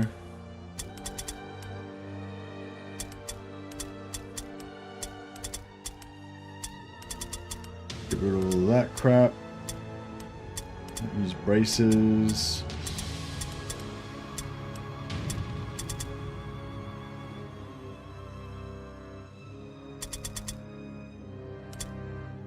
Yeah, these 2 heavy armors, I kind of want one, but I figure by the time I've actually got a character who can wear heavy armor, I'll probably have a purple armor. So, you know. Could buy one of them, maybe.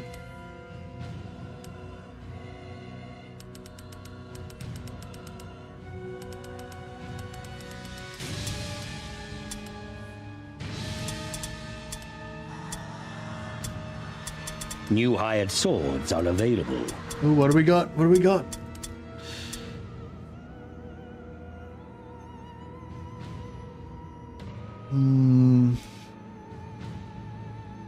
Yeah, there's still this rank 5 Sister Superior. Kind of want her, but I don't know. Sorry, I got a bus in the toilet. Back in a sec.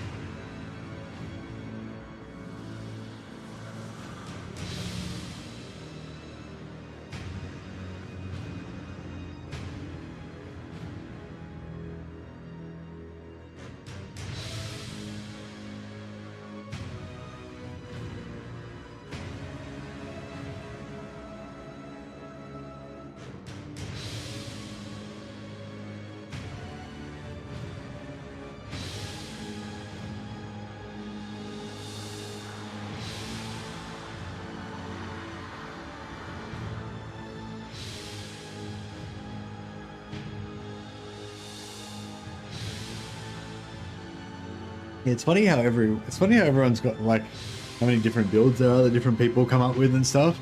I think like, you know, I tend to build all my warbands sort of the same in a way.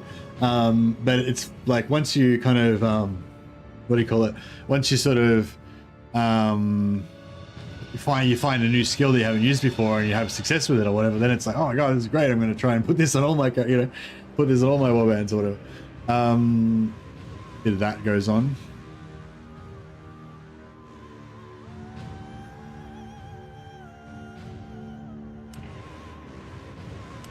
How many, if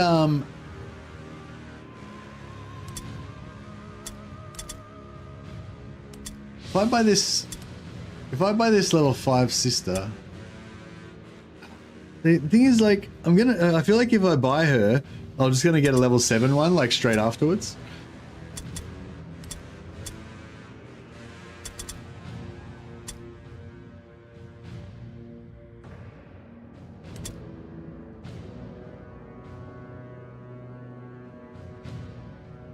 Yeah, and I still don't want to take gonna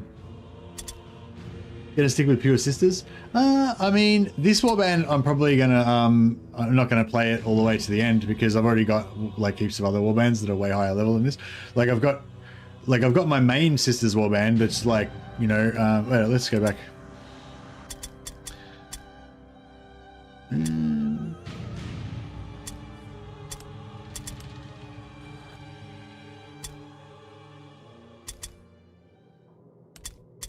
Yeah, so I've got my main sisters. What's that? Oh, that one's like needs to be deleted, which I didn't click on. You got to right click to delete there.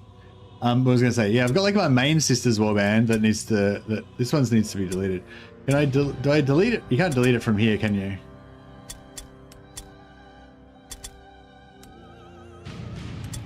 No, I think you got to go back out. Yeah, I've got my main sisters warband. That's like, you know, rank 10 obviously, but also has like a bunch of other stuff unlocked and everything. So what do we got? So this rank 7, I think you right click. Yeah. Delete. Then we got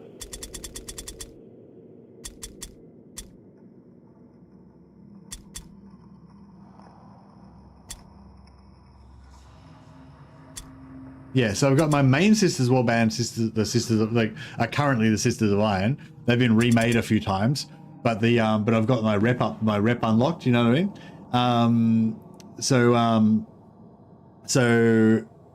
you know, if I want to keep grinding up my rep because I haven't finished it yet, then I want to keep going on this one, and then I've got like my Sisters of whatever Lamentation or something. There's a rank 7, and I think I've got might have another rank 10 Sisters Warband as well that's not got any hardly any rep unlocked, and then I've got another Sisters Warband that I was like restarted to show people early game or whatever, and then I've got this one which is another Sisters Warband that I started to show people early game. But you know what I mean, it's like it's not really much point me taking this one that I've started at rank 0 all the way to rank 10 and then started grinding rep on it, because I've already got this one that's like got the rep half grinded, you know. So I've got rank 5, rank 4, and rank 1. So I just need to finish off this, which is really close to done. They give me another rank 7 maiden, and then at some point do this so we can get the flagellants. But yeah, I wouldn't mind finishing that off at one day. What's the actual warband look like? Rank 10, rank 10, rank 9, rank 1, 10, rank 10, 10, 6, 10. Yeah, so we've got our rank 10 maiden, but she's not fully, her skills aren't fully finished yet. Then I've got my backup, my other maiden. I think the main maiden's the killer maiden and the other one's the tank maiden. Then I've got like, yeah, my 2 warrior priests that are both set up kind of like how I was saying before. They're both like healer DPS. Then I've got my main leader that's my order leader. Then I think I've got my other leader that I think might be actually I think they're both order leaders. Yeah, they're both order leaders. And yeah, so all of those characters are like, you know, basically how I do is I start off with like 1 character that I level up, then I get 2, then I get 3, then I get 4, then I get 5, then I start doing my henchmen. So I've got 2 henchmen. Yeah, I've got a level 10 and a level 10. Yeah, 2 level 10, level 7, level 8. Yeah, so basically everybody's leveled up except for I've got a level 7, level 8, and my last one I haven't started yet. Or they're like, you know, level 3 or whatever. Unless I get a hired sword that's like a level 7. You can see I've been hiring the hired swords and firing them. I just didn't bother hiring these ones, they're too expensive. But yeah, so this is the warband that's kind of more like almost finished kind of thing, like, you know, 75% finished kind of thing. But this is not the original warband. This warband's been deleted and restarted over and over again, you know. And you do that, like, that's a good, like, usually what you do is when you want to start a new warband, you go back, you get your existing one that you've already half grinded the rep on, and then you just wipe everyone out and start a new warband, you know. And I've done that with this warband 2 or 3 times, both wiping them. I think twice I've deleted the entire inventory as well with this one. So yeah, and then I've also got my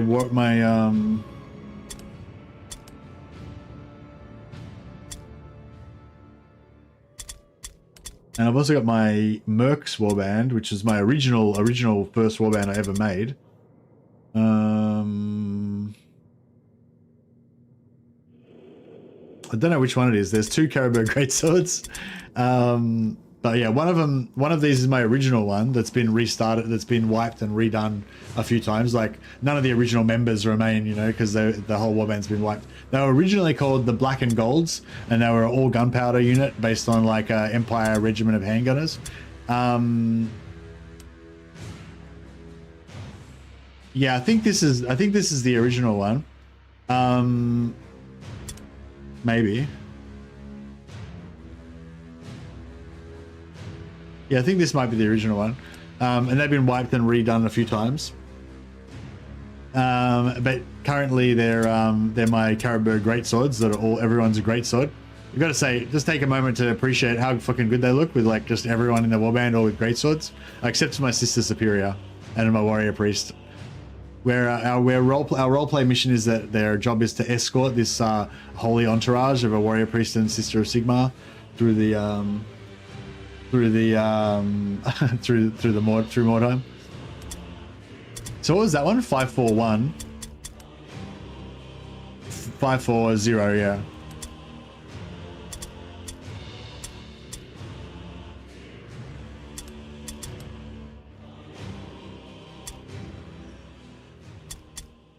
And then I've got my other Caribou Greatswords, which was one that I started from 0 again, because I wanted to, like, you know, do the whole Caribou Greatswords thing, but from scratch kind of thing.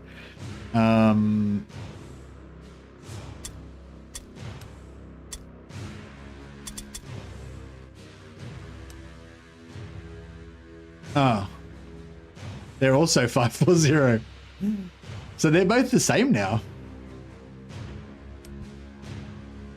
Yeah, they're both. I've bought them both. So I've got two different warbands, neither of which are actually finished, but they're both up to about the same level of rep grinding. Classic.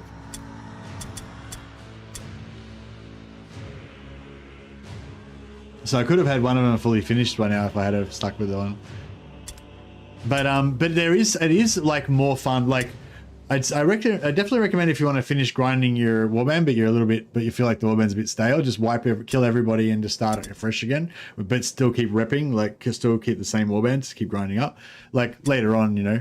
But on the other hand, I also highly recommend just starting a completely, even if you've already got a leveled up one, just starting a whole new one again is actually really fun as well.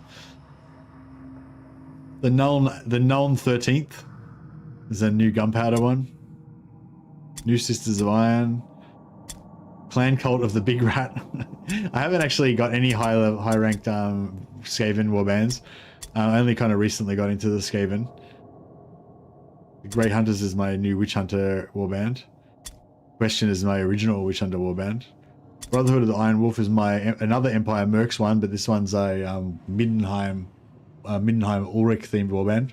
That's actually pretty cool. Just no warrior priests, just all you know, iron priests of the wolf. They're pretty cool. Yeah, I kind of want to play my Ulrich. I kind of want to play my Middenheimer warband again. They're pretty cool. Maybe I should convert one of my Caribou Greatsword warbands into a Middenheim warband so that I can have more rep ups. Although there's not really much point getting rep ups with the Ulrich one because there's no other characters that I want to put into the warband apart from the basic ones.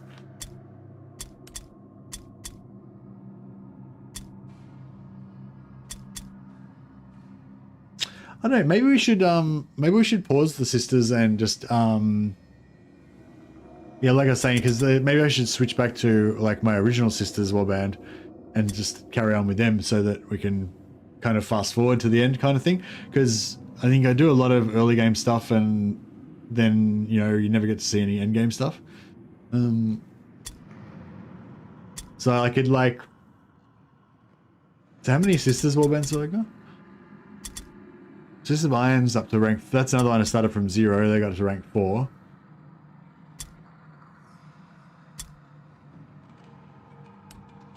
This one, I should probably delete this one. Well, I suppose I should delete the one I'm playing right now, actually. That would be probably more appropriate, wouldn't it? Sisters of Iron was the one we were playing last time. They've got a bit of a black and white theme going on. And so, yeah, so this is, I guess if this is like the next stage after where we are up to with this new warband. Where basically I've gotten a few hired swords and stuff, and we've started to like get not really.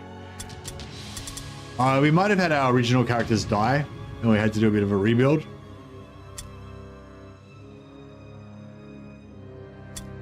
Yeah, might have had to do a bit of a rebuild, or maybe this was the one that we were playing. This might have been the one that we were playing the IE rules on or something.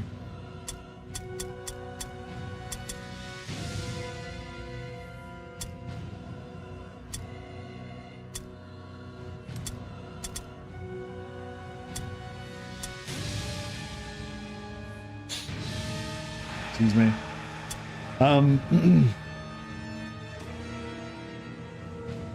What was I doing? Oh yeah, so we'll go back and have a look at the other ones.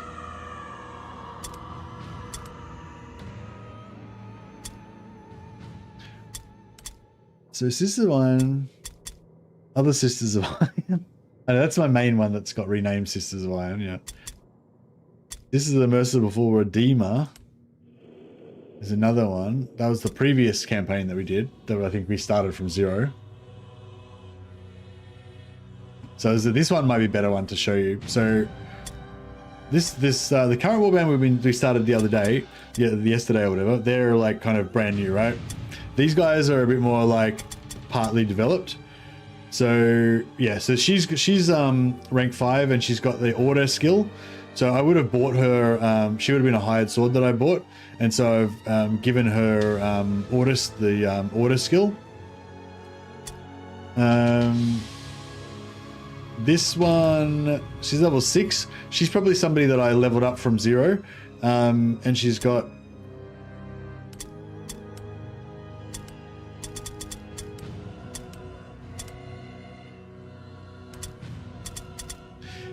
yeah, so she's probably one that I've leveled up from 0, and she's got level 1 armor proficient, but that's not good enough to actually wear heavy armor yet, so she's still wearing light armor, but she's on her way. Once she gets some more skill ups and stuff, I'll give her 2nd level of armor proficient, give her heavy armor. And she's got battle plan, so that she can like feed points to other characters, like our maiden. And then what's our other leader? Have we got another leader?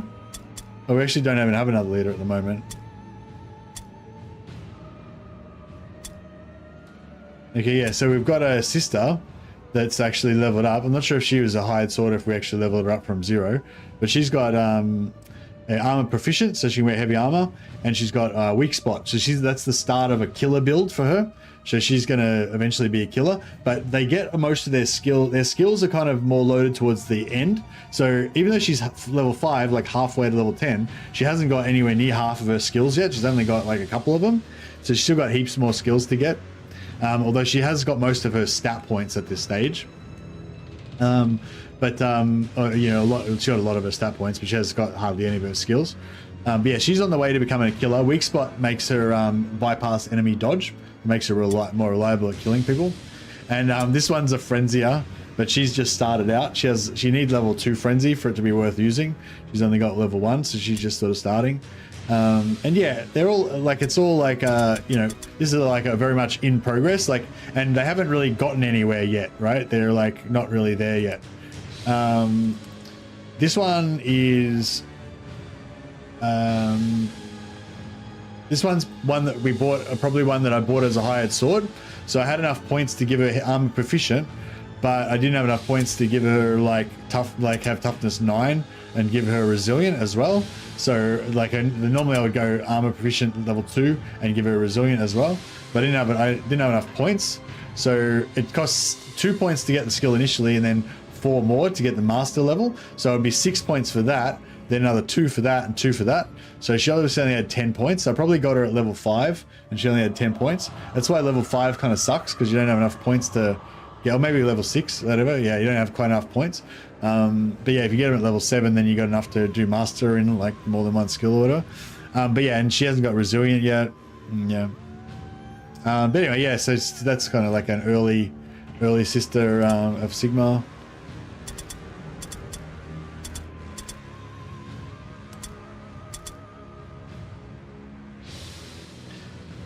What was going to say? I was just going to go through my end game sisters warband.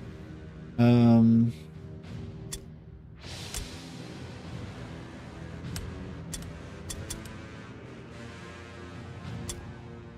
only just starting to realize how important resilient really is. Yeah, 10% crit resist is really good, because most characters don't have more than 10% crit chance.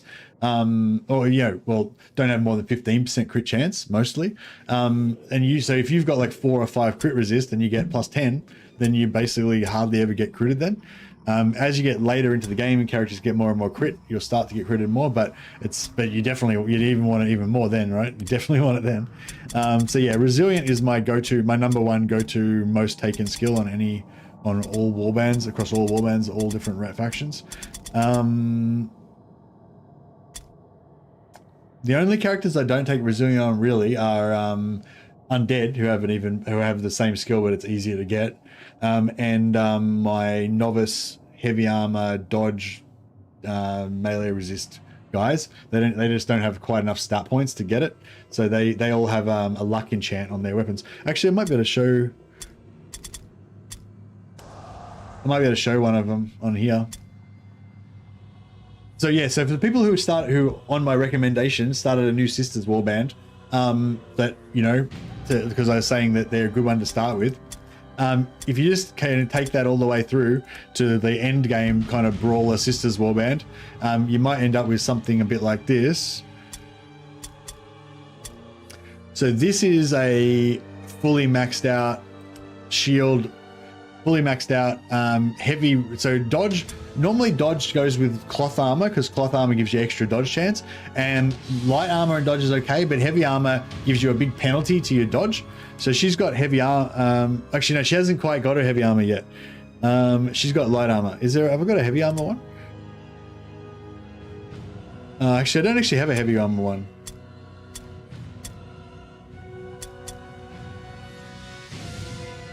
Oh, actually, she is a heavy armor one, but she just doesn't have any heavy armor at the moment. Yeah, so she can have heavy armor, right? Which reduces her movement speed by 1. But she's got this skill, Knowledge Mordheim, which gives her +1 movement skill. But I don't think I've got a good heavy armor on her at the moment. So just give her back her light armor. So you've got light armor of agility. So basically, even though she's going to have the heavy armor. Oh, maybe I could give her heavy armor of agility. Can I do it?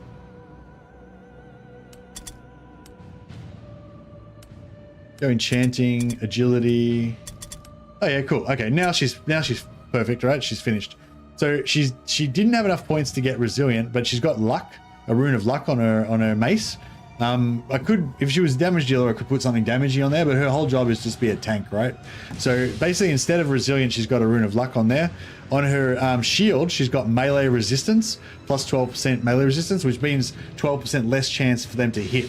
So it's not regarding dodge or parry or anything. It's just before you even dodge or parry, 12 melee resist means they have 12% less chance to hit in the first place, right? So her total melee resist is 61%. So she's got like minus 61% chance for them to hit her. So if they've got, if their hit chance is like 100, then they only hit her on a 40% chance, right? So she's got really good melee resist, first of all. Then she's got dodge. So normally the heavy armor reduces her dodge chance by minus 10, but she's got +4 agility on there. +4 agility enchant gives her plus 20% chance to dodge, so it more than overcomes the penalty there. She's also got +10 dodge chance on her headpiece as well, so it's like plus 30% chance dodge. Then she's got avoid, plus 10% chance to dodge. She's got shield specialist, which gives her an extra 5% melee resistance, so that contributes to the 61%. Yeah, basically she's got 105% dodge, so it's not good dodge. It's not really good dodge. Like 120% is like really good end game dodge. 120%, 115%, but 105 is still pretty good, right? It's pretty decent dodge. She's also got heavy armor, and she's also got a helmet. So her total damage resistance is 50%. So even if you somehow hit her, she only takes 50% damage because she's in full heavy armor. So she's like just this sick, like really hard to hit because she's got really good damage melee resistance. Even if you do hit her, she's got dodge. She's also got sidestep, so she can dodge twice. So even if you already used a dodge with another hit, second dodge. And then even after all that shit, if you hit her, you're probably not going to crit her because she's got a bit of crit resistance, but you might. And hopefully if you don't crit, then her armor reduces by 50%. So just like super tanky, dodgy, hard to hit. The good thing about the damage, the good thing about having the heavy armor and the melee resist is that she's still tanky even when she's not in dodge stance. Like she can just run up to somebody, get ambushed, they fucking charge her and smash her, and they miss, or they hit her but they don't do as much damage because she's got heavy armor. So it's like real. I don't know. I love this build. Really nice. I think Jaglarian gave me this build, so shout out to Jaglarian. I think it was you that put me onto the dodge. Or it could have been like, actually it might have been Captain Codpiece even. I mean, anyway, I'm sure both of them know about this build, but it's a really nice build. My favorite sisters build, sisters thing. I think I like this build even better than I like the like maiden builds and the and stuff like that. But yeah, there's different variations that you can do on it, but yeah, basically it's cool. Oh yeah, on top of that, she's also got Prayer of Swiftness that they can use as an active ability, which increases your dodge by 15%. So she's actually kind of got 120 dodge if she uses her Prayer of Swiftness. So yeah. Pretty cool. And then you got a couple of spare things. So she's got you got one spare skill basically. So her one spare skill she's got is Prowl, which basically means she can go into ambush stance but still have her dodge as well, which is pretty cool. So yeah, that's a really cool build. The idea is to have 5 of them eventually, So we've got one completely finished, and we've got one that's like on their way, and we've got a couple of others that are getting there as well. And yeah, I've got a war cry. So she's got order. She's got war cry that buffs damage. She can cast the spell, whatever it's called, Sigmar's Might or whatever, that buffs damage. So she can buff the sisters, right? Buff the maidens, right? So they do more damage. And then she's also got order, so she can give them extra attacks. So she's just basically there to follow the maiden around and just make the maiden just kill everything. And then we've got a maiden, Lobi maiden. She's just very basic Lobi maiden. She's got frenzy, so she does extra damage. She's got heavy armor. This is a more built up maiden. She's not quite maxed out, but this one's a big numbers maiden. So normally I go for like so my basic thing for him is always resilient, always heavy armor on my maidens. And then she's got mighty charge, so she can do it. So yeah, that's basic. All my maidens have that. And pretty much frenzy is also, I pretty much put that on for all of them as well. Frenzy makes you do up to 30% extra damage, but you can no longer pick up items. You can't use stances, and you can't like dodge or parry. You just smash basically. So yeah, so I pretty much go for that on my killer maidens. Resilient, heavy armor, frenzy is my basis for all of them. But yeah, I normally go for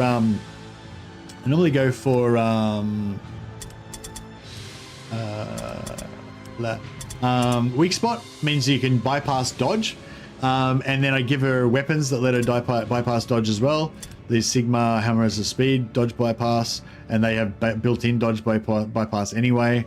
And then you can give her Daredevil, which basically makes her damage do double damage, but she double damage, but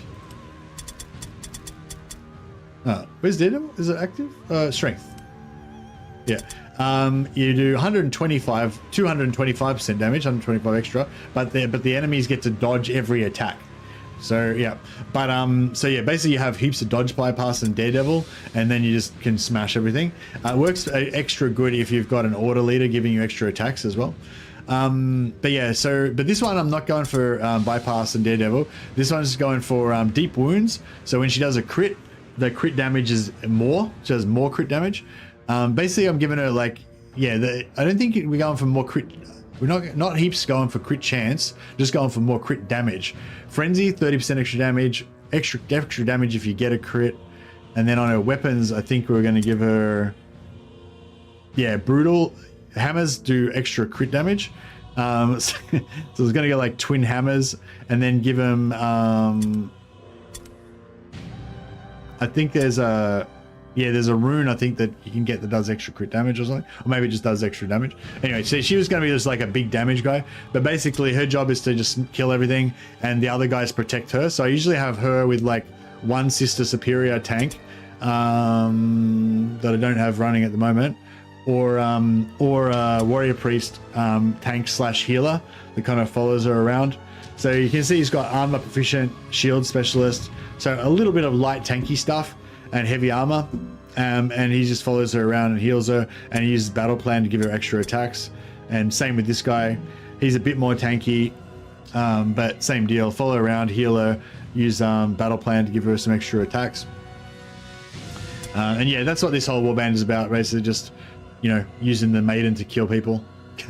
But yeah, sometimes I like to do a mini maiden with the sister superior, and basically do the same kind of build as this, but with but just less good, basically, with the sister superior. Same thing though, like resilient, heavy armor, frenzy. This do adrenaline rush. You can sacrifice a little bit of hit points to get one extra offense point, so you can hit, it's like half of an extra attack, or you can charge, do an extra charge, because charge costs one more red pill. But yeah, this warband's cool. I want to play this warband now. Should we just I can just change the name of this warband to be like the same color scheme. Sister Superior can bang out damage. Mine's ends up being too squishy. I really my favorite thing for the Sister Superior is probably to go melee resist, heavy armor melee resist, but no dodge obviously. Mini maiden, yeah. But if I'm gonna make her a killer, then yeah, I keep her. She's not as tanky as the maiden, yeah. So she just kind of like hangs at the back, and you know. But one thing I haven't made on this setup yet is the tank maiden. So yeah, there's some builds for the tank maiden in my Discord, but yeah, I haven't started making one on this warband yet.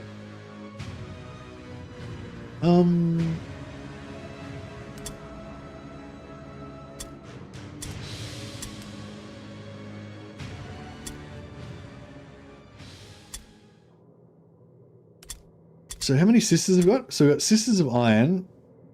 That was the previous one. Might just kill them. Then we've got the Order of Sanguine Lamentation. That's our current warband that we've got going now.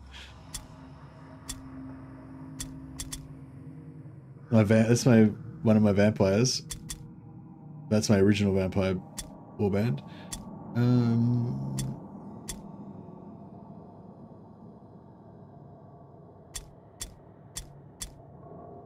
Sister of Iron, Sister of the Merciful Redeemer, Order of Sanguine Lamentation.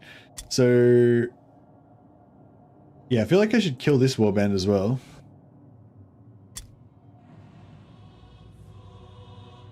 What about spells in my maiden? I don't really use spells in my maiden. My maiden is just for killing. But yeah, I usually give her like healing and one of the other ones. But she doesn't really cast spells that much. But the other maiden, the tank maiden, I think she uses. There's a spell that she can get that gives her extra defense or something. I can't remember how it works now exactly, but yeah, there's a build that has like for the tank maiden that has a spell involved in it. But it's sort of optional. You don't really need to cast it or anything anyway. Yeah, and I think this warbands pretty much can go to the devil.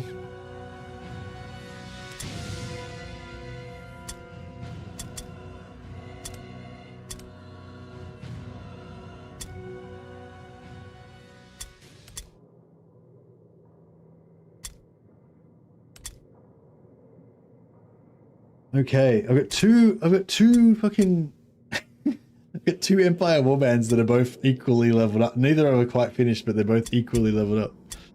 God damn. Divine Host is rank 6. Oh, they started at rank 5 though, so yeah, that's not really a big deal. The Brotherhood of the Iron Wolf are pretty cool. They're our Merc warband, but Ulrich themed.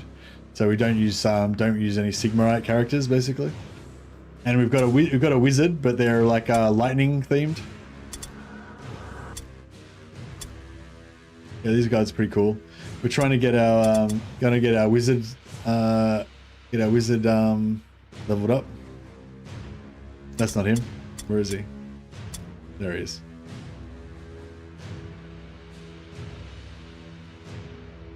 Yeah, gotta have a wizard and give him lightning bolt. So he can be a storm themed guy. Yeah, these guys always roll with 2 warrior priests, and I have another warrior priest as a reserve, a wolf priest as a reserve. They're pretty cool. But yeah, that's a pretty fun warband. They're still in progress.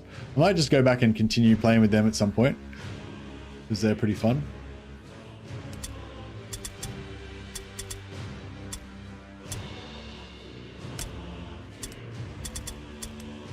But yeah, so I was thinking about morphing this warband into our other warband. So I could just rename the Sisters of Iron to be the Order of Sanguine Lamentation, and then we could just carry on with those guys. So we just change all their color scheme.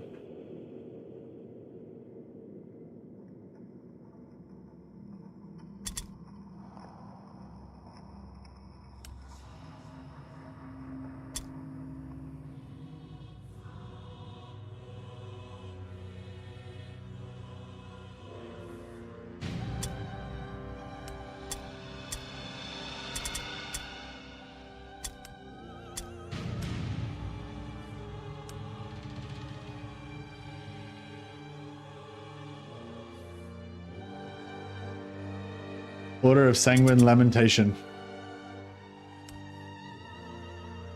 And we need to get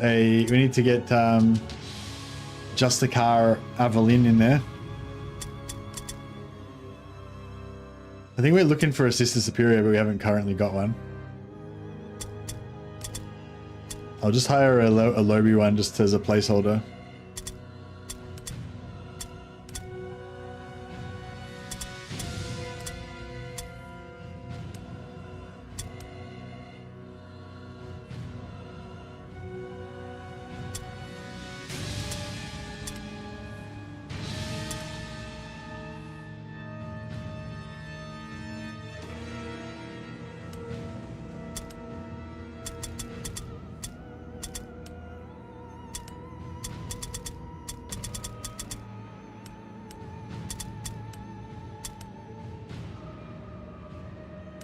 All right, just Avalin's there, keeping watch.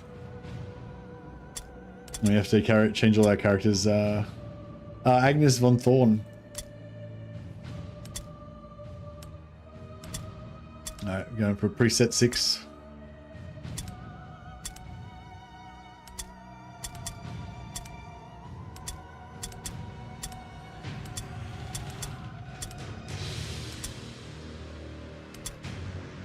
The warrior priests aren't part of the order, so they don't going to get the color scheme.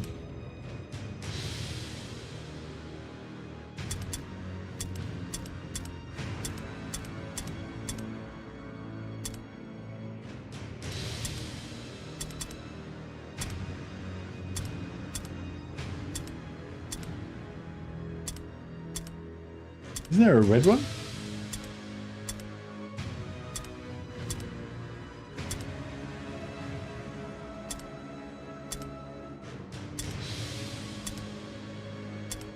Oh, here we go. There we go. 17. Oh wow, how many is there?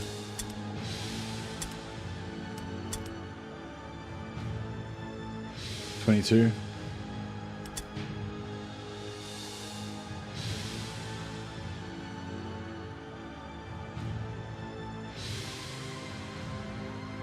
Actually, I don't really use sisters.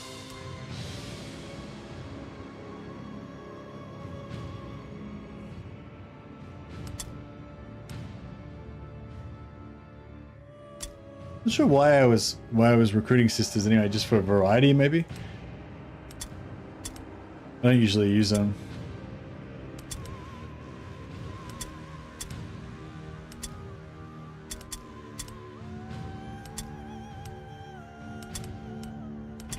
It might have just been because I wanted to use more henchmen.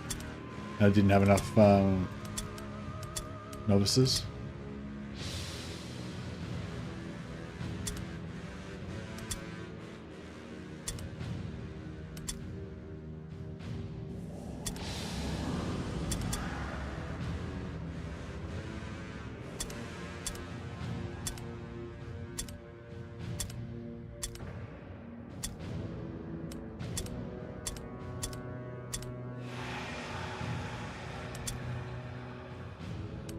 All right, the order of Sanguine Lamentation is now leveled up, gone into the future, and in the future we've fully unlocked Sigmar's Haven, so that we can get the warrior priest heroes.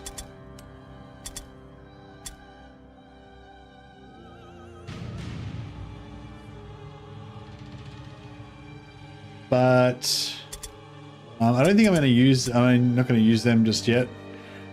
We'll just sit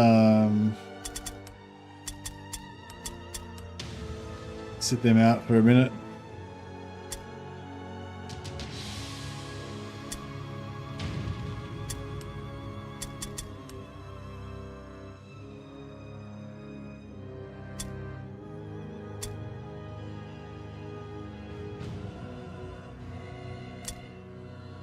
Sisters can take a pretty good beating, indeed, indeed. She's a novice. We've got two maidens. They're both getting trained at the moment. Man, I don't really want her in. She's rank 9. She's rank 10. Actually, we'll use one of our warrior priests.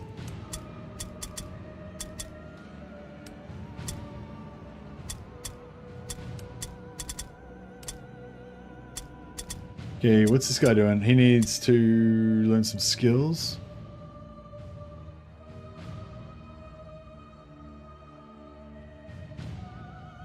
I'm not sure what I wanted to put on him though. What's this guy got?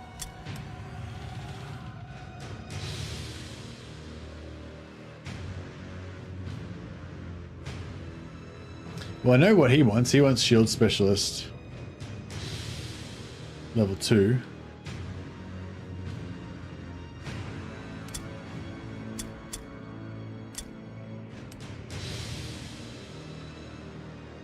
He's kind of got all his basic stuff done, but I'm not sure what else he wants.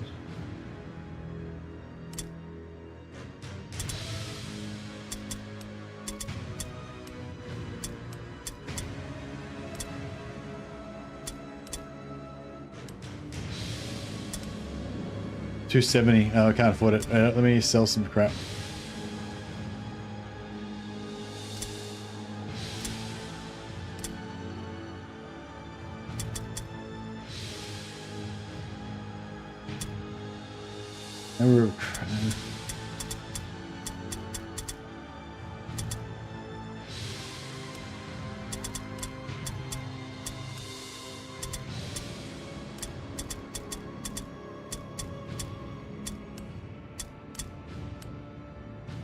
I might keep those. Nullify the effect of stupidity, luck, antitoxin.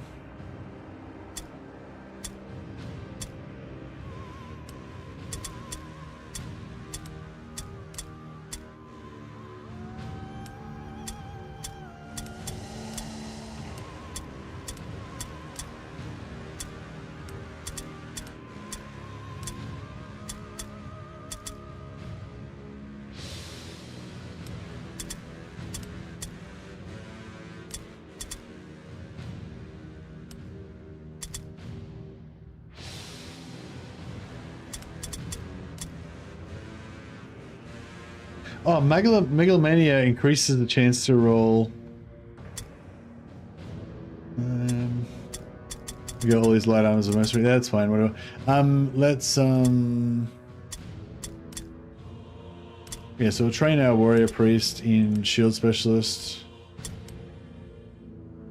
Give him a bit more melee resist. All right. Let's roll a new setup.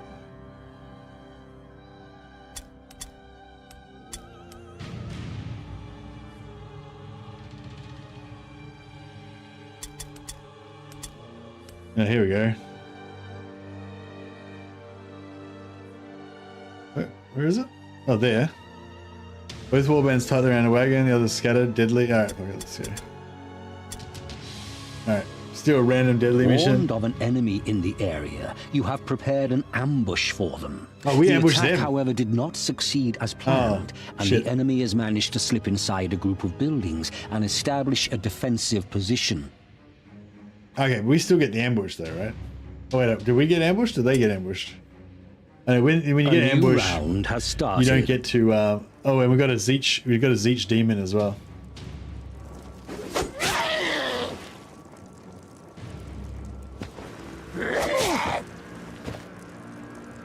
I don't think all my guys have proper equipment. Like I don't know, she's not meant to have a dagger.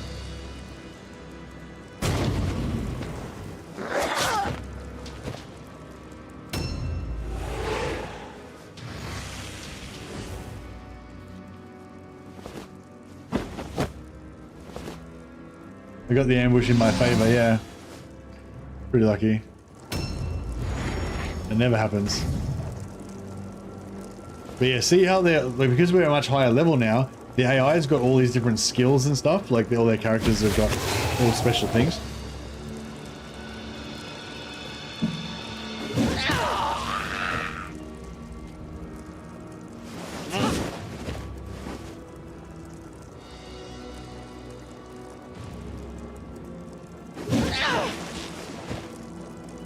It's a rare sight to behold. I know. But that never happens. Yeah, so our mission here is really to get money. Yeah, just get as much money and wordstone as we can, so we can rep up faster and we can get more money, so we can be ready to buy. She didn't have crit resistance, so we can be ready to buy, you know, hired swords when we get them. We're looking for probably 2 hired sword sister superiors.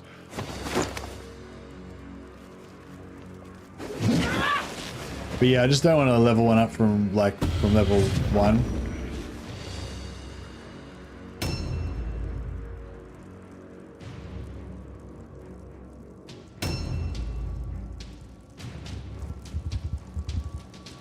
That's a Picaro. Suck it, dickhead. This is not my suck it. See, this is where the melee resist comes in. She's not even in dodge stance or anything. She just does dodge it, just can't hit her. Yeah, she's not our maxed out level 1. I don't think she's our secondary one. Alright, we'll put her in parry stance.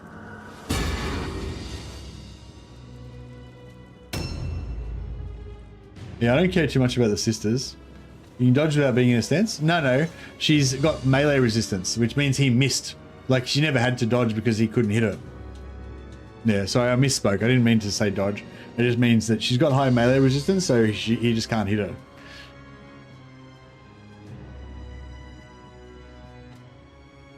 What a mess. So we got to loot that guy and that guy to get our secondaries, but we don't really care too much about the secondary in this one.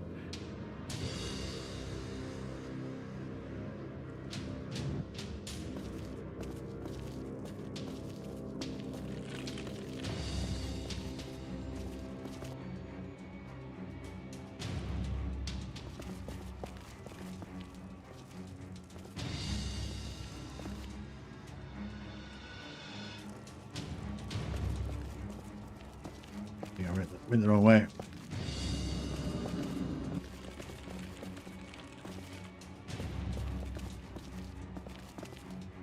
Yeah, so my guy's in there, but she's one-on-one, which we don't really want. So I'll try and get her in the back and help her out a little bit.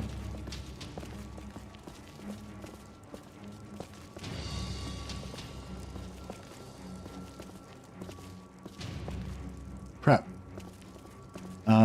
We should be able to make it a tiny bit closer, I think. Nah. Yeah, so I could have done her movement better.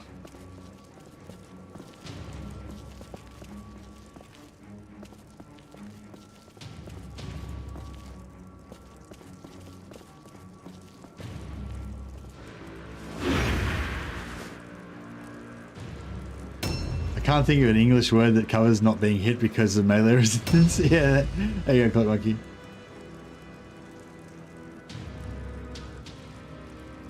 For ambush, I think so on the first turn, or if an enemy pops Daredevil. Oh yeah, so if it's an ambush, then all your characters automatically start off in dodge stance. But yeah, but that wasn't a dodge. That was just him not hitting her.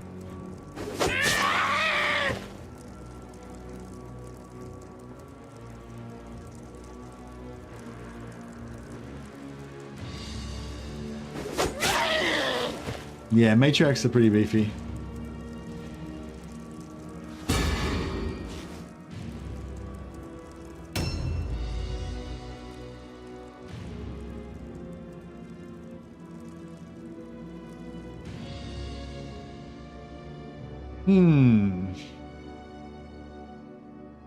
So I'm guessing that guy's in ambush stance. But he's gonna just hit me. He's gonna just... I feel like he's gonna ambush me as soon as I move, so I may as well just fucking charge him instead.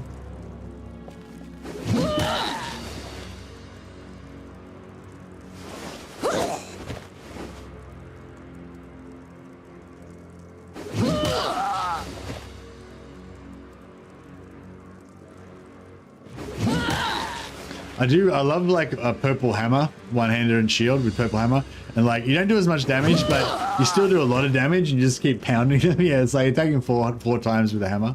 It's like smash, smash, smash, smash. I can't quite war cry anyone too far away.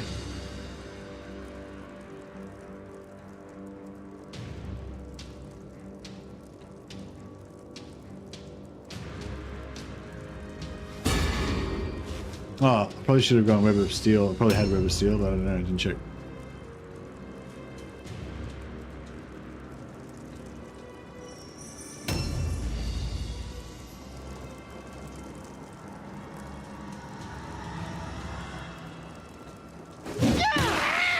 Yeah, we need somebody to come and help her out. She's not gonna enjoy being stuck here. She's probably gonna fail her terror test. Okay, so now she's can before I go into dodge stance, I'll go Prayer of Swiftness to increase her dodge chance. Pray to Sigmar. And then we'll go sidestep, so she's got 2 chances to dodge. So yeah, so first of all they can't hit her, and even if they do, she's got 2 chances to dodge with 120 dodge. So she should be pretty sweet.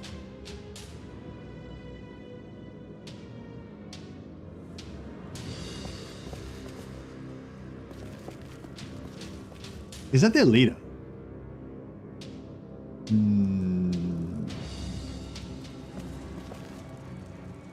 That's their leader, right.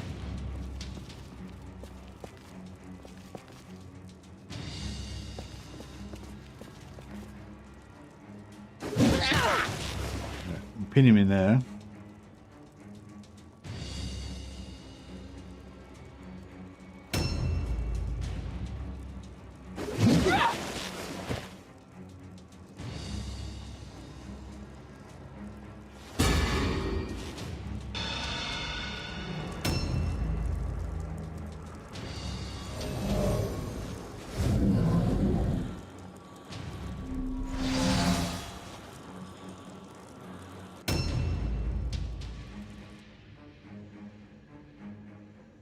Hey, my warrior priest. Who's the ones we have to kill? That one and that one. All right, let's see what we can do here.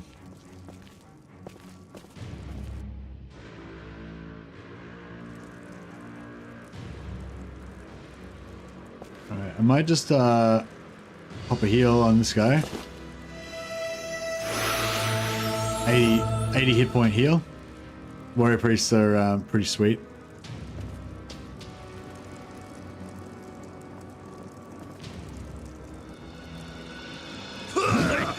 And because he's next to her, I think I can still cast it again, so.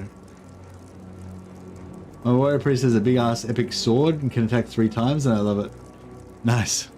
I don't know what you're talking about, but that sounds cool. We get Web of Steel, so we get 2 or maybe even 3 parry chances.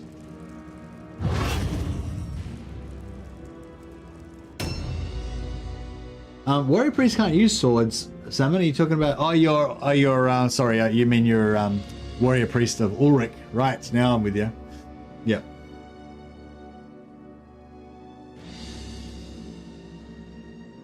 Okay, this is our finished Mega Tank.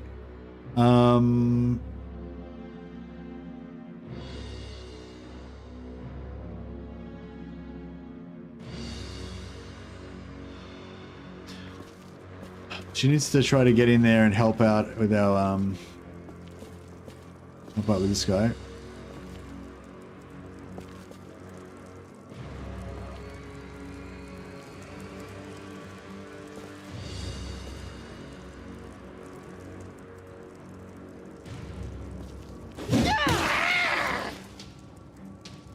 That way the other character doesn't have to roll all alone checks anymore.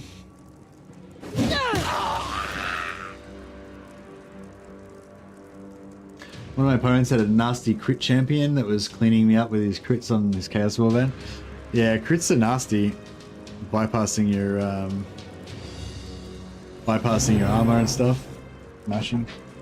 A new round has started. It feels quite cool to be playing this like advanced warband now after like grinding it out with my newbie warband.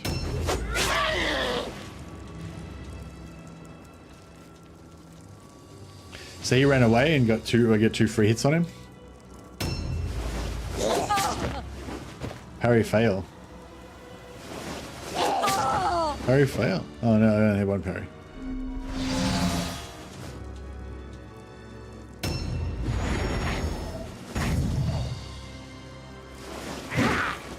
See, I didn't dodge. She just didn't even hit me. So she's still got 2 dodges left. Ah. Yeah, I need to get rid of those sisters. They suck.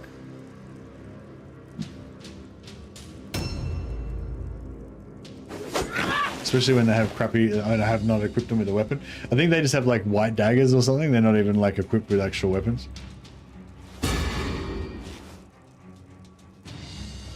Nice, it's a nice match, this one, though. Cast magic on us, filthy demon. Can't hit me in melee, though. Suck it. Not too bad. Still hasn't used her dodge. She's been attacked 3 times. No one can hit her. Stop fucking magicking me.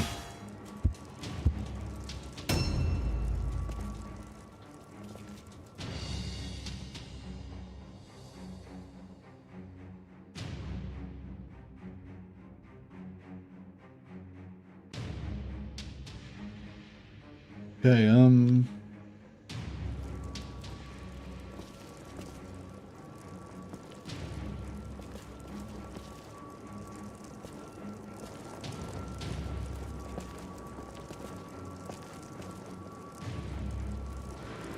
I think this one's a bit of a lowbie. I don't think she's got any skills or anything. She's got crappy dodge. Yeah, I think this is like a super low level novice.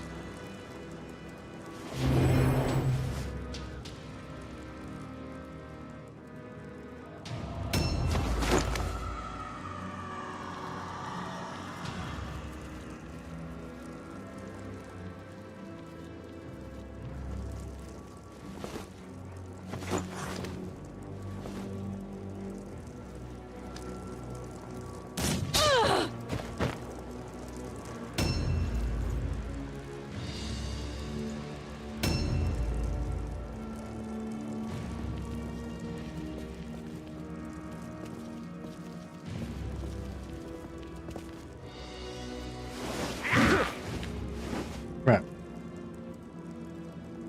Some random dickhead. Oh no. What? Oh no, I thought I was in... that's... So sometimes you have weird things like that where somebody charges you and engages you, but then because you're on a different level, you kind of fall out of combat again. So I assumed I was in combat and went to hit him back, and then I wasn't, and so I just set ambush. I didn't check properly. Ugh. Are there really powerful range-focused warbands, like Skaven with war pistols that deal 100 damage in a shot? Yeah, Empire Mercs. Empire Merc Overwatch gunpowder is pretty good. So you just have like lots of gunpowder and you do Overwatch shots, and basically you just set up your warband. Like you have the heaviest gunpowder. Weapons use 3 red pills to shoot instead of 2, and the so they do they do more damage, like way more damage than bows and stuff that only cost 2 points to shoot. But yeah, so you do gunpowder, and then you do Overwatch, and you have like 5 guys in Overwatch, and as they try to run towards you, it's just like Overwatch, Overwatch, Overwatch, Overwatch, and just get boom, boom, boom, boom. That's if you want big hits. There's Skaven.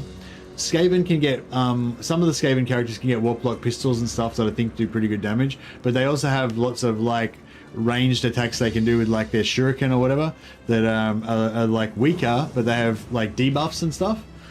Witch Hunters also, yeah, can do damage, or they can go like debuffy. I was kind of thinking of doing like a Witch Hunter Marksman. I think I've unlocked Marksman on my Witch Hunter warband, so I can get the good ranged heroes, get the good ranged units from the Merc warband and put them into the Witch Hunters for like a full-on ranged warband. That could be kind of cool.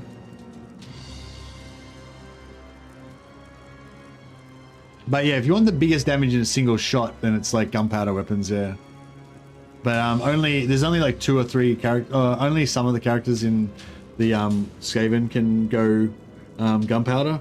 Most of them can only use shurikens. Whereas with Mercs, you can just have the entire warband, every single dude have a gunpowder weapon. It's kind of fun.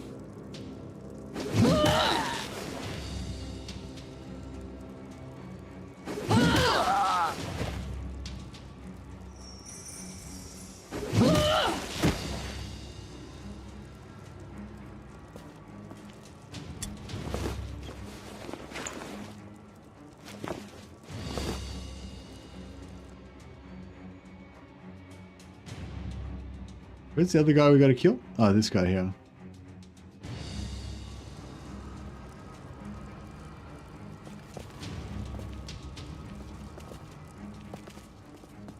Oh. Where's...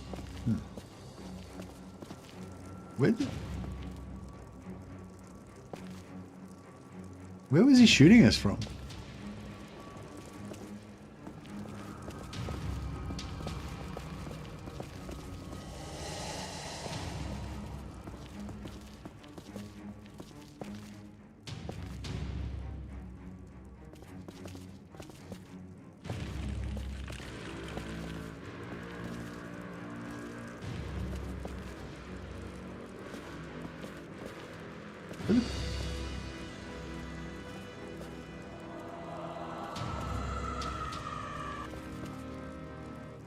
Where the fuck did that Scaven leader go?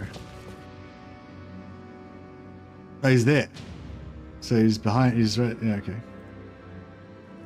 So where is he? He's like climbed up on top somewhere.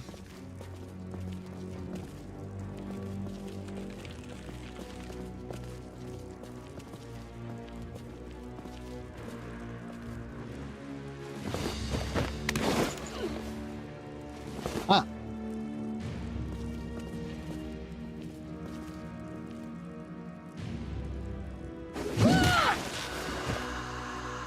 He's stuck in there now.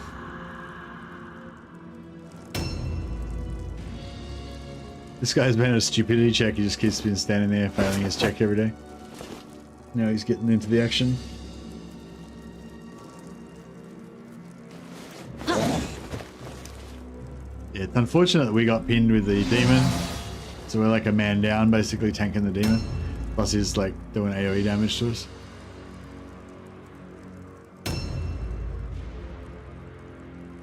Alright, this is one of our other tanks. I don't think she's like, she's not a fully maxed out one, I don't think, but...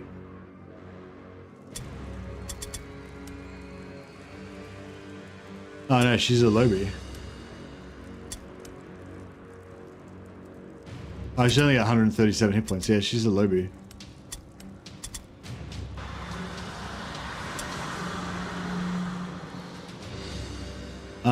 Okay. She can, Hey, where'd that other hero go? Over there somewhere. Okay, I'll just get her to help out this other lobby here.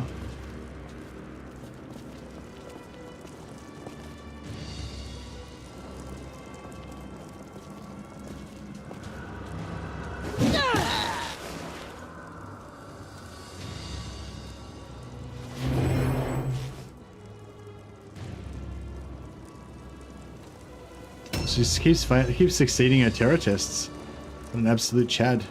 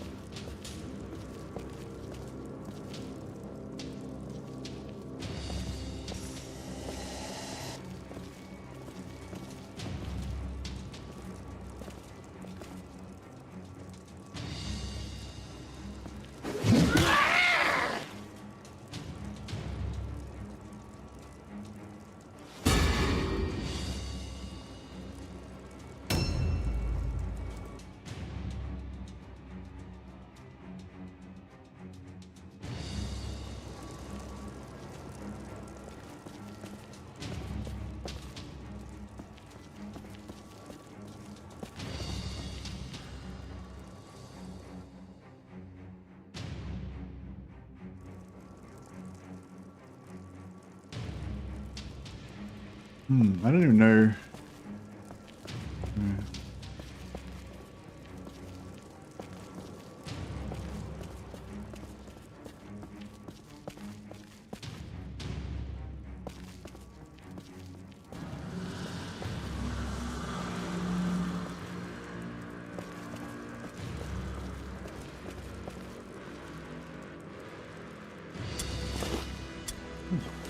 Those purple loot. All useless to me, but that's fine.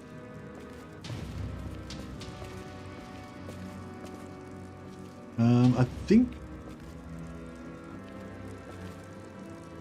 think my alternate weapon slot, Hammer of Perseverance, Hammer of Fury. That's not very good.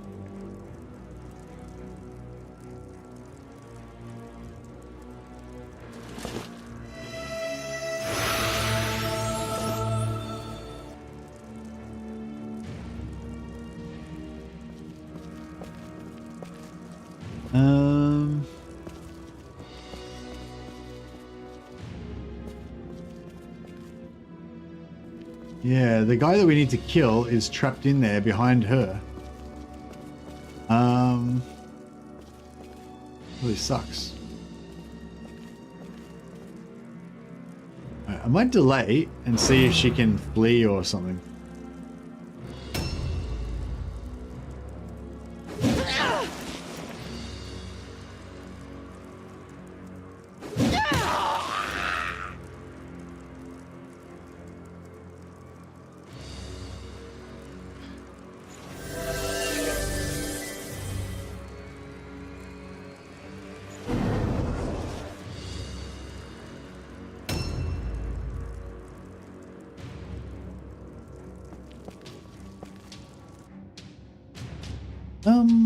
There's some like really good wordstone floating around, but I'm not sure where it all is.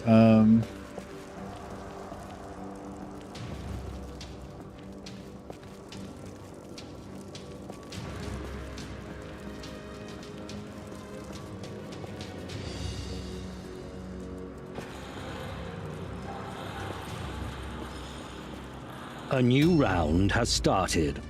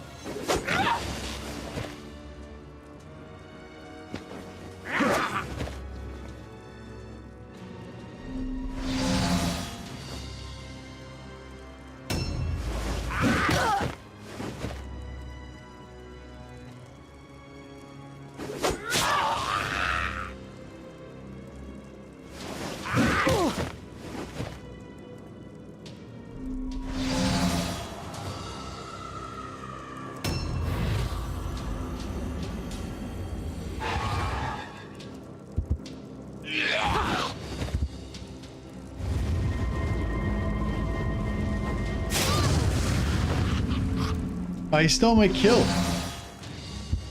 Kill stealing noob. Just stole my kill. Oh, where is she? No, okay. So that wordstone there is a good one.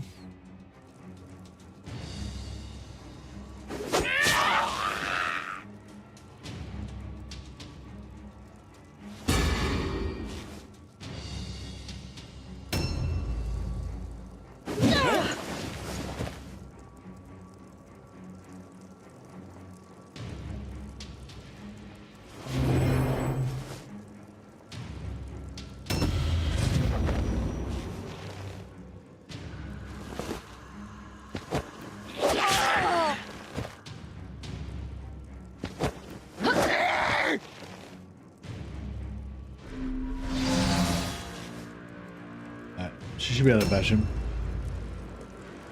Well, they get two guys with stupidity.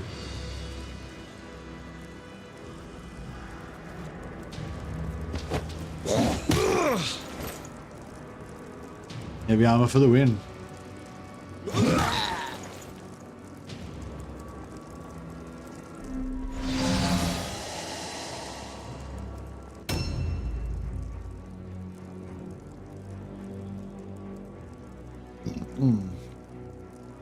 Crap. Yeah, I can't disengage or flee.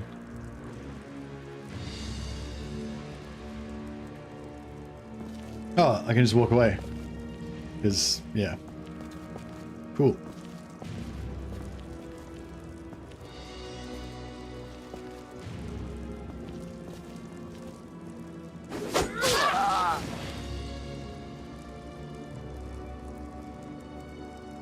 Yeah, man. I've been playing it the whole time. Well, not non-stop, but yeah. I always go back to it every now and again. It's great. I feel like it's a really good streaming game as well. For some reason. You know, it always feels good to stream it.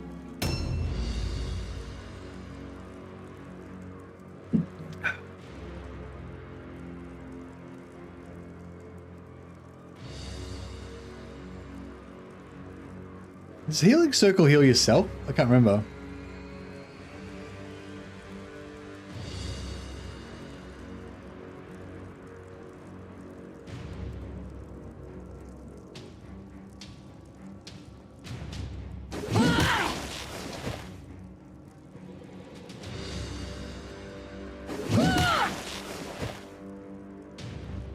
Healing circle does not heal self. Yeah, thanks, Zito. I suspected it didn't.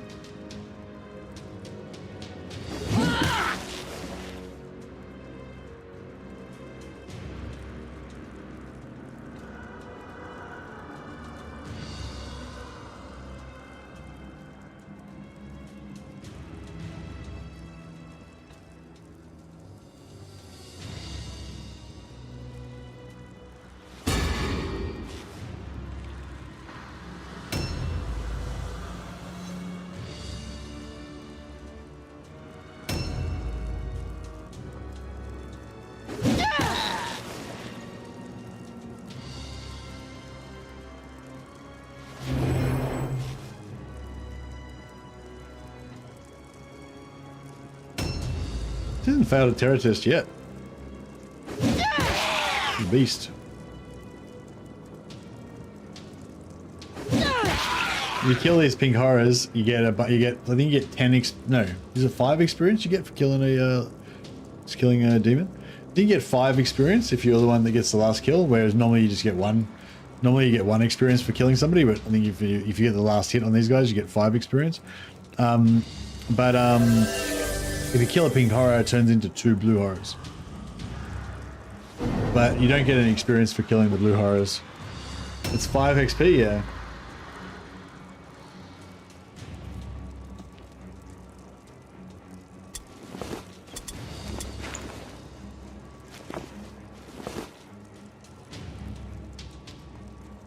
Alright.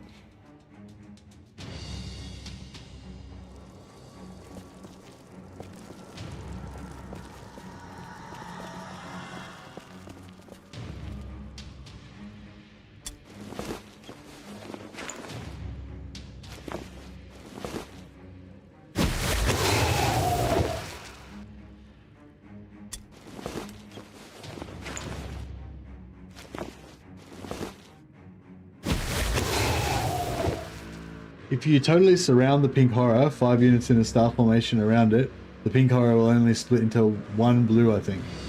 At least that's what I just did. Oh, really? That's cool. I never knew that. It's cool.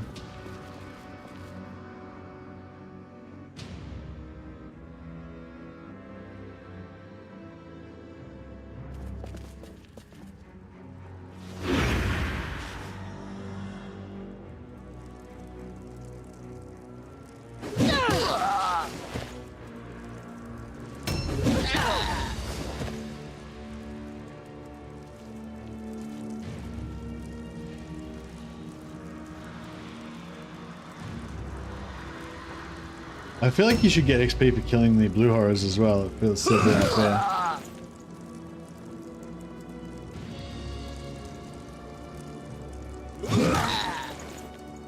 The worst demon is the demonette of Slanesh. Crit after crit and make 1 stupidity and makes you take stupidity tests. Plague Bearer can be annoying too. Yeah, the Plague Bearer gives you like a curse that reduces your stats and does other stuff as well, doesn't it?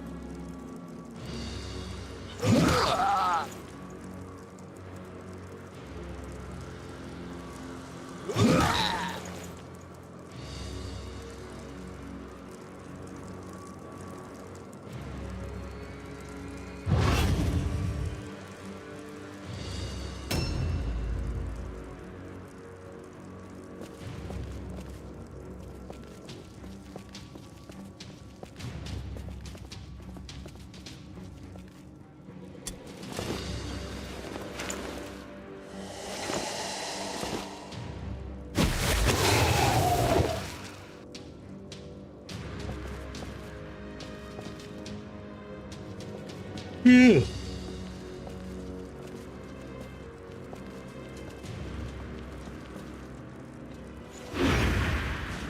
Excuse me. A new round has started.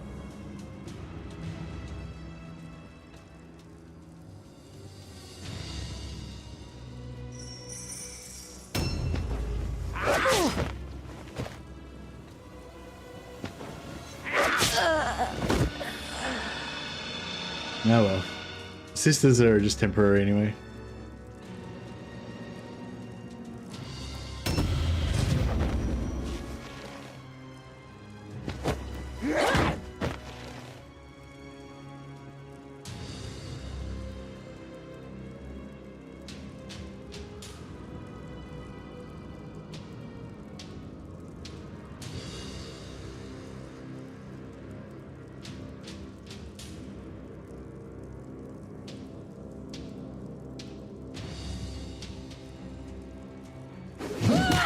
Schmish.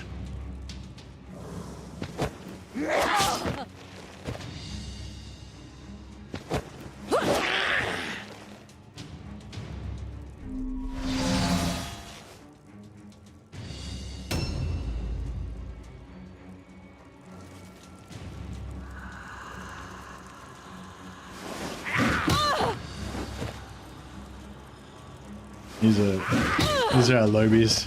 They've hardly got any hit points and they don't have good skills.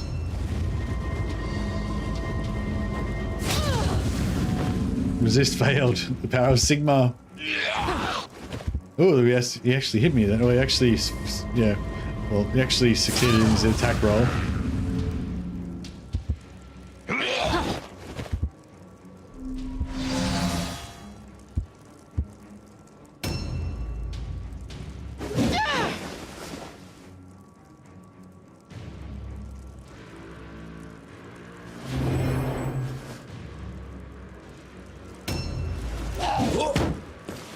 Oh, shit. I was just about to bring this guy, I was just about to make this guy run away so that he could go and heal some people.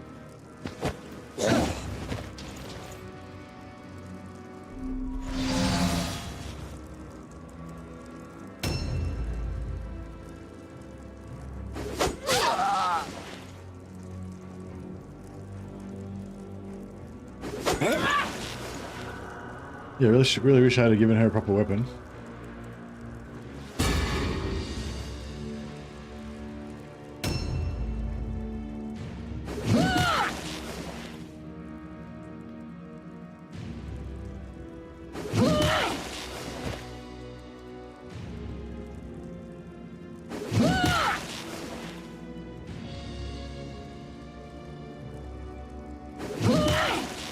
Oh, I lived. What the fuck?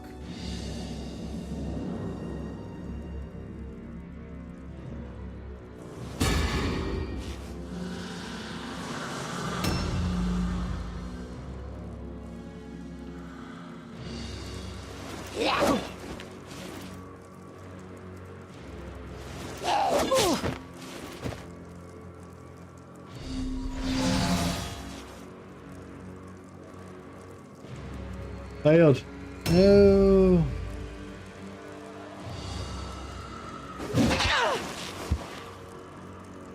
She finally failed a terror test.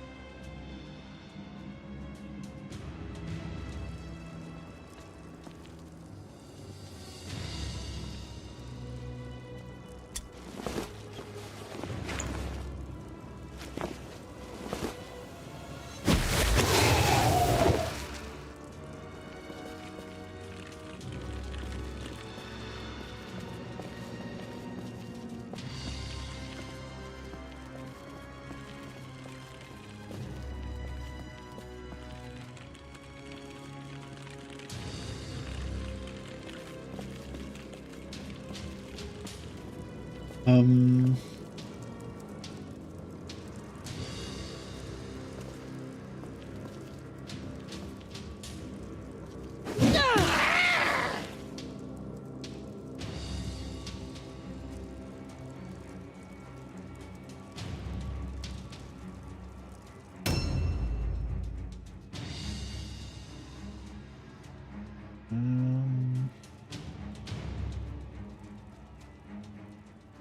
Right, I might see if she can. No. Damn.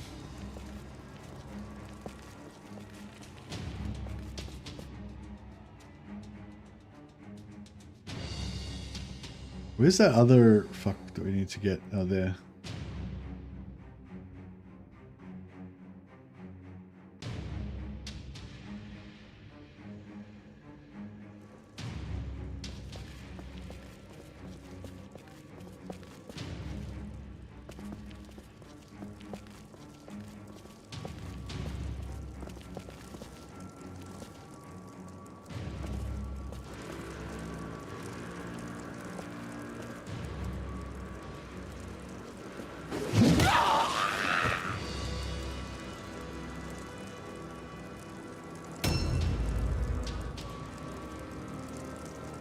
Need to, yeah,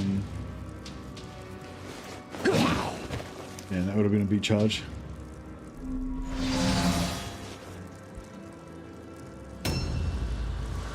Ah, I wanted to flee to go and heal people. How's my buddy here? Oh yeah, she's fine. She's needing heals.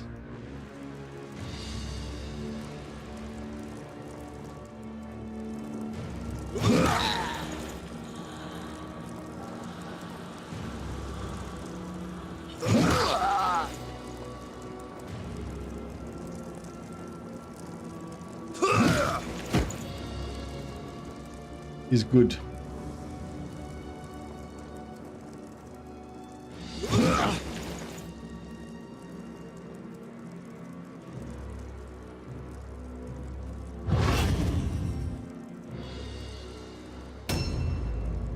Now they've still got a lot of renown left.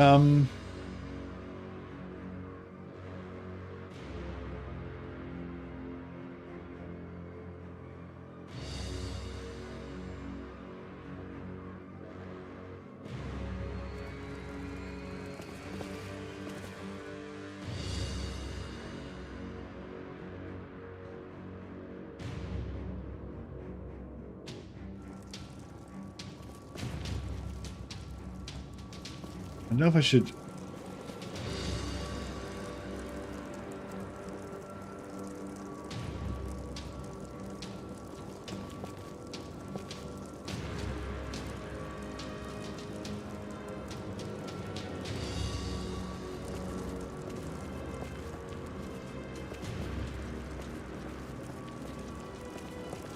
Yeah, so I'm gonna, I might,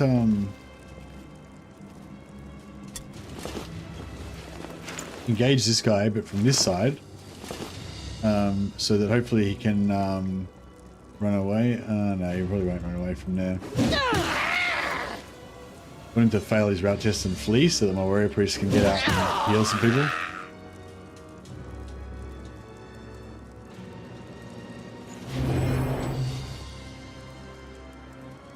A new round has started. Yeah, this is the other guy we have to kill to finish the main objective. But I don't think we're gonna get to.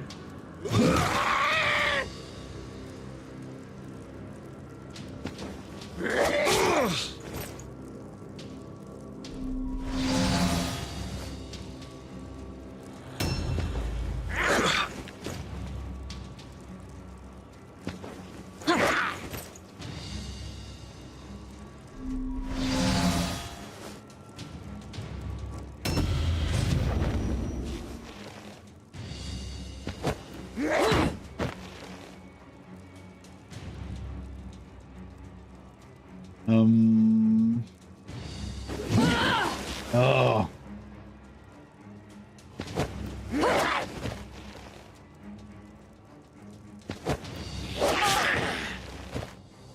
It's alright.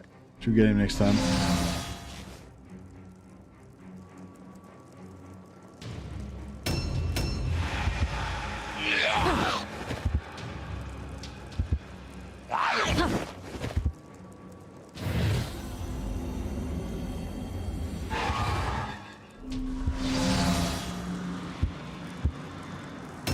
Did he just fail? He just failed to cast his spell.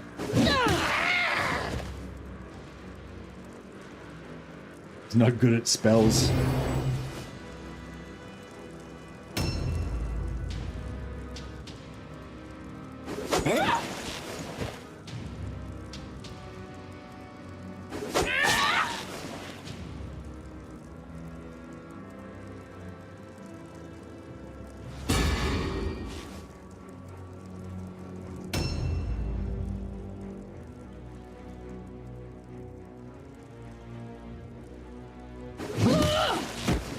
Boom.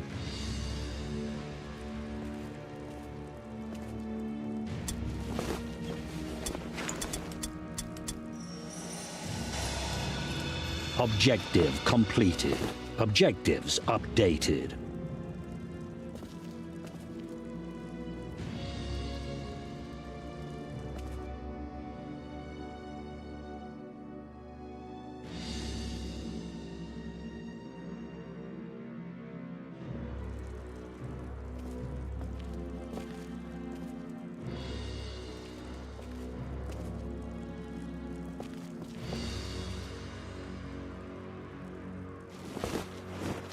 Ooh, like a ninja.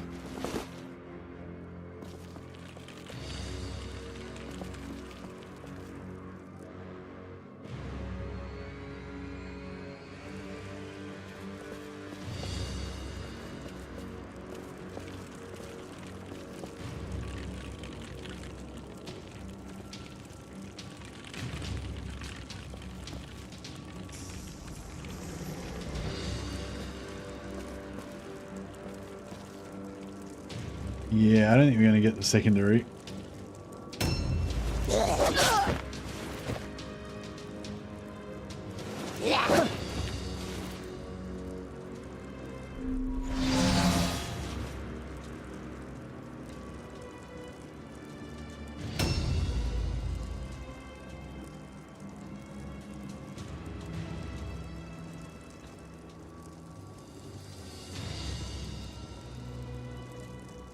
People playing Mordheim on Steam.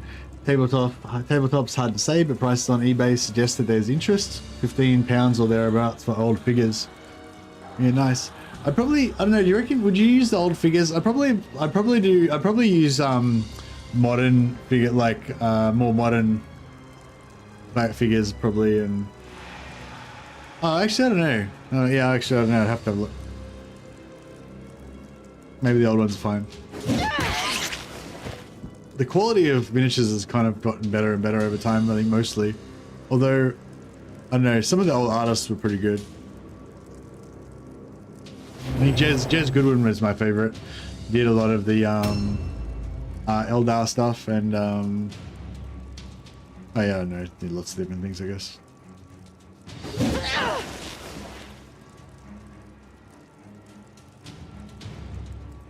Making terrain or painting it? Or getting it?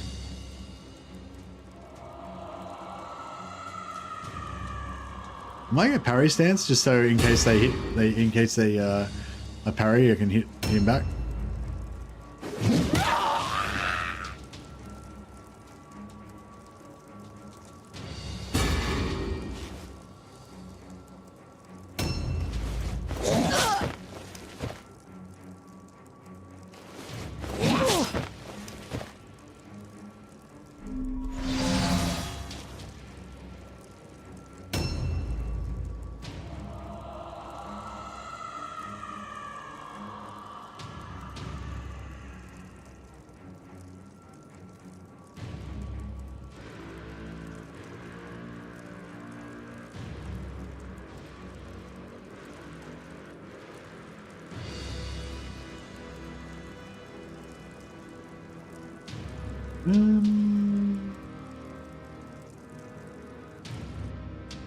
So the guy we need to take out is that guy.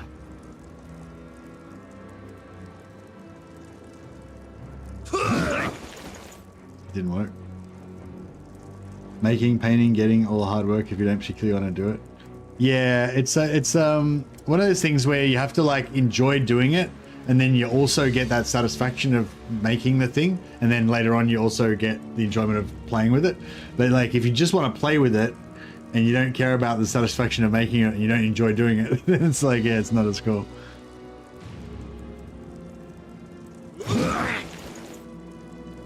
But having like a really nice terrain, like, looks so good. Like, yeah, I don't think I've ever seen a really good. I don't think I've ever really seen a really good Mordheim terrain in real life. But I've seen photos of tournaments and stuff like that, or like some amazing set, like amazing maps, or what do we call it, maps, board setups or whatever, terrain. And yeah, it's just really, I don't know, really cool. I think it's really, but it's so much effort to make it and stuff like that. Like you really need to like go and do tournaments interstate and stuff, and you know, other countries and shit, so you can like experience all the cool terrain different people have made. But if you like only play with your own hobby group, probably only one of them even makes terrain, you know, that's nice, and you know, it would take them a really long time, so you wouldn't see that much new stuff that often, you know.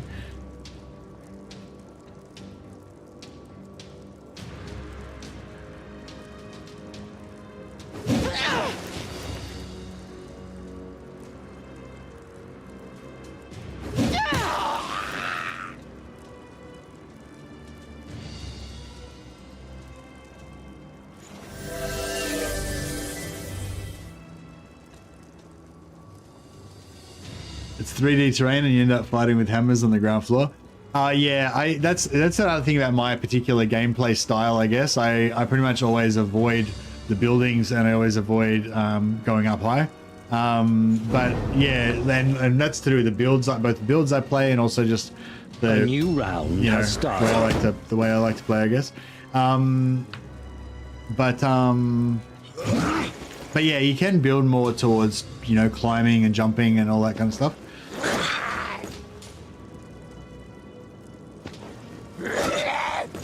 But I think because you usually play it on Deadly, and the like if you're playing in a real Mordheim or in a tournament or something, it's a bit different. But when you're playing in single player on Brutal and Deadly, like I pretty much only play Brutal and Deadly missions. So you know, 1v1, the enemy's like, you know, 60 to 100% stronger than you are. So getting caught in terrain, in buildings and on, you know, alleyways and gantries and doorways and shit is really bad. So you pretty much want to try to always stay out in the open. But you know, that depends. Sometimes if I'm using my impressive, two of my guys just died, but I don't care. They were just lobies. They'll be fine. And if they're not, there's plenty more lobies where they came from. Are Warlocks worth taking early? No. No, don't take Warlock. Is Warlock your starting hero for Mercs? I thought the starting hero was the Youngblood. If you're going for like most efficient, I would probably not even take a hero at the start. If you started from 0 or from level 5? Oh, you started from level 5, I guess, if you got Warlocks.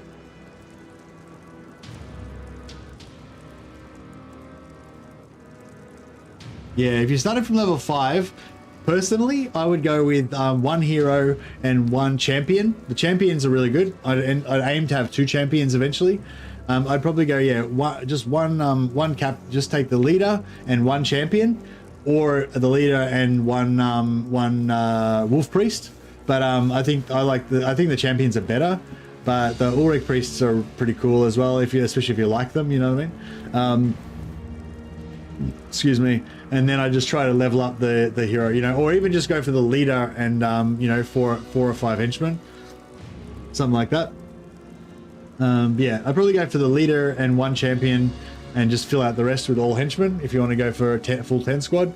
Or you could go for a faster gameplay and just go like you know, 3, 4, or 5 henchmen with the champion and the leader. So you just have like 6 or 7 guys. If you want to do the missions faster. But you could also have like five warriors, 5 warriors, 4 marksmen, champion, and the leader. Yeah, or like you said, or you could just go like leader and 4 warriors if you want to just like real fast, you know. But yeah, basically, the more dudes you have, the safer and easier it is, I think. But it takes longer.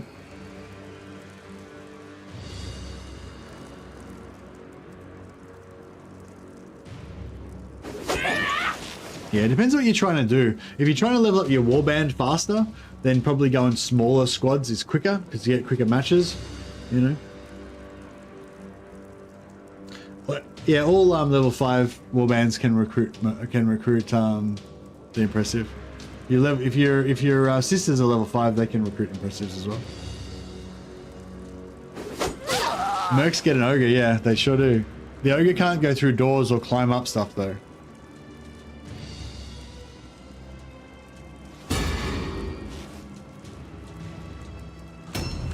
Actually, going impressive from the start would be pretty cool as well. Just go like your captain, your ogre, and go captain, ogre, and like 2 or 3 henchmen. You might lose some of your battles, but it'll be probably pretty fun. Now, the impressive takes up 2 hero slots. So you know how your hero slots have got the 2 hero slots and there's the 3rd slot at the top? The top slot is the impressive and it blocks out the 2 hero slots below it. So you exchange 2 heroes for 1 impressive.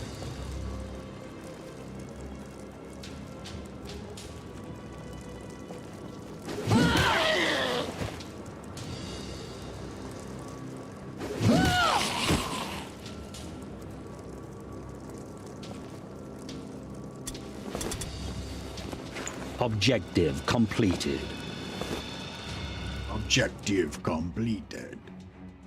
All right, they're going to route now, I think, because I don't think they've got any more. I don't think they've got any more heroes left.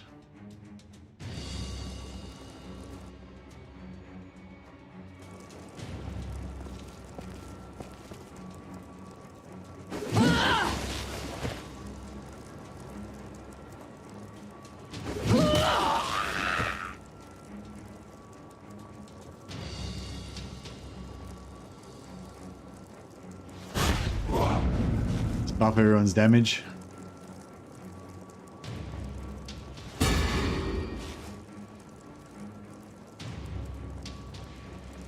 All right, we've got time for one more mission. We've got a staff. That's pretty crap. So I got the 2.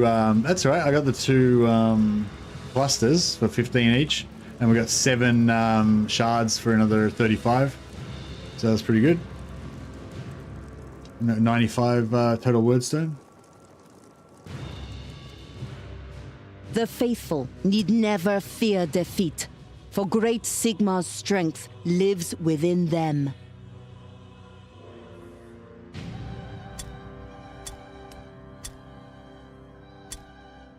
Outstanding.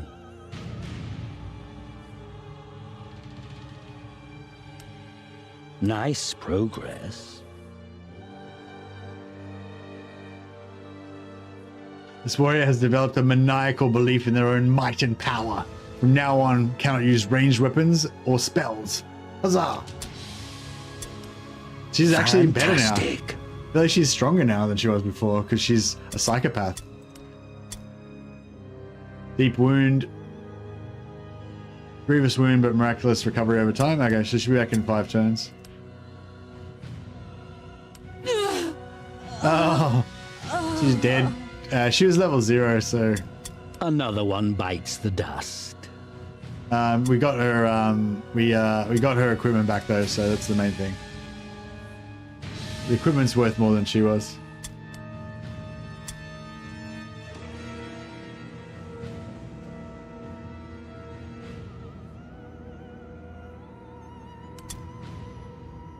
I kind of want to start a new warband with just an ogre, 2 warrior, 2 wolf priests, and a captain now.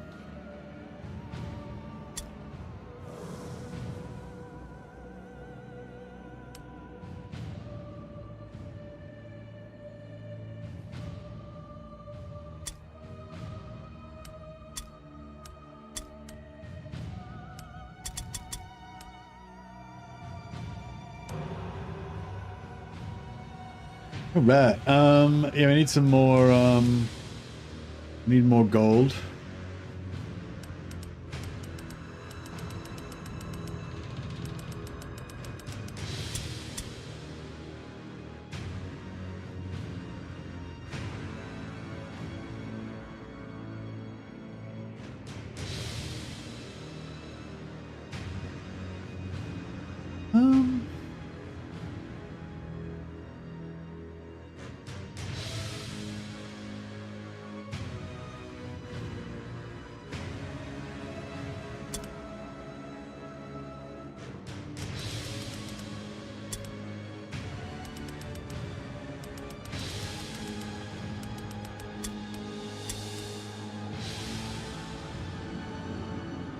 Try starting the impressive with Skaven. It's very funny until the stupidity kicks in.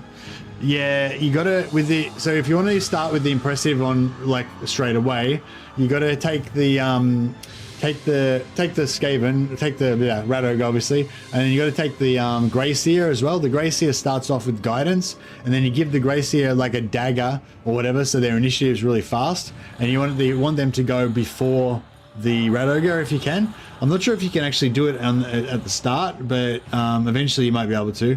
And yeah, don't put any points into the Radoga's awareness because you don't want him to be any faster on initiative than he already is.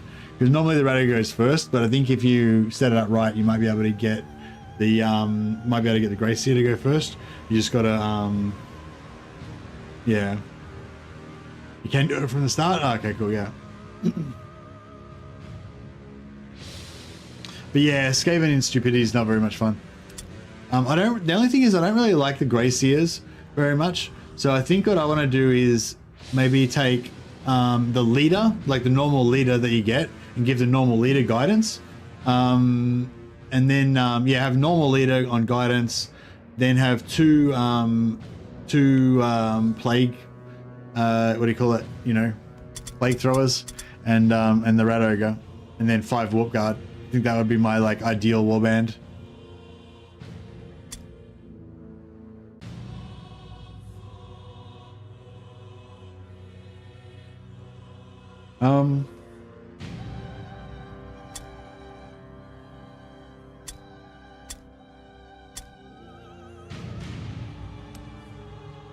So she's going to be back in 1 turn. So she goes in, she goes out.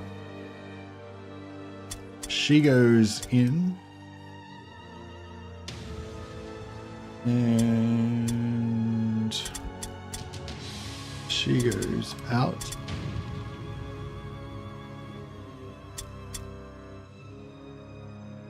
And she can learn a skill. She's ranked 10.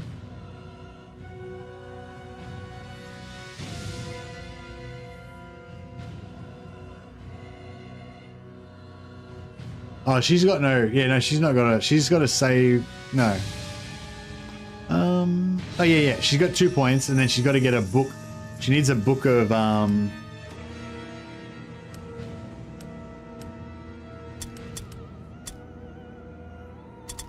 She needs a book of abilities.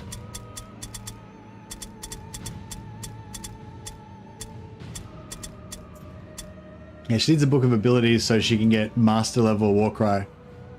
And then she'll be like the perfect order leader. Basically.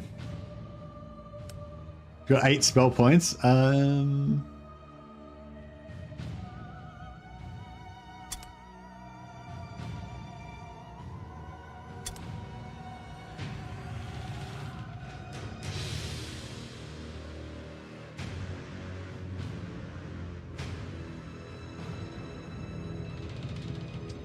Oh yeah, self or single ally, so she can cast this on the maiden, yeah. I don't know if I want, yeah, I don't know, I'm pretty broke.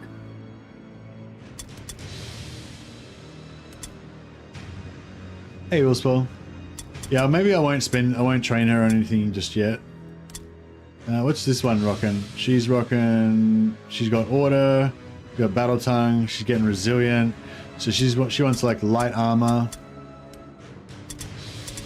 Of Slayers. Agility, Slayers. Yeah, she get a light item of Slayers, why not? And she wants a shield of, like, I don't know, protection.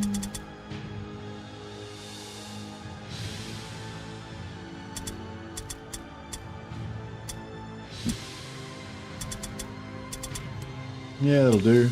And a hammer.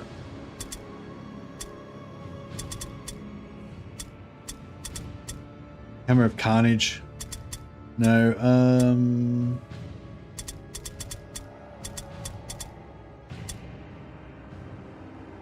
How you going, Wuspel?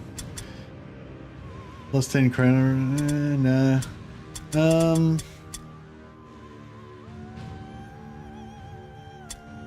don't know, just go hammer, just go normal hammer, I guess. It's fine. And, I'm gonna purple, steal her helmet. What's she rocking anyway?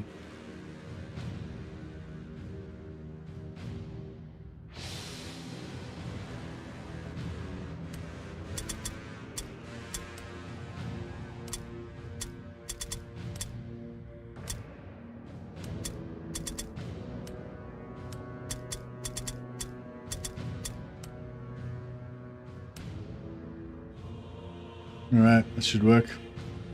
Should do the trick. Alright, let's enter. Alright, we didn't get any new high swords. You are being rewarded.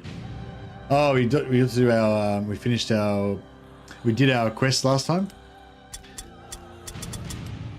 Yeah, we did our story quest next time, and we're just waiting for a new story quest to come up. No, oh, hey, Willsport. No, we fast forwarded. So this is, I got my other rank 10 sisters warband, and I renamed them to be the Order of Sanguine Lamentation. And then we've like fast forwarded into the future.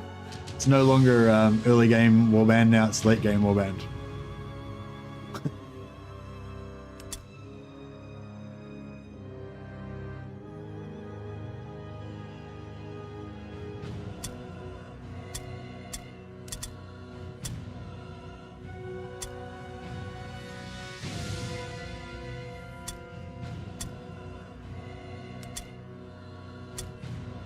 Rank 3 for 0. Why is she only cost 0?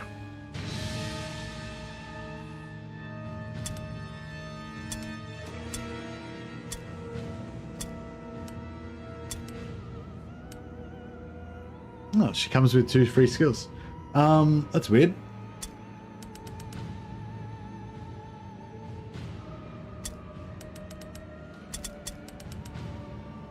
Yeah, where'd she come from? Weird. I've got a free dude. Got her for mission completion reward. Ah, cool. Thanks, Paper. I didn't even pay attention to that. I was like, what's going on? All right. So for her, she probably wants like sidestep or avoid. Probably be the thing that's going to give her the most chance of living.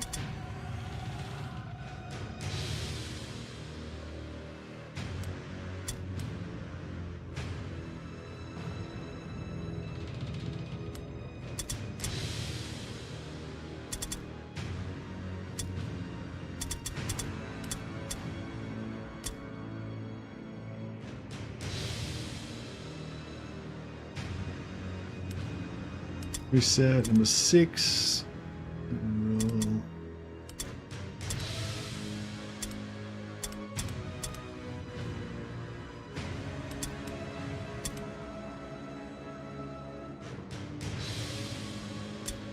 Alrighty, and we'll give her some light armor. And we'll give her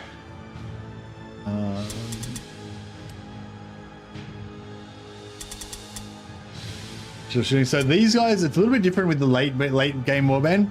So this guy's got low hit points. She's very weak. She's going to die really fast.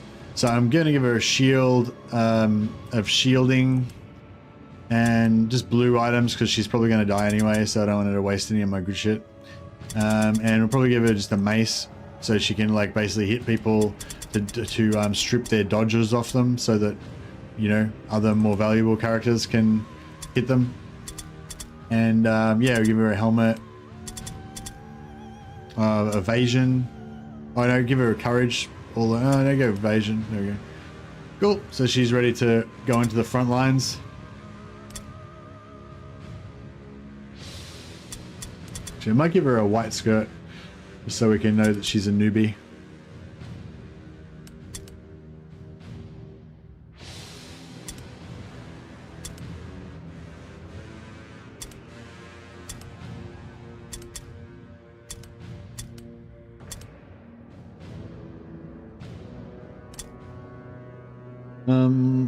Cool.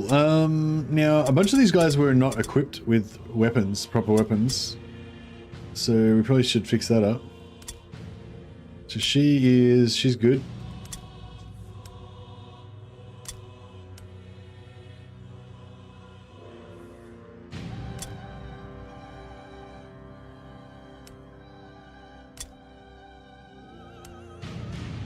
Oh no, these guys are. Oh, okay, they were actually equipped with proper weapons.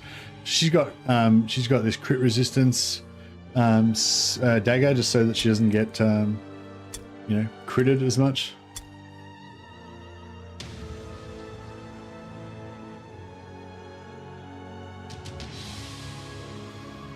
Let's give her some.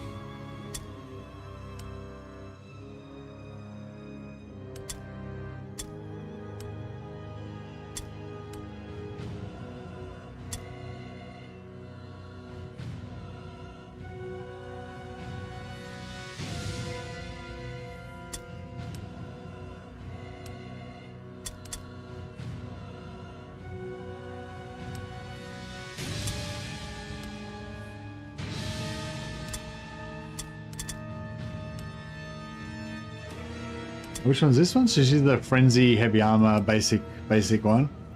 No. It's good. Dodge bypass, strength and accuracy.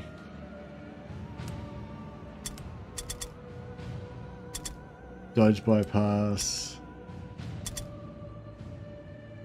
Dodge bypass.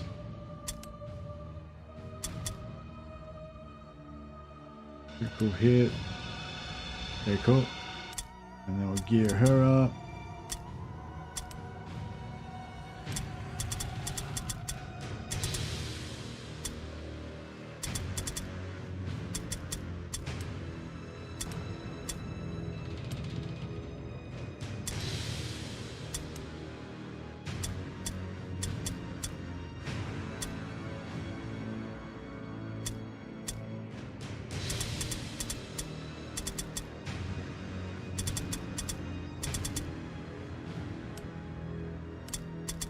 And yeah, she has...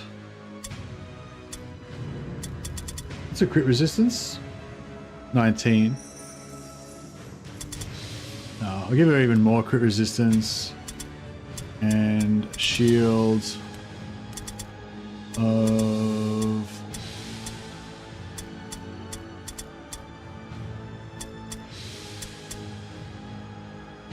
Shield of Steel, even more crit resistance. Now, I don't know if she needs that much crit resistance. Alright,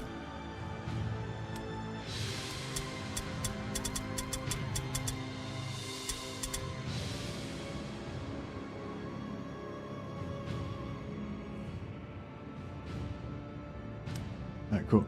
And then, yeah, for her one-hander, she wants Sigmar Warhammer of Speed and Sigmar Warhammer of Speed. Cool. Alright, we're ready to rock.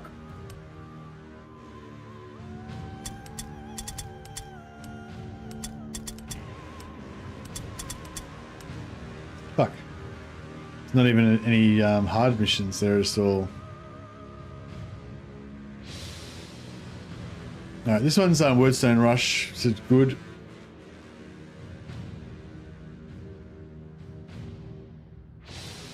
Yeah, this should be an easy one, at least. Scouts? have reported a rival warband in the vicinity. Before you can find them, a heavy fog settles over the ruins.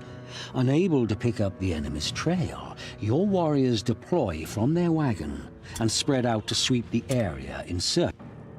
A new round has started.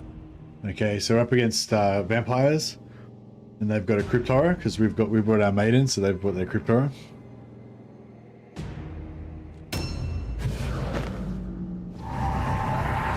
And there he is.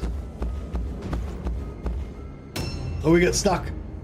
So yeah, the larger impressives, like they quite often get stuck and stuff and just bug out and shit. So yeah, especially if you've got one of the good ones like the warrior priest, like, oh, it doesn't really matter what one you've got because yours won't bug out as much, or really at all. But yeah, that's why it's a bit more RNG if you take an impressive, because you can get screwed over where the impressive just kills a bunch of you dudes, but mostly not. Especially if you run away from the enemy, there's more chance that the impressive will get stuck the further it has to kind of come to get you, I think. How the fuck I thought we were both set up far apart from each other. Why are these two guys just getting killed? How does that work? Like, these guys are set up normally far apart, and then there's randomly two of our guys in the middle. Is that like a thing that happens sometimes? I don't think I've ever had that before. It's weird. Is that a thing? Or is it? I don't know. Was there a special setup that I didn't notice? Man, look where all the wordstone is. It's like.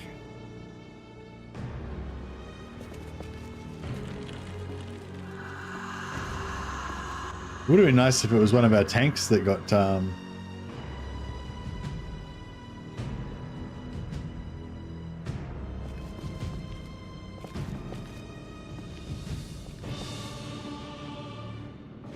Okay, the machine.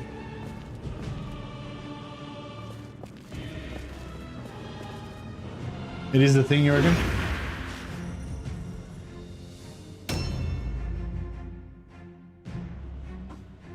Yeah, so these guys have dagger. These guys are just speed bumps basically. They've just got daggers of crit resistance, and they're just they're just there to basically feed action points to the sister, but to the maiden. But yeah, apart from that, they're not much use.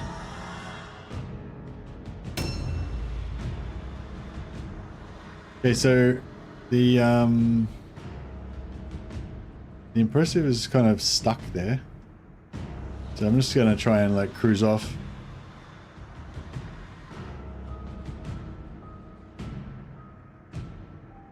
Be like, sweet, thanks, nice chatting with you guys. I'm just gonna head off. That's cool.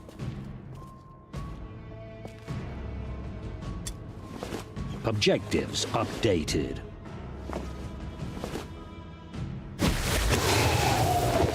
Oh, I want that. I want this wordstone over here too. Alright. I've just totally forgotten about the concept of survival. Objectives updated. Wordstone.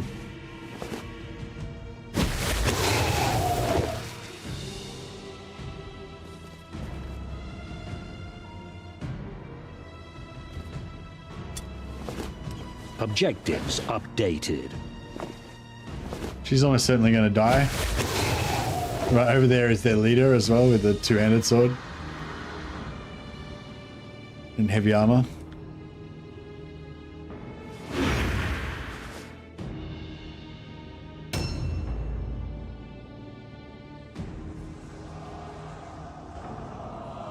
She will be avenged. This is our this is our level 3 newbie.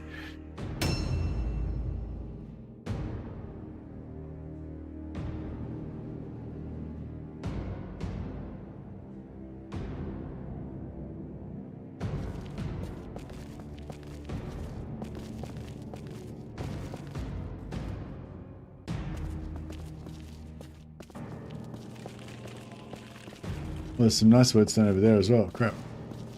I also want that.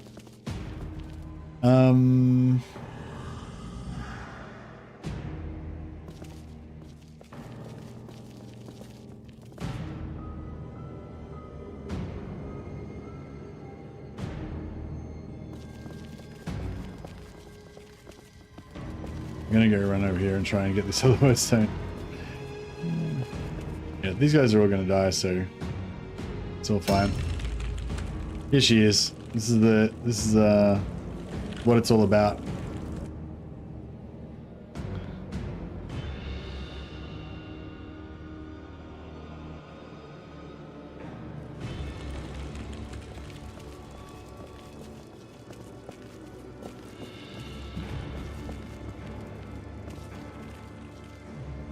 The maiden. That's why we do it all. We do all this, so the maiden can smash.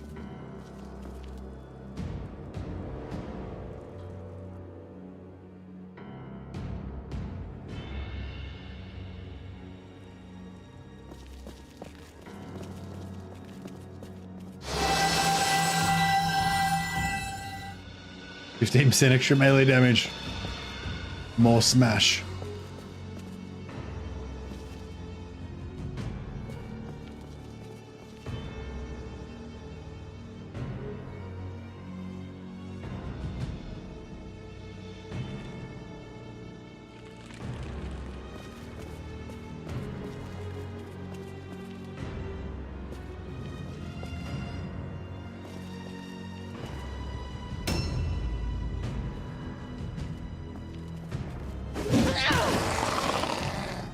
I got her a little bit further away from their leader by charging him, so that might work out okay.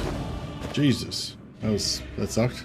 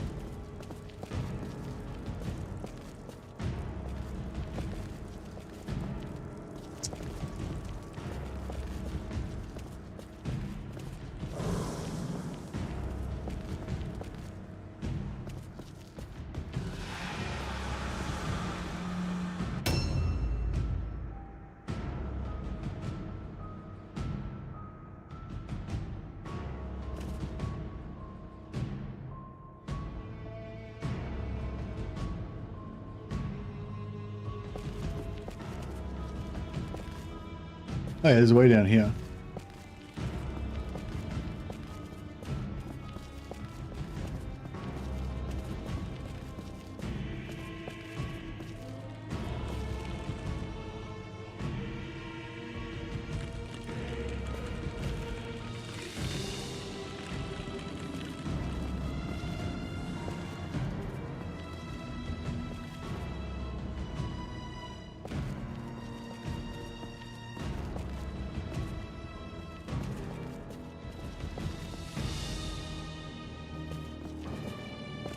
I really don't want to get tangled up with this impressive, but you know. So I'm going to use order to yell at her and tell her to punch that guy. It's she doesn't have too much damage, but I can't do anything else, so I may as well.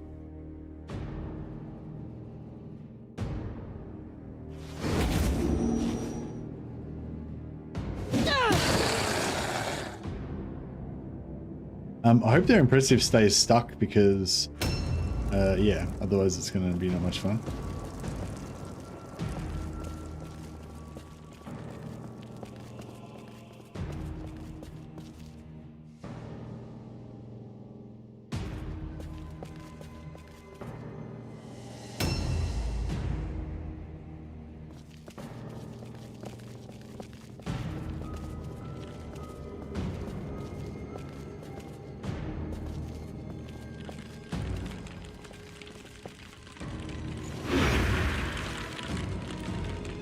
A new round has started.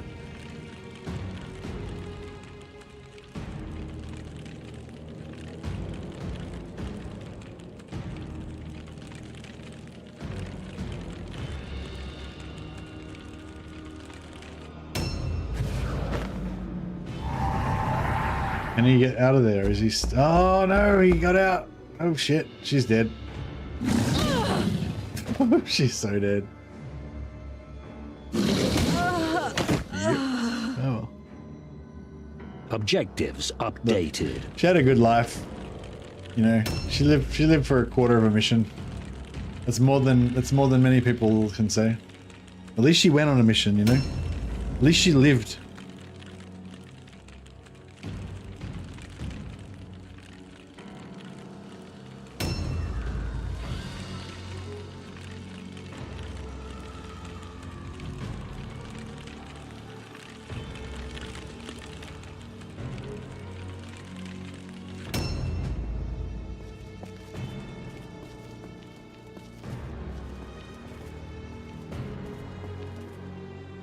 I'll just go to grab this wordstone before she goes anywhere.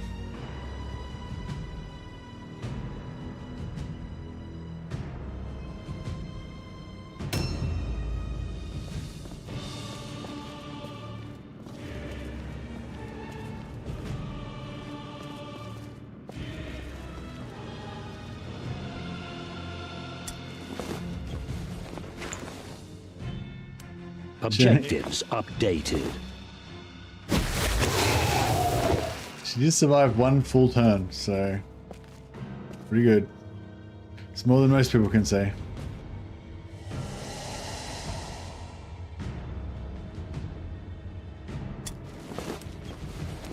Objectives updated.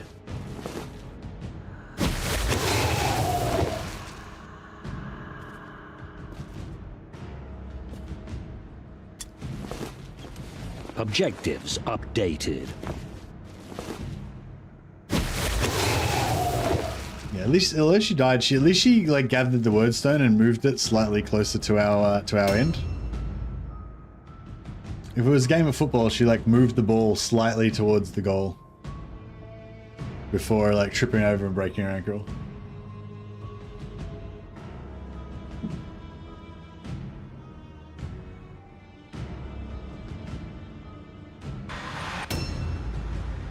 I am a killer.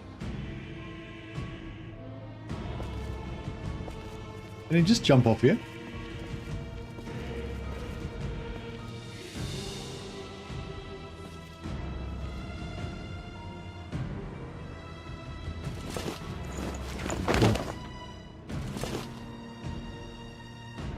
I am a killer.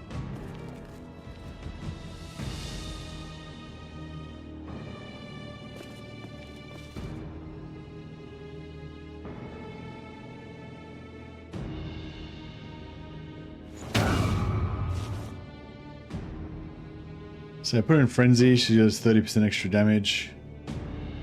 And let's put her about there.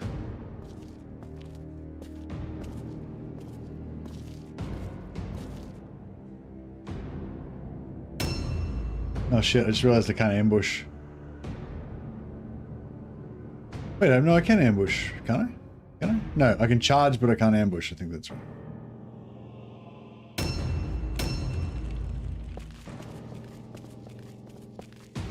Yeah, I probably should have just run her into combat, actually, in retrospect.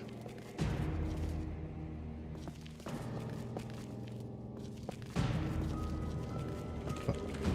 I'm lost. I'm lost.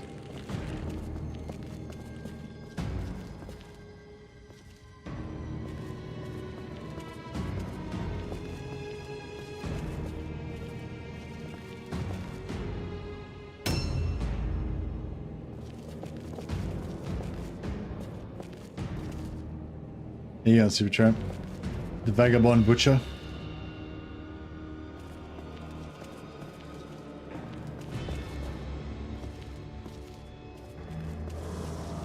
Oh no.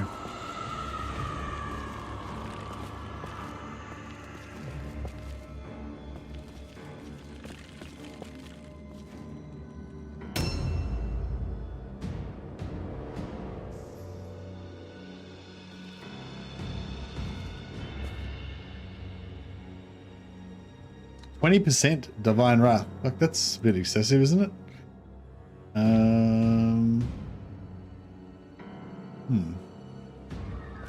Alright, well...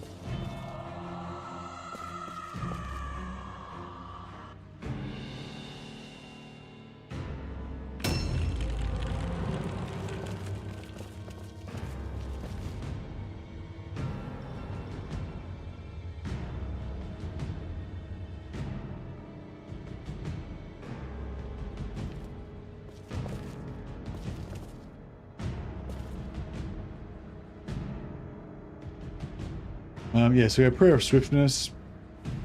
Gives her extra chance to dodge. And then we'll put her in Prowl. So if anyone tries to come around and get my Matriarch, she'll pick it up. A new round has started. Hopefully they'll just run into my Maiden and get smashed. Don't know if they'll I don't know if they'll be too keen on doing that, but...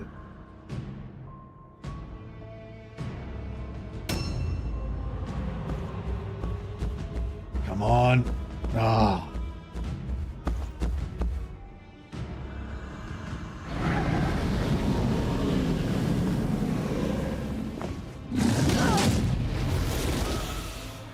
Yeah, she's dead.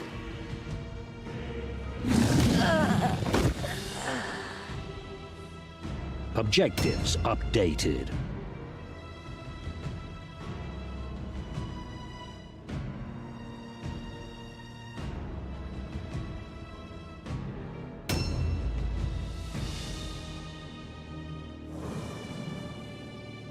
Just let her go. Let her do the hammer time.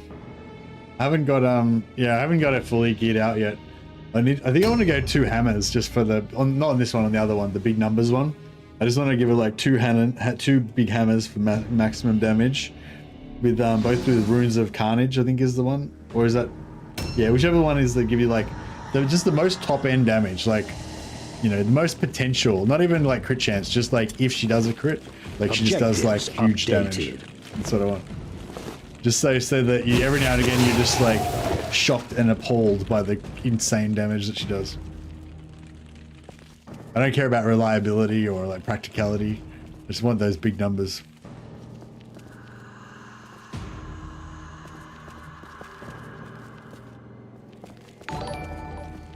Hey Melodeth.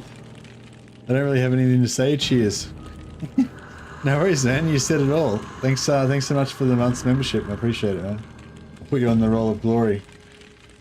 What's your priestess name? How do we make Melodeth into a priestess name? Sister Melodia. Melodeth. Sister Melodeth. Maybe I just take away the A, so it's like D-T-H. We can just pretend it doesn't mean death. Pretend it's like a real name.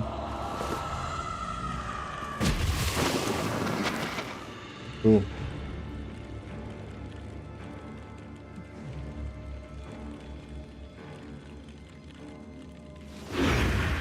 Melodieth.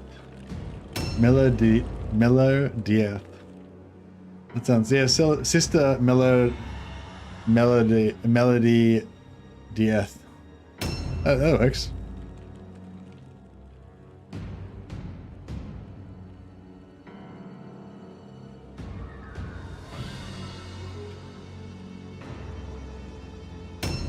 If Melodeth is a saint's name, you could use that. Well, what about Sister Melody? Sister Melody Lamort.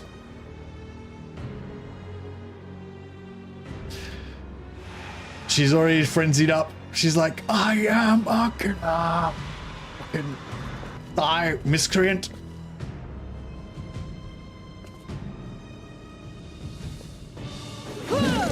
Rah. Curses. Yeah, she doesn't have the max damage weapons yet. This is my apprentice sister. She's not as badass as the other one.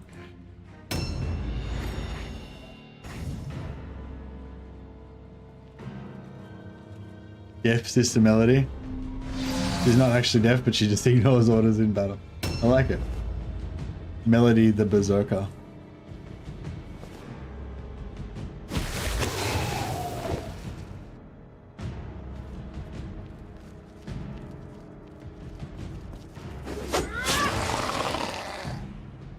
Stop right there, you.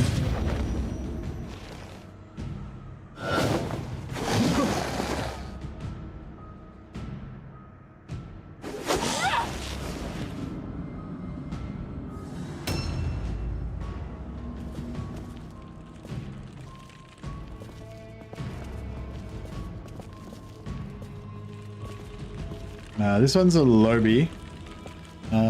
So we'll just yeah, we'll just put her in here so that this guy's got a bit more to help this guy survive. These guys will just hold this guy down for a few turns, try not to die.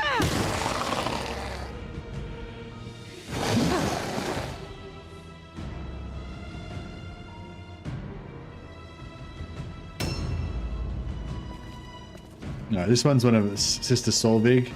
He's one of our serious dudes.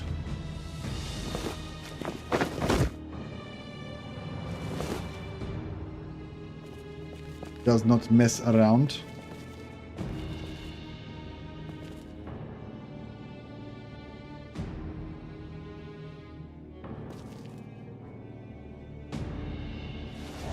Kind of like Prowl on a tank. Prowl's really good on a tank because if you run out of blue pills because you move too far, you can still go into dodge stance using using Prowl, so that's kind of cool.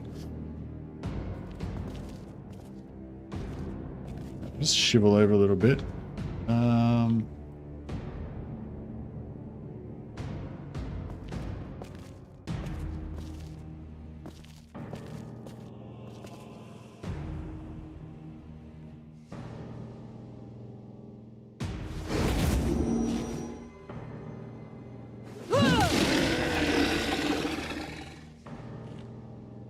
Wrecked filth.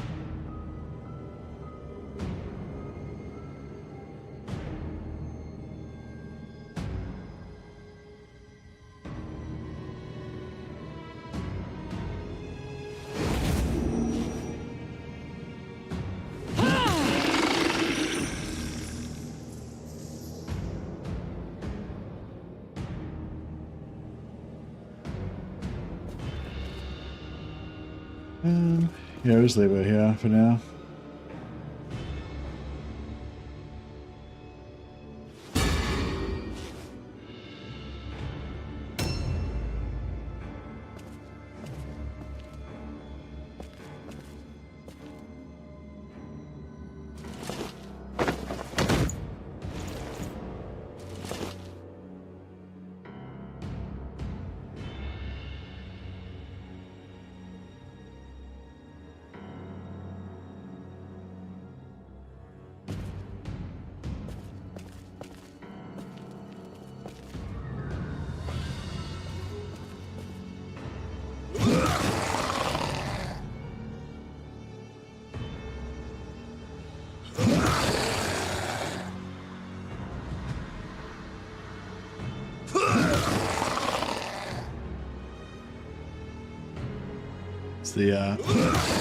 The medic has arrived.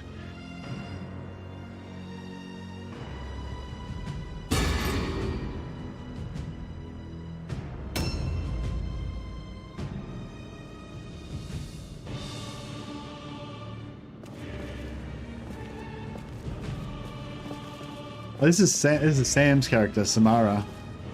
Novitiate Samara.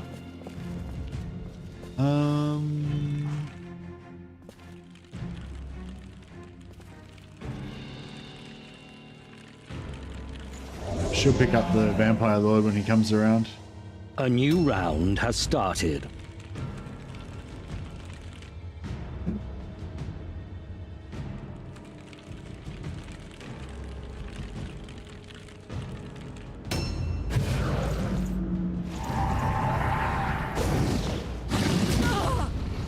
Psh, your weapons mean nothing. Alright, I felt that one. Felt that one a little bit. Alright, that one hurt a bit. That one hurt also. You farted on me as well. Add insult to injury.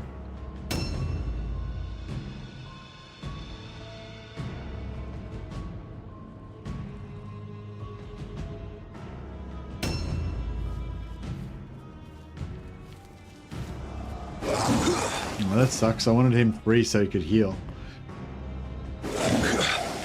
Now I've got to deal with this tar pit.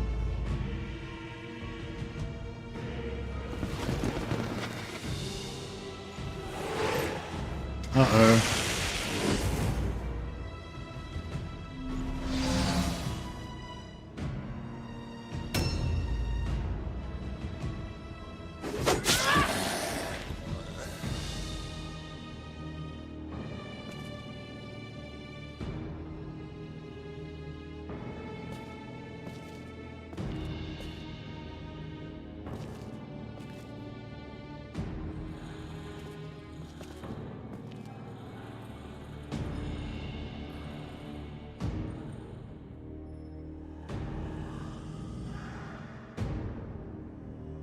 Can you delay if you're frenzied? Oh.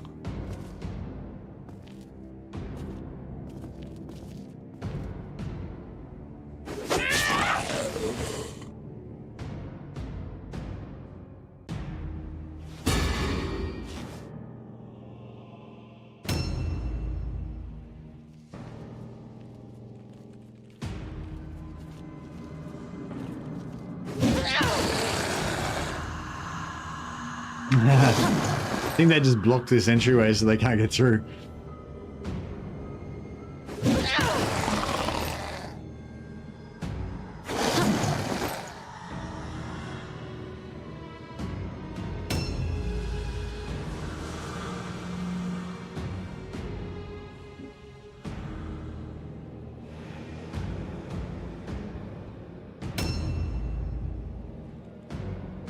I'm still frenzied, right? Yeah. Yeah, 30% extra damage from frenzy. Minus 15. Oh, large targets have 15% extra armor absorption. I didn't realize that. I don't think I have that though. So I guess I'm not large enough. God damn.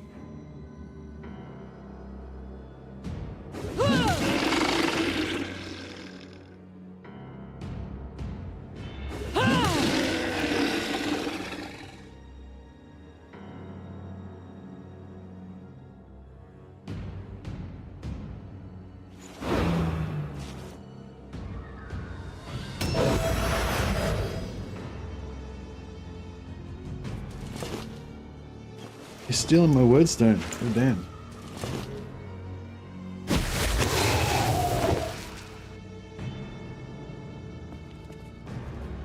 I only picked up one of the wordstones. Is he going to take that back to his wagon? Oh, that's pretty crazy. If he goes all the way back to his wagon with that, I'll be bemused.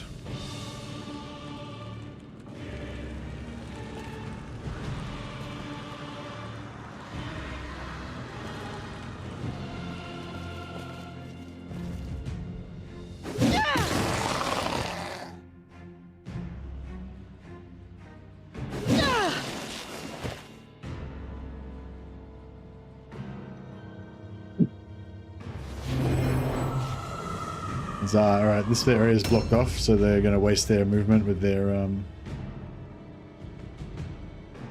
just delay again.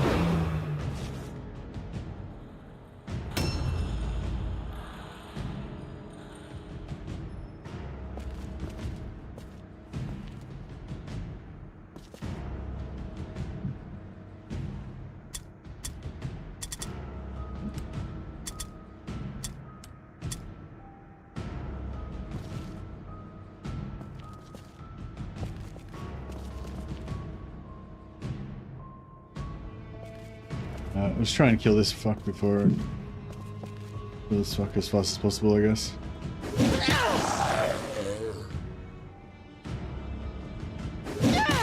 I'll probably try and flee with my warrior priest.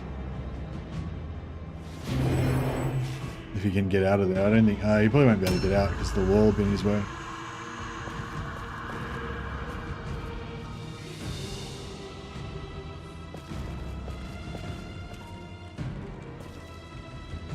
%, 20%. Oh man.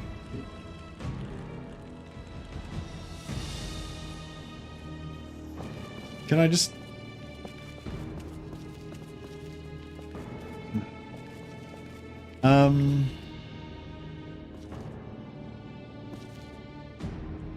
Yeah, I'll just keep ordering. Get it done.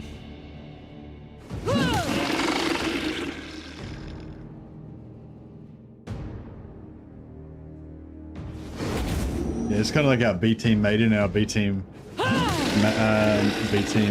matriarch as well.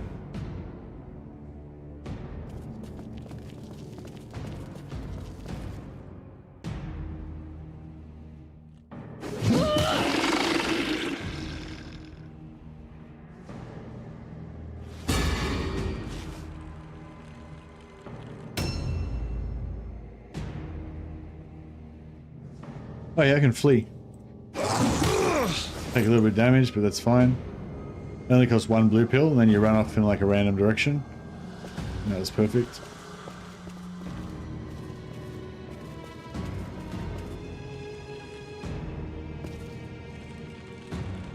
%9 of chance of divine wrath.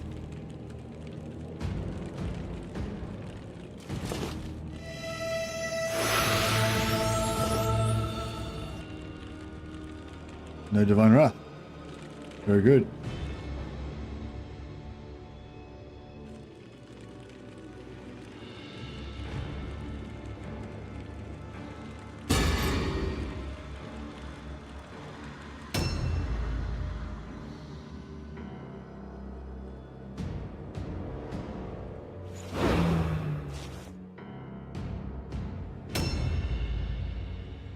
No.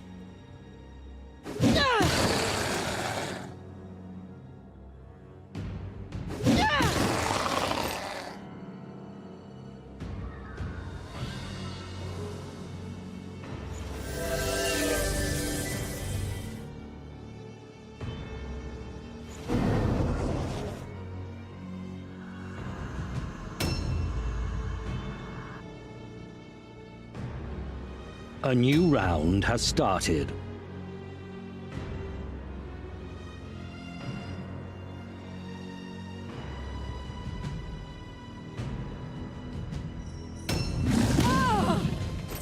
Eh. Minor.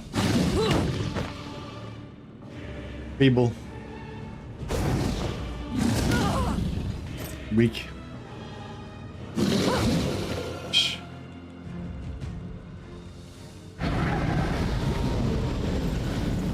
Smelly.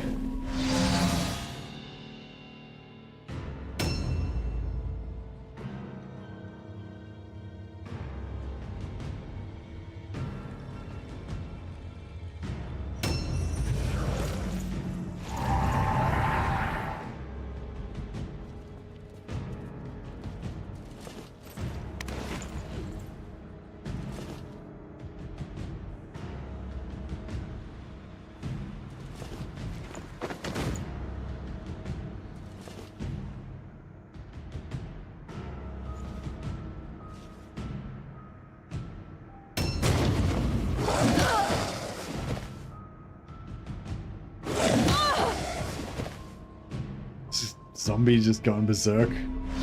Lost an arm and its jaw.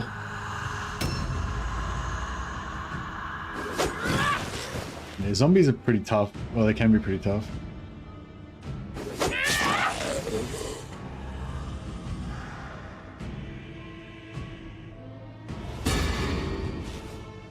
He's got one missing leg as well.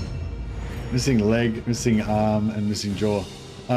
Yeah, somebody was saying the other day that with zombies, they can't get any brain injuries or head, or you know, they can't get any madnesses or a muck or megalomania. They can only get limbs missing or death.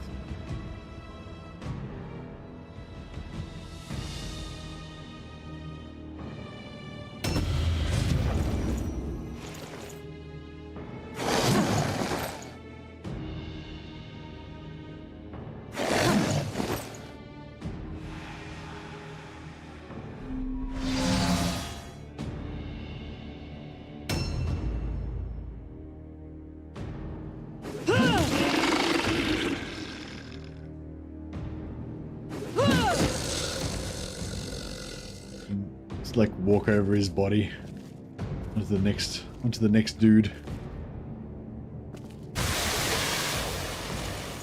No.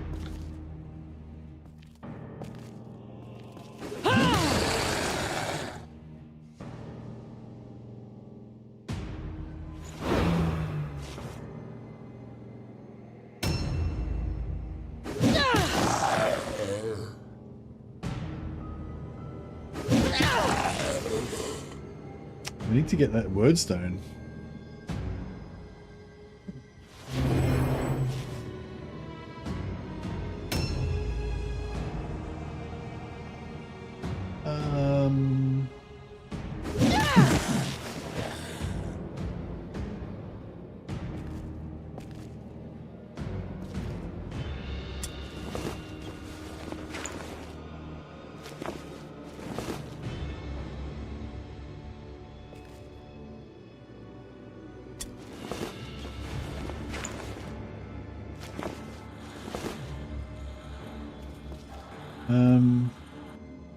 Where was that? Where was that body of my other dead guy?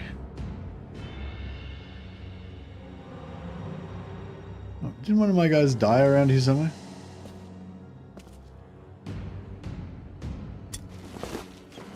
Oh, Hammer of Luck. Not bad. Yeah, didn't he come over here and kill one of my guys?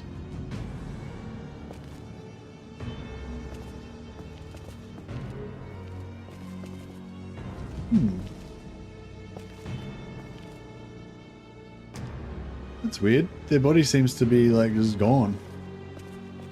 Is it because like if you loot everything, then the empty bag still remains, right?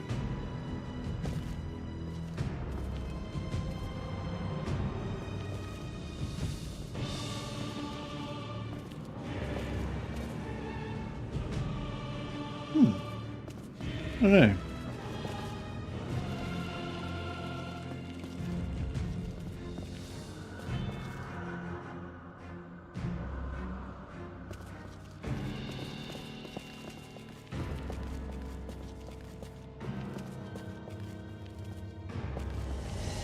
Hey, this corpse is gone as well. So maybe, yeah, is it like if you loot all of the stuff out of their, including their, but no, but they, that's weird. Yeah, I don't know. I thought that the bags stayed there after you looted them.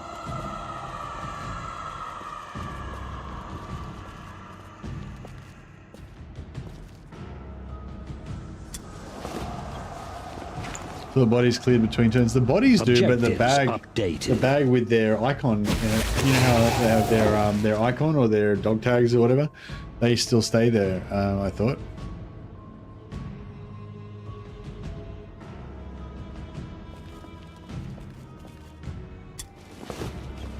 Objectives updated.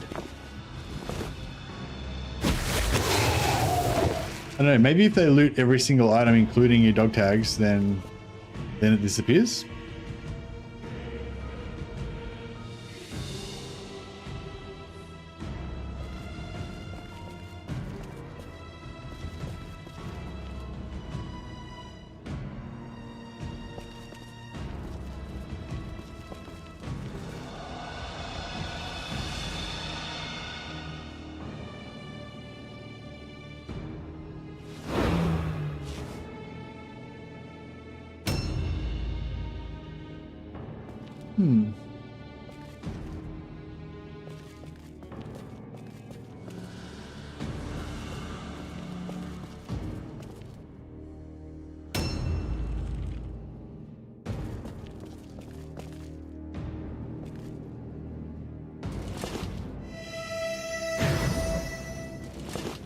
Failed.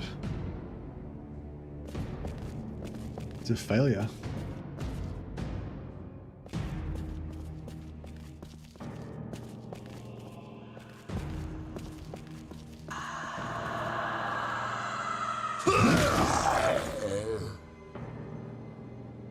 Get critted, fool.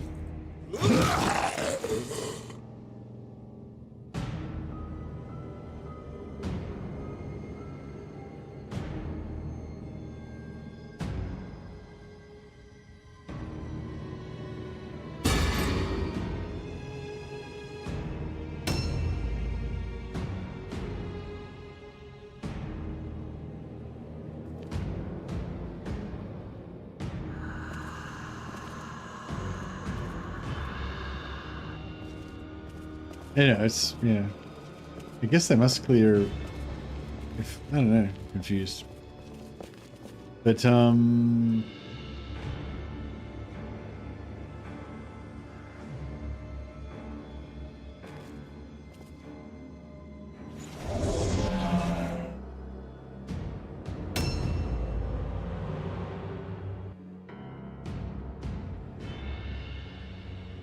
A new round has started.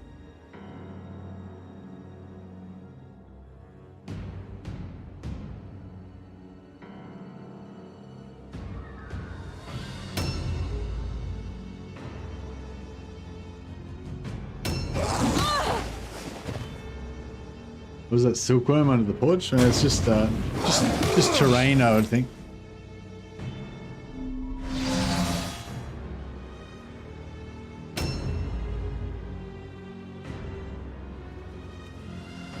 Here she comes. I love the thralls. They're just so cool looking. You what? Psh.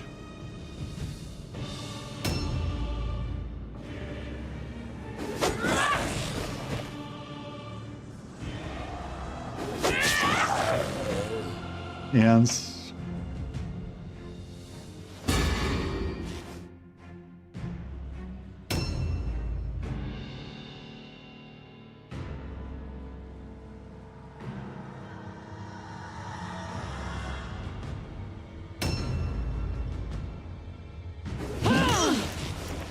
Oh, have I still got Frenzy on?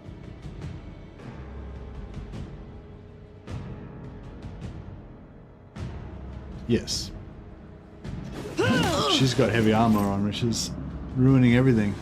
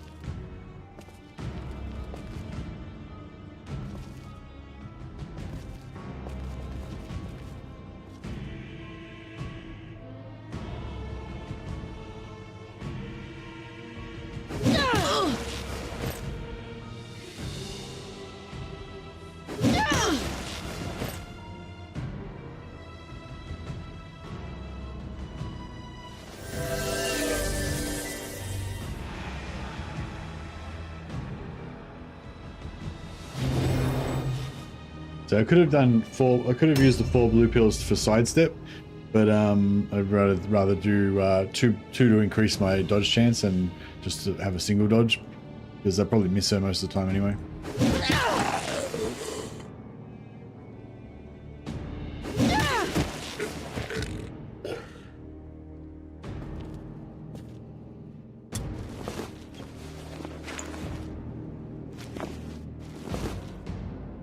Yeah, I don't think there's any chance that we're going to get the secondary. I mean, or the primary objective. But I mean,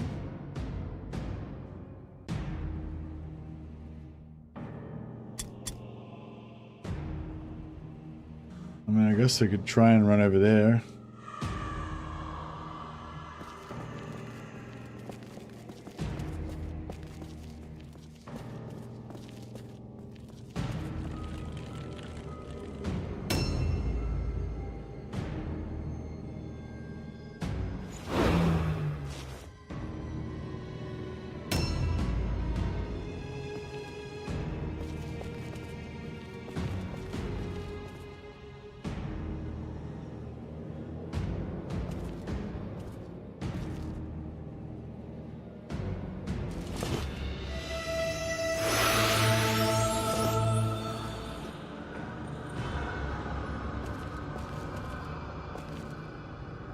I'll try to see if I can sneak in here.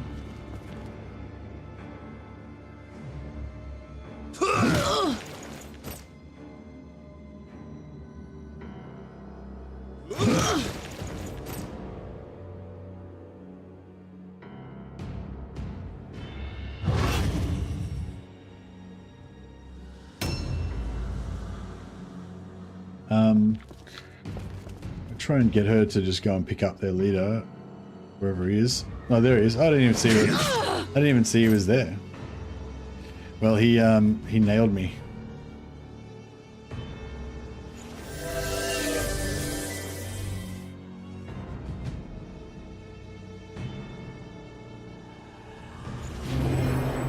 I'll just leave her there in dodge stance, and she can use her red pills to counterattack him when on his shot. On his turn.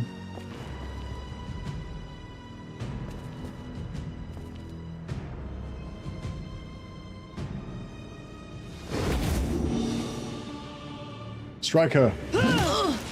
Good. And again.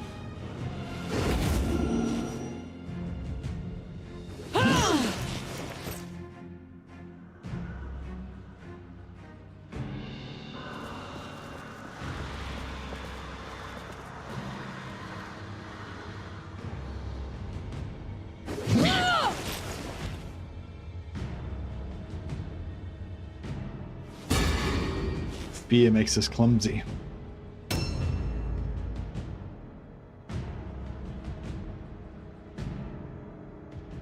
A new round has started. Alright, if we take out either the vampire or the thrall, then it should be it, hopefully. Or they might pass their leadership test.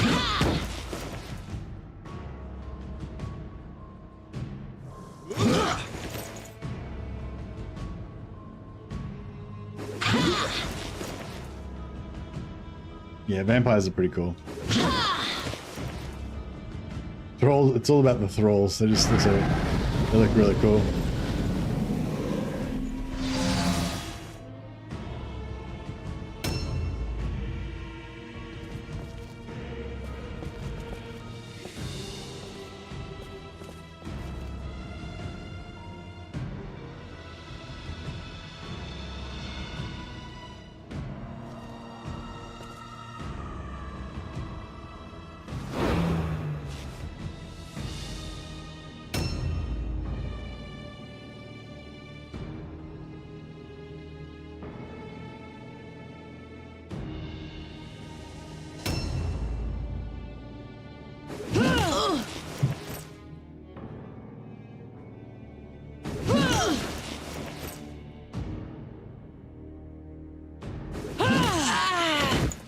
What does that death stench do? I think it gives you minus hit chance. Oh no, sorry, it's minus defense. No, -5 melee resistance, so it's easier to hit you.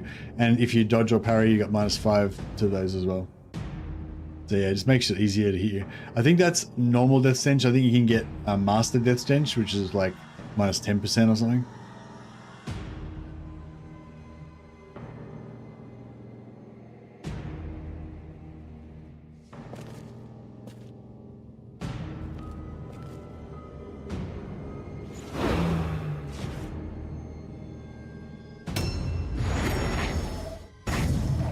So he should miss. Oh, already, maybe he'll hit. So he hit me and my dodge failed. So much for my super tank. Jesus. What the fuck?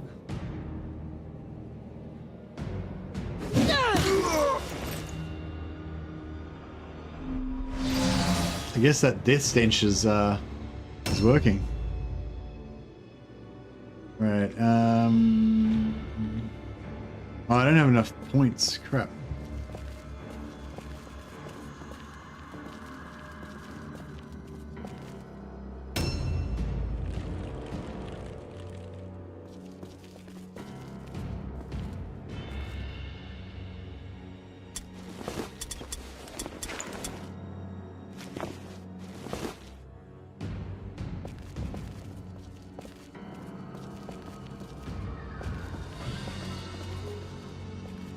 We need somebody to run to their wagon and loot all of our wordstone back out of it.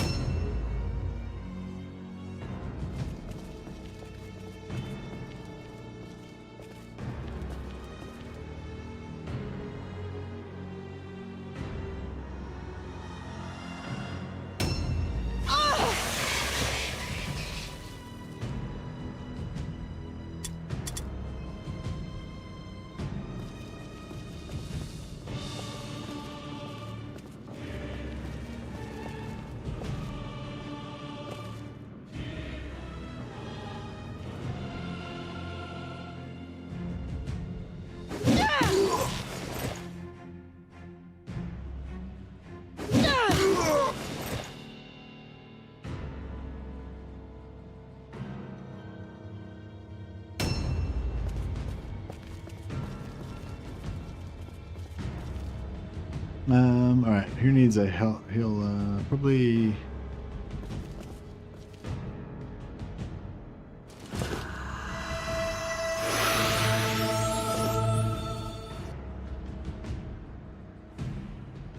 Benjamin von Bitt.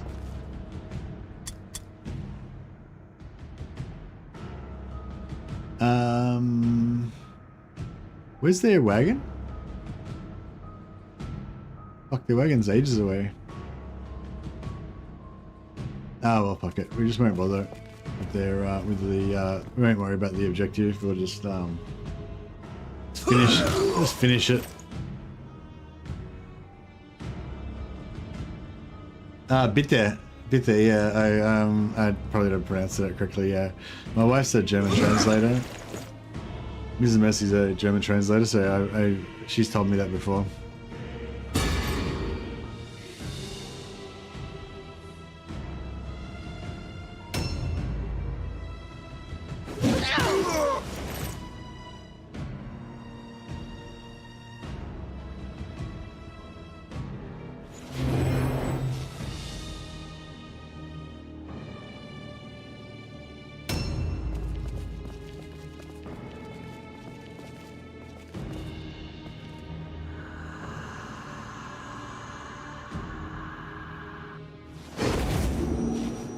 Smite him.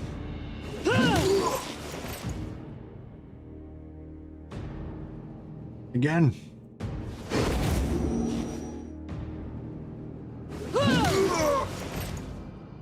There's a behemoth.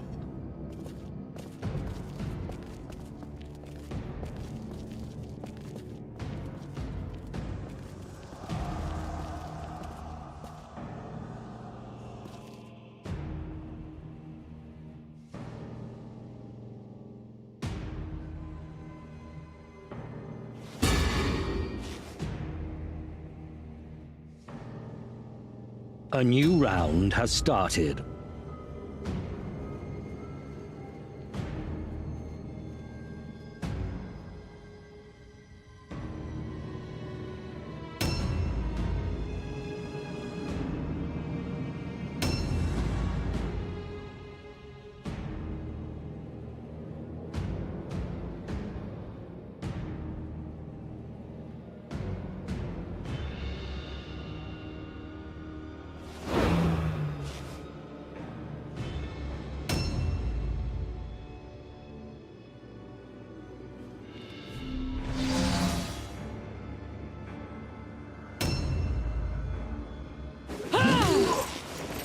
Smash. Smash.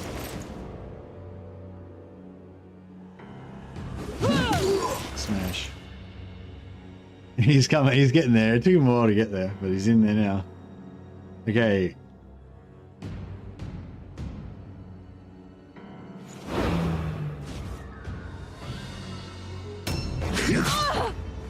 God damn it. This guy is so accurate. What the fuck is going on? How's he got so much melee skill? He's just a savage.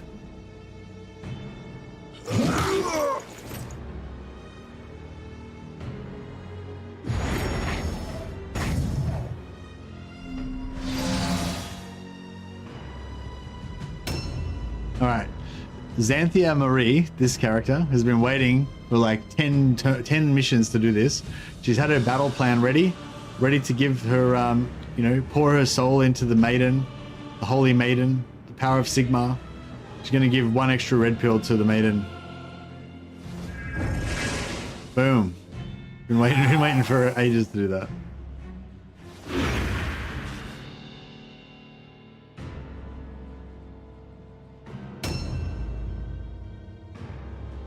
Oh, I'm gonna delay so that the maiden can use the red pill that the other one gave her. There we go. See, extra red pill from battle plan. Huzzah! Yeah, because battle plan, it says it gives you an extra red pill to use for counter attacks, but you can actually use it for any attacks you want. You just got to delay and then use it afterwards.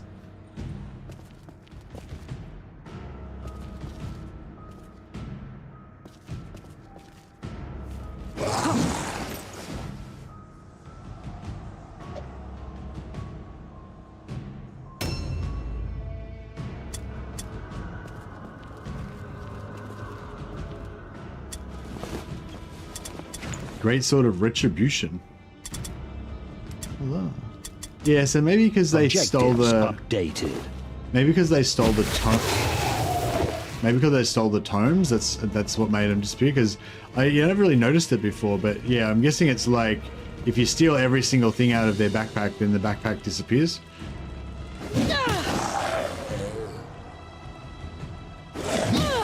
That one OP saved the day. It sure did. I just basically want all my guys to have the ability to like pray to the maiden, give her their action points to her.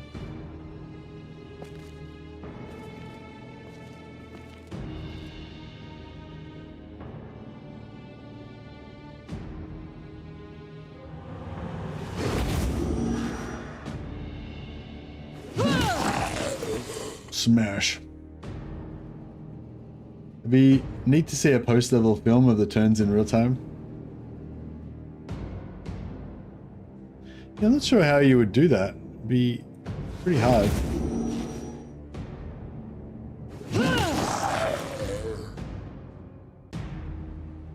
Could just edit the, just cut out the parts that are not, you know, fighting.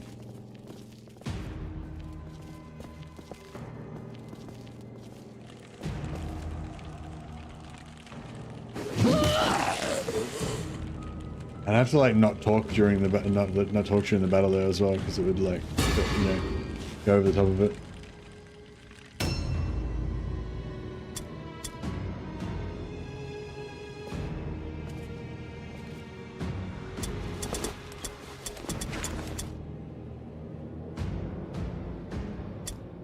Objectives updated.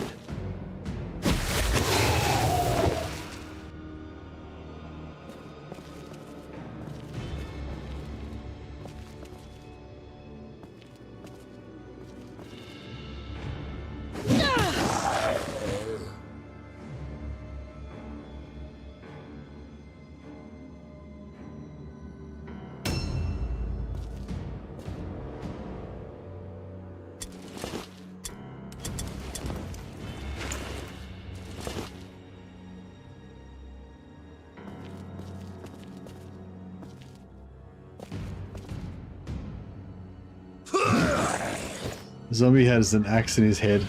That's true. He does. He's very observant. Come on, we need this one more XP, one more kill.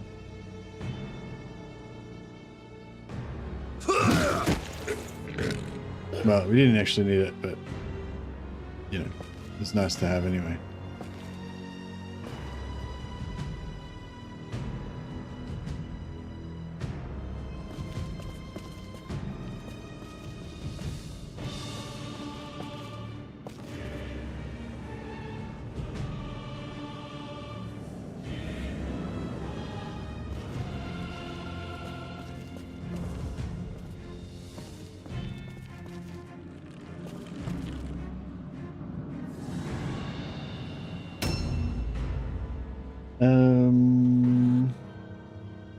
Some loot there that we didn't get.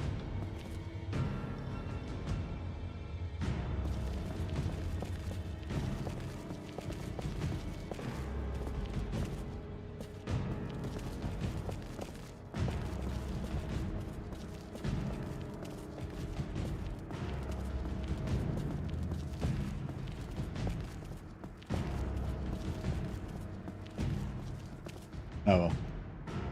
All right. A new round has started. Auto fail. A good follow-up game from Warhammer would be really good, yeah. Ah well. Maybe one day. Strength in steel wins a fight, but it is your strength of spirit that wins battles.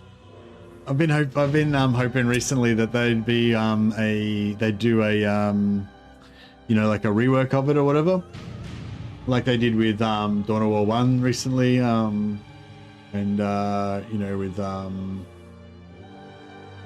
what was it? Not you know, like when they get an old game and they refurbish it. So I forgot the word at the moment.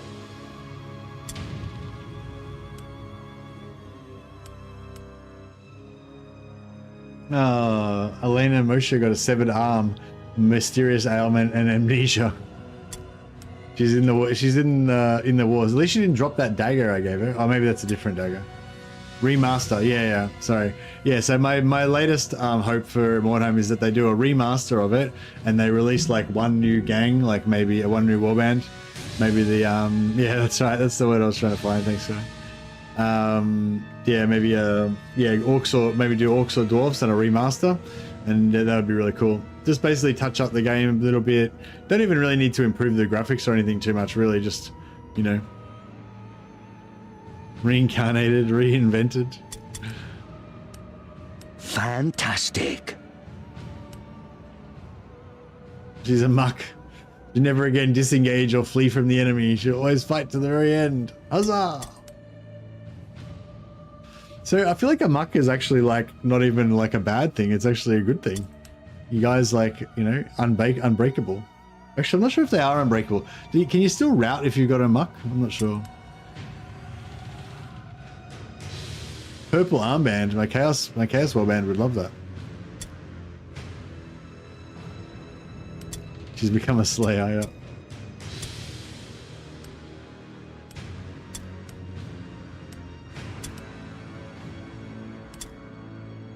All right, huzzah.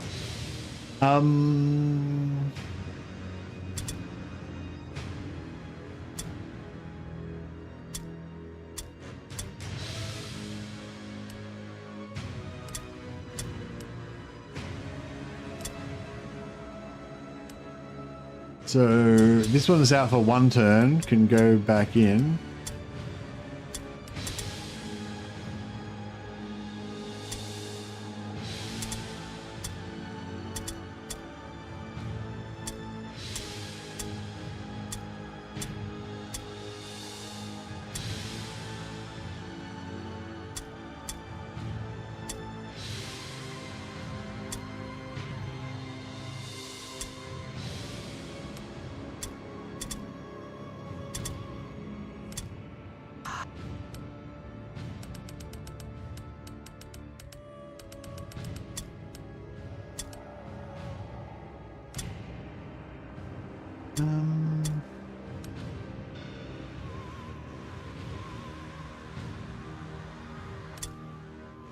Yeah, so before we... So I should have just took her in again, maybe. Oh, no, it's alright. We wanted to get experience now, though. Oh, so she's saving her points, yeah. So she may as well just go back in then. Because she's saving her points. The other one... Actually, what's the other one? So she's like 12, 9... Yeah, she's all good. She just needs... She needs to train all her skills. She needs to stay out for ages and just train all of her skills. Oh,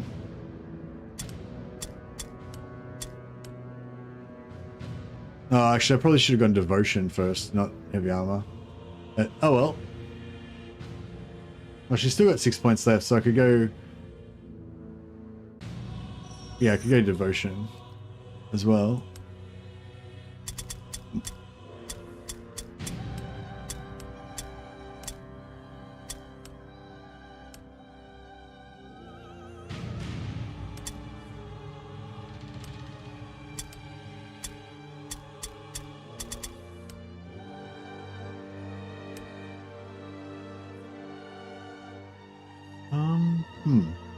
I need another heavy armor. Are there any heavy armors in the store?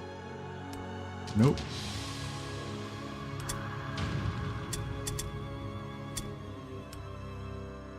I don't guess she doesn't get hit that much.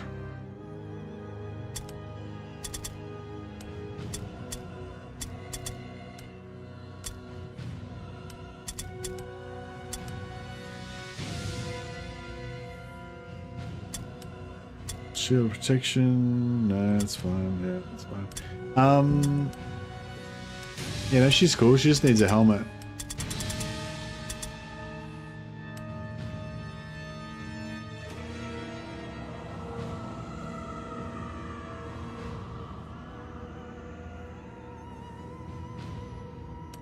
So she's good to go. She's still learning. She's waiting. Yeah, that's all good. Cool. New hired swords are available. Give me a sister superior. Let's go. Your ginger cat was a slayer. Oh, we got a level 7 mate, a level 7 maiden. Oh no, oh man.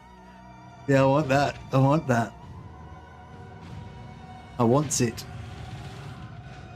Oh, we got level 7 novice. No injuries. Boom, straight in there. Oh, she's fucked up. Oh no, so we want the level 7 novice and we want the level 7 maiden.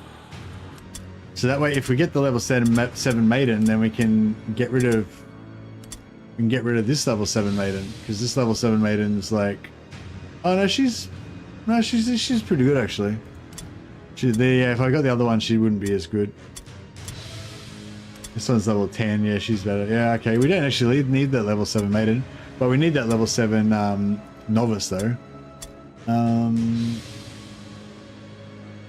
One of these had like an arm missing or something. No, she's fine. This one's missing an arm. Alright, she needs to go. And instead we're going to hire this sweet level 7 novice.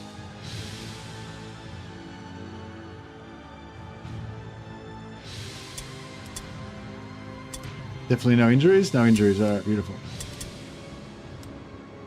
And then we need her to have... Actually, how much intelligence does she need for Knowledge Mordheim? Knowledge Mordheim, 9. Yeah, she needs 9 intelligence for Knowledge Mordheim.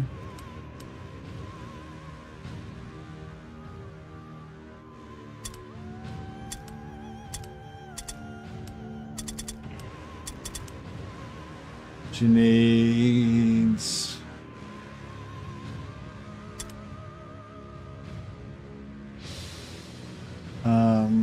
probably 4 left, so probably heavy armor.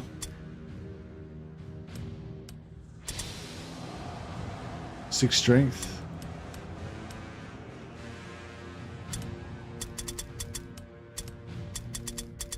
Heavy armor. And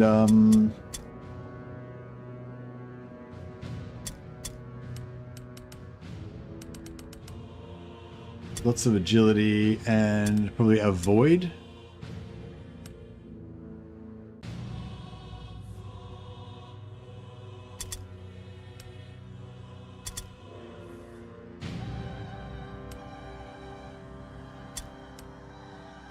Yeah, she's pretty cool.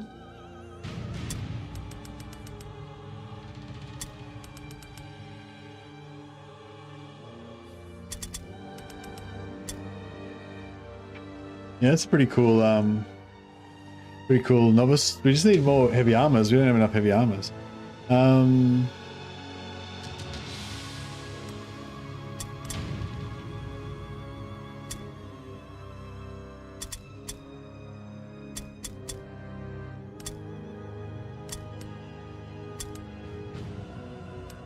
So we give her light armor of agility. Because yeah, I could give her a heavy armor, but if I give her a heavy armor, then we won't be able, like, we only got a blue one, which means we won't be able to put as much agility onto it, so she won't have as much dodge. Oh, she came with an empty blue hammer.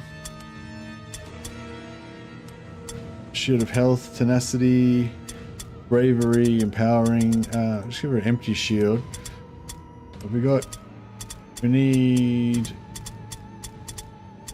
Steel, crit resistance, no, tenacity, heroines, deflection. No, it needs rune of shielding. We haven't got it yet. Crap. That's right. We'll just give her.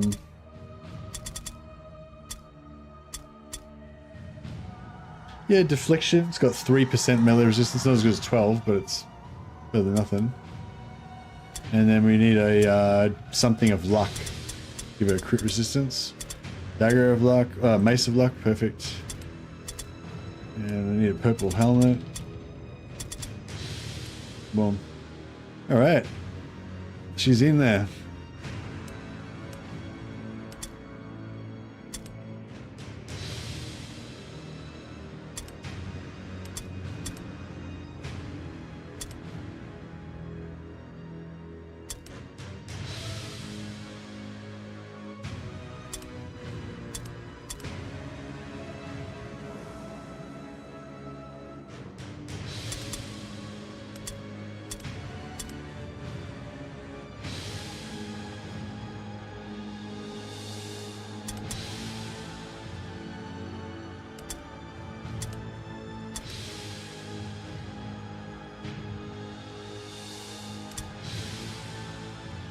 Right. What do we got? 10, 3. Let's see, 3 sister.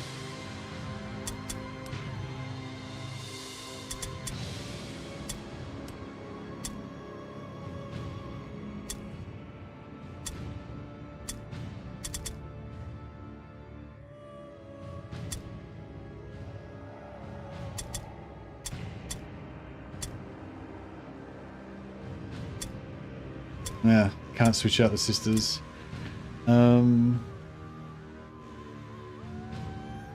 That's right, she can be a reserve. Anyway, pretty good. All right, nice. We're all set for another mission. Actually, this one's the Lobby, isn't she? Oh yeah, she's level 3. Yeah, get rid of her. Lara Holtzman.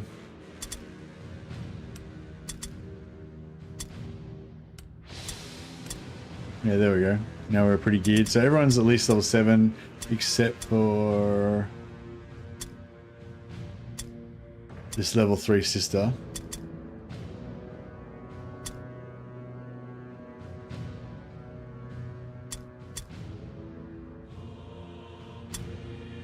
Yeah, so Warband level's getting up there. Alright guys, I gotta go and do some stuff. But yeah, thanks for hanging out. Appreciate you all. And yeah, it was good fun. Really enjoyed this Mordheim session. I might do the same thing like how I got like we did the starting warband, then we kind of teleported into the future and switched it over to one of my more upgraded ones.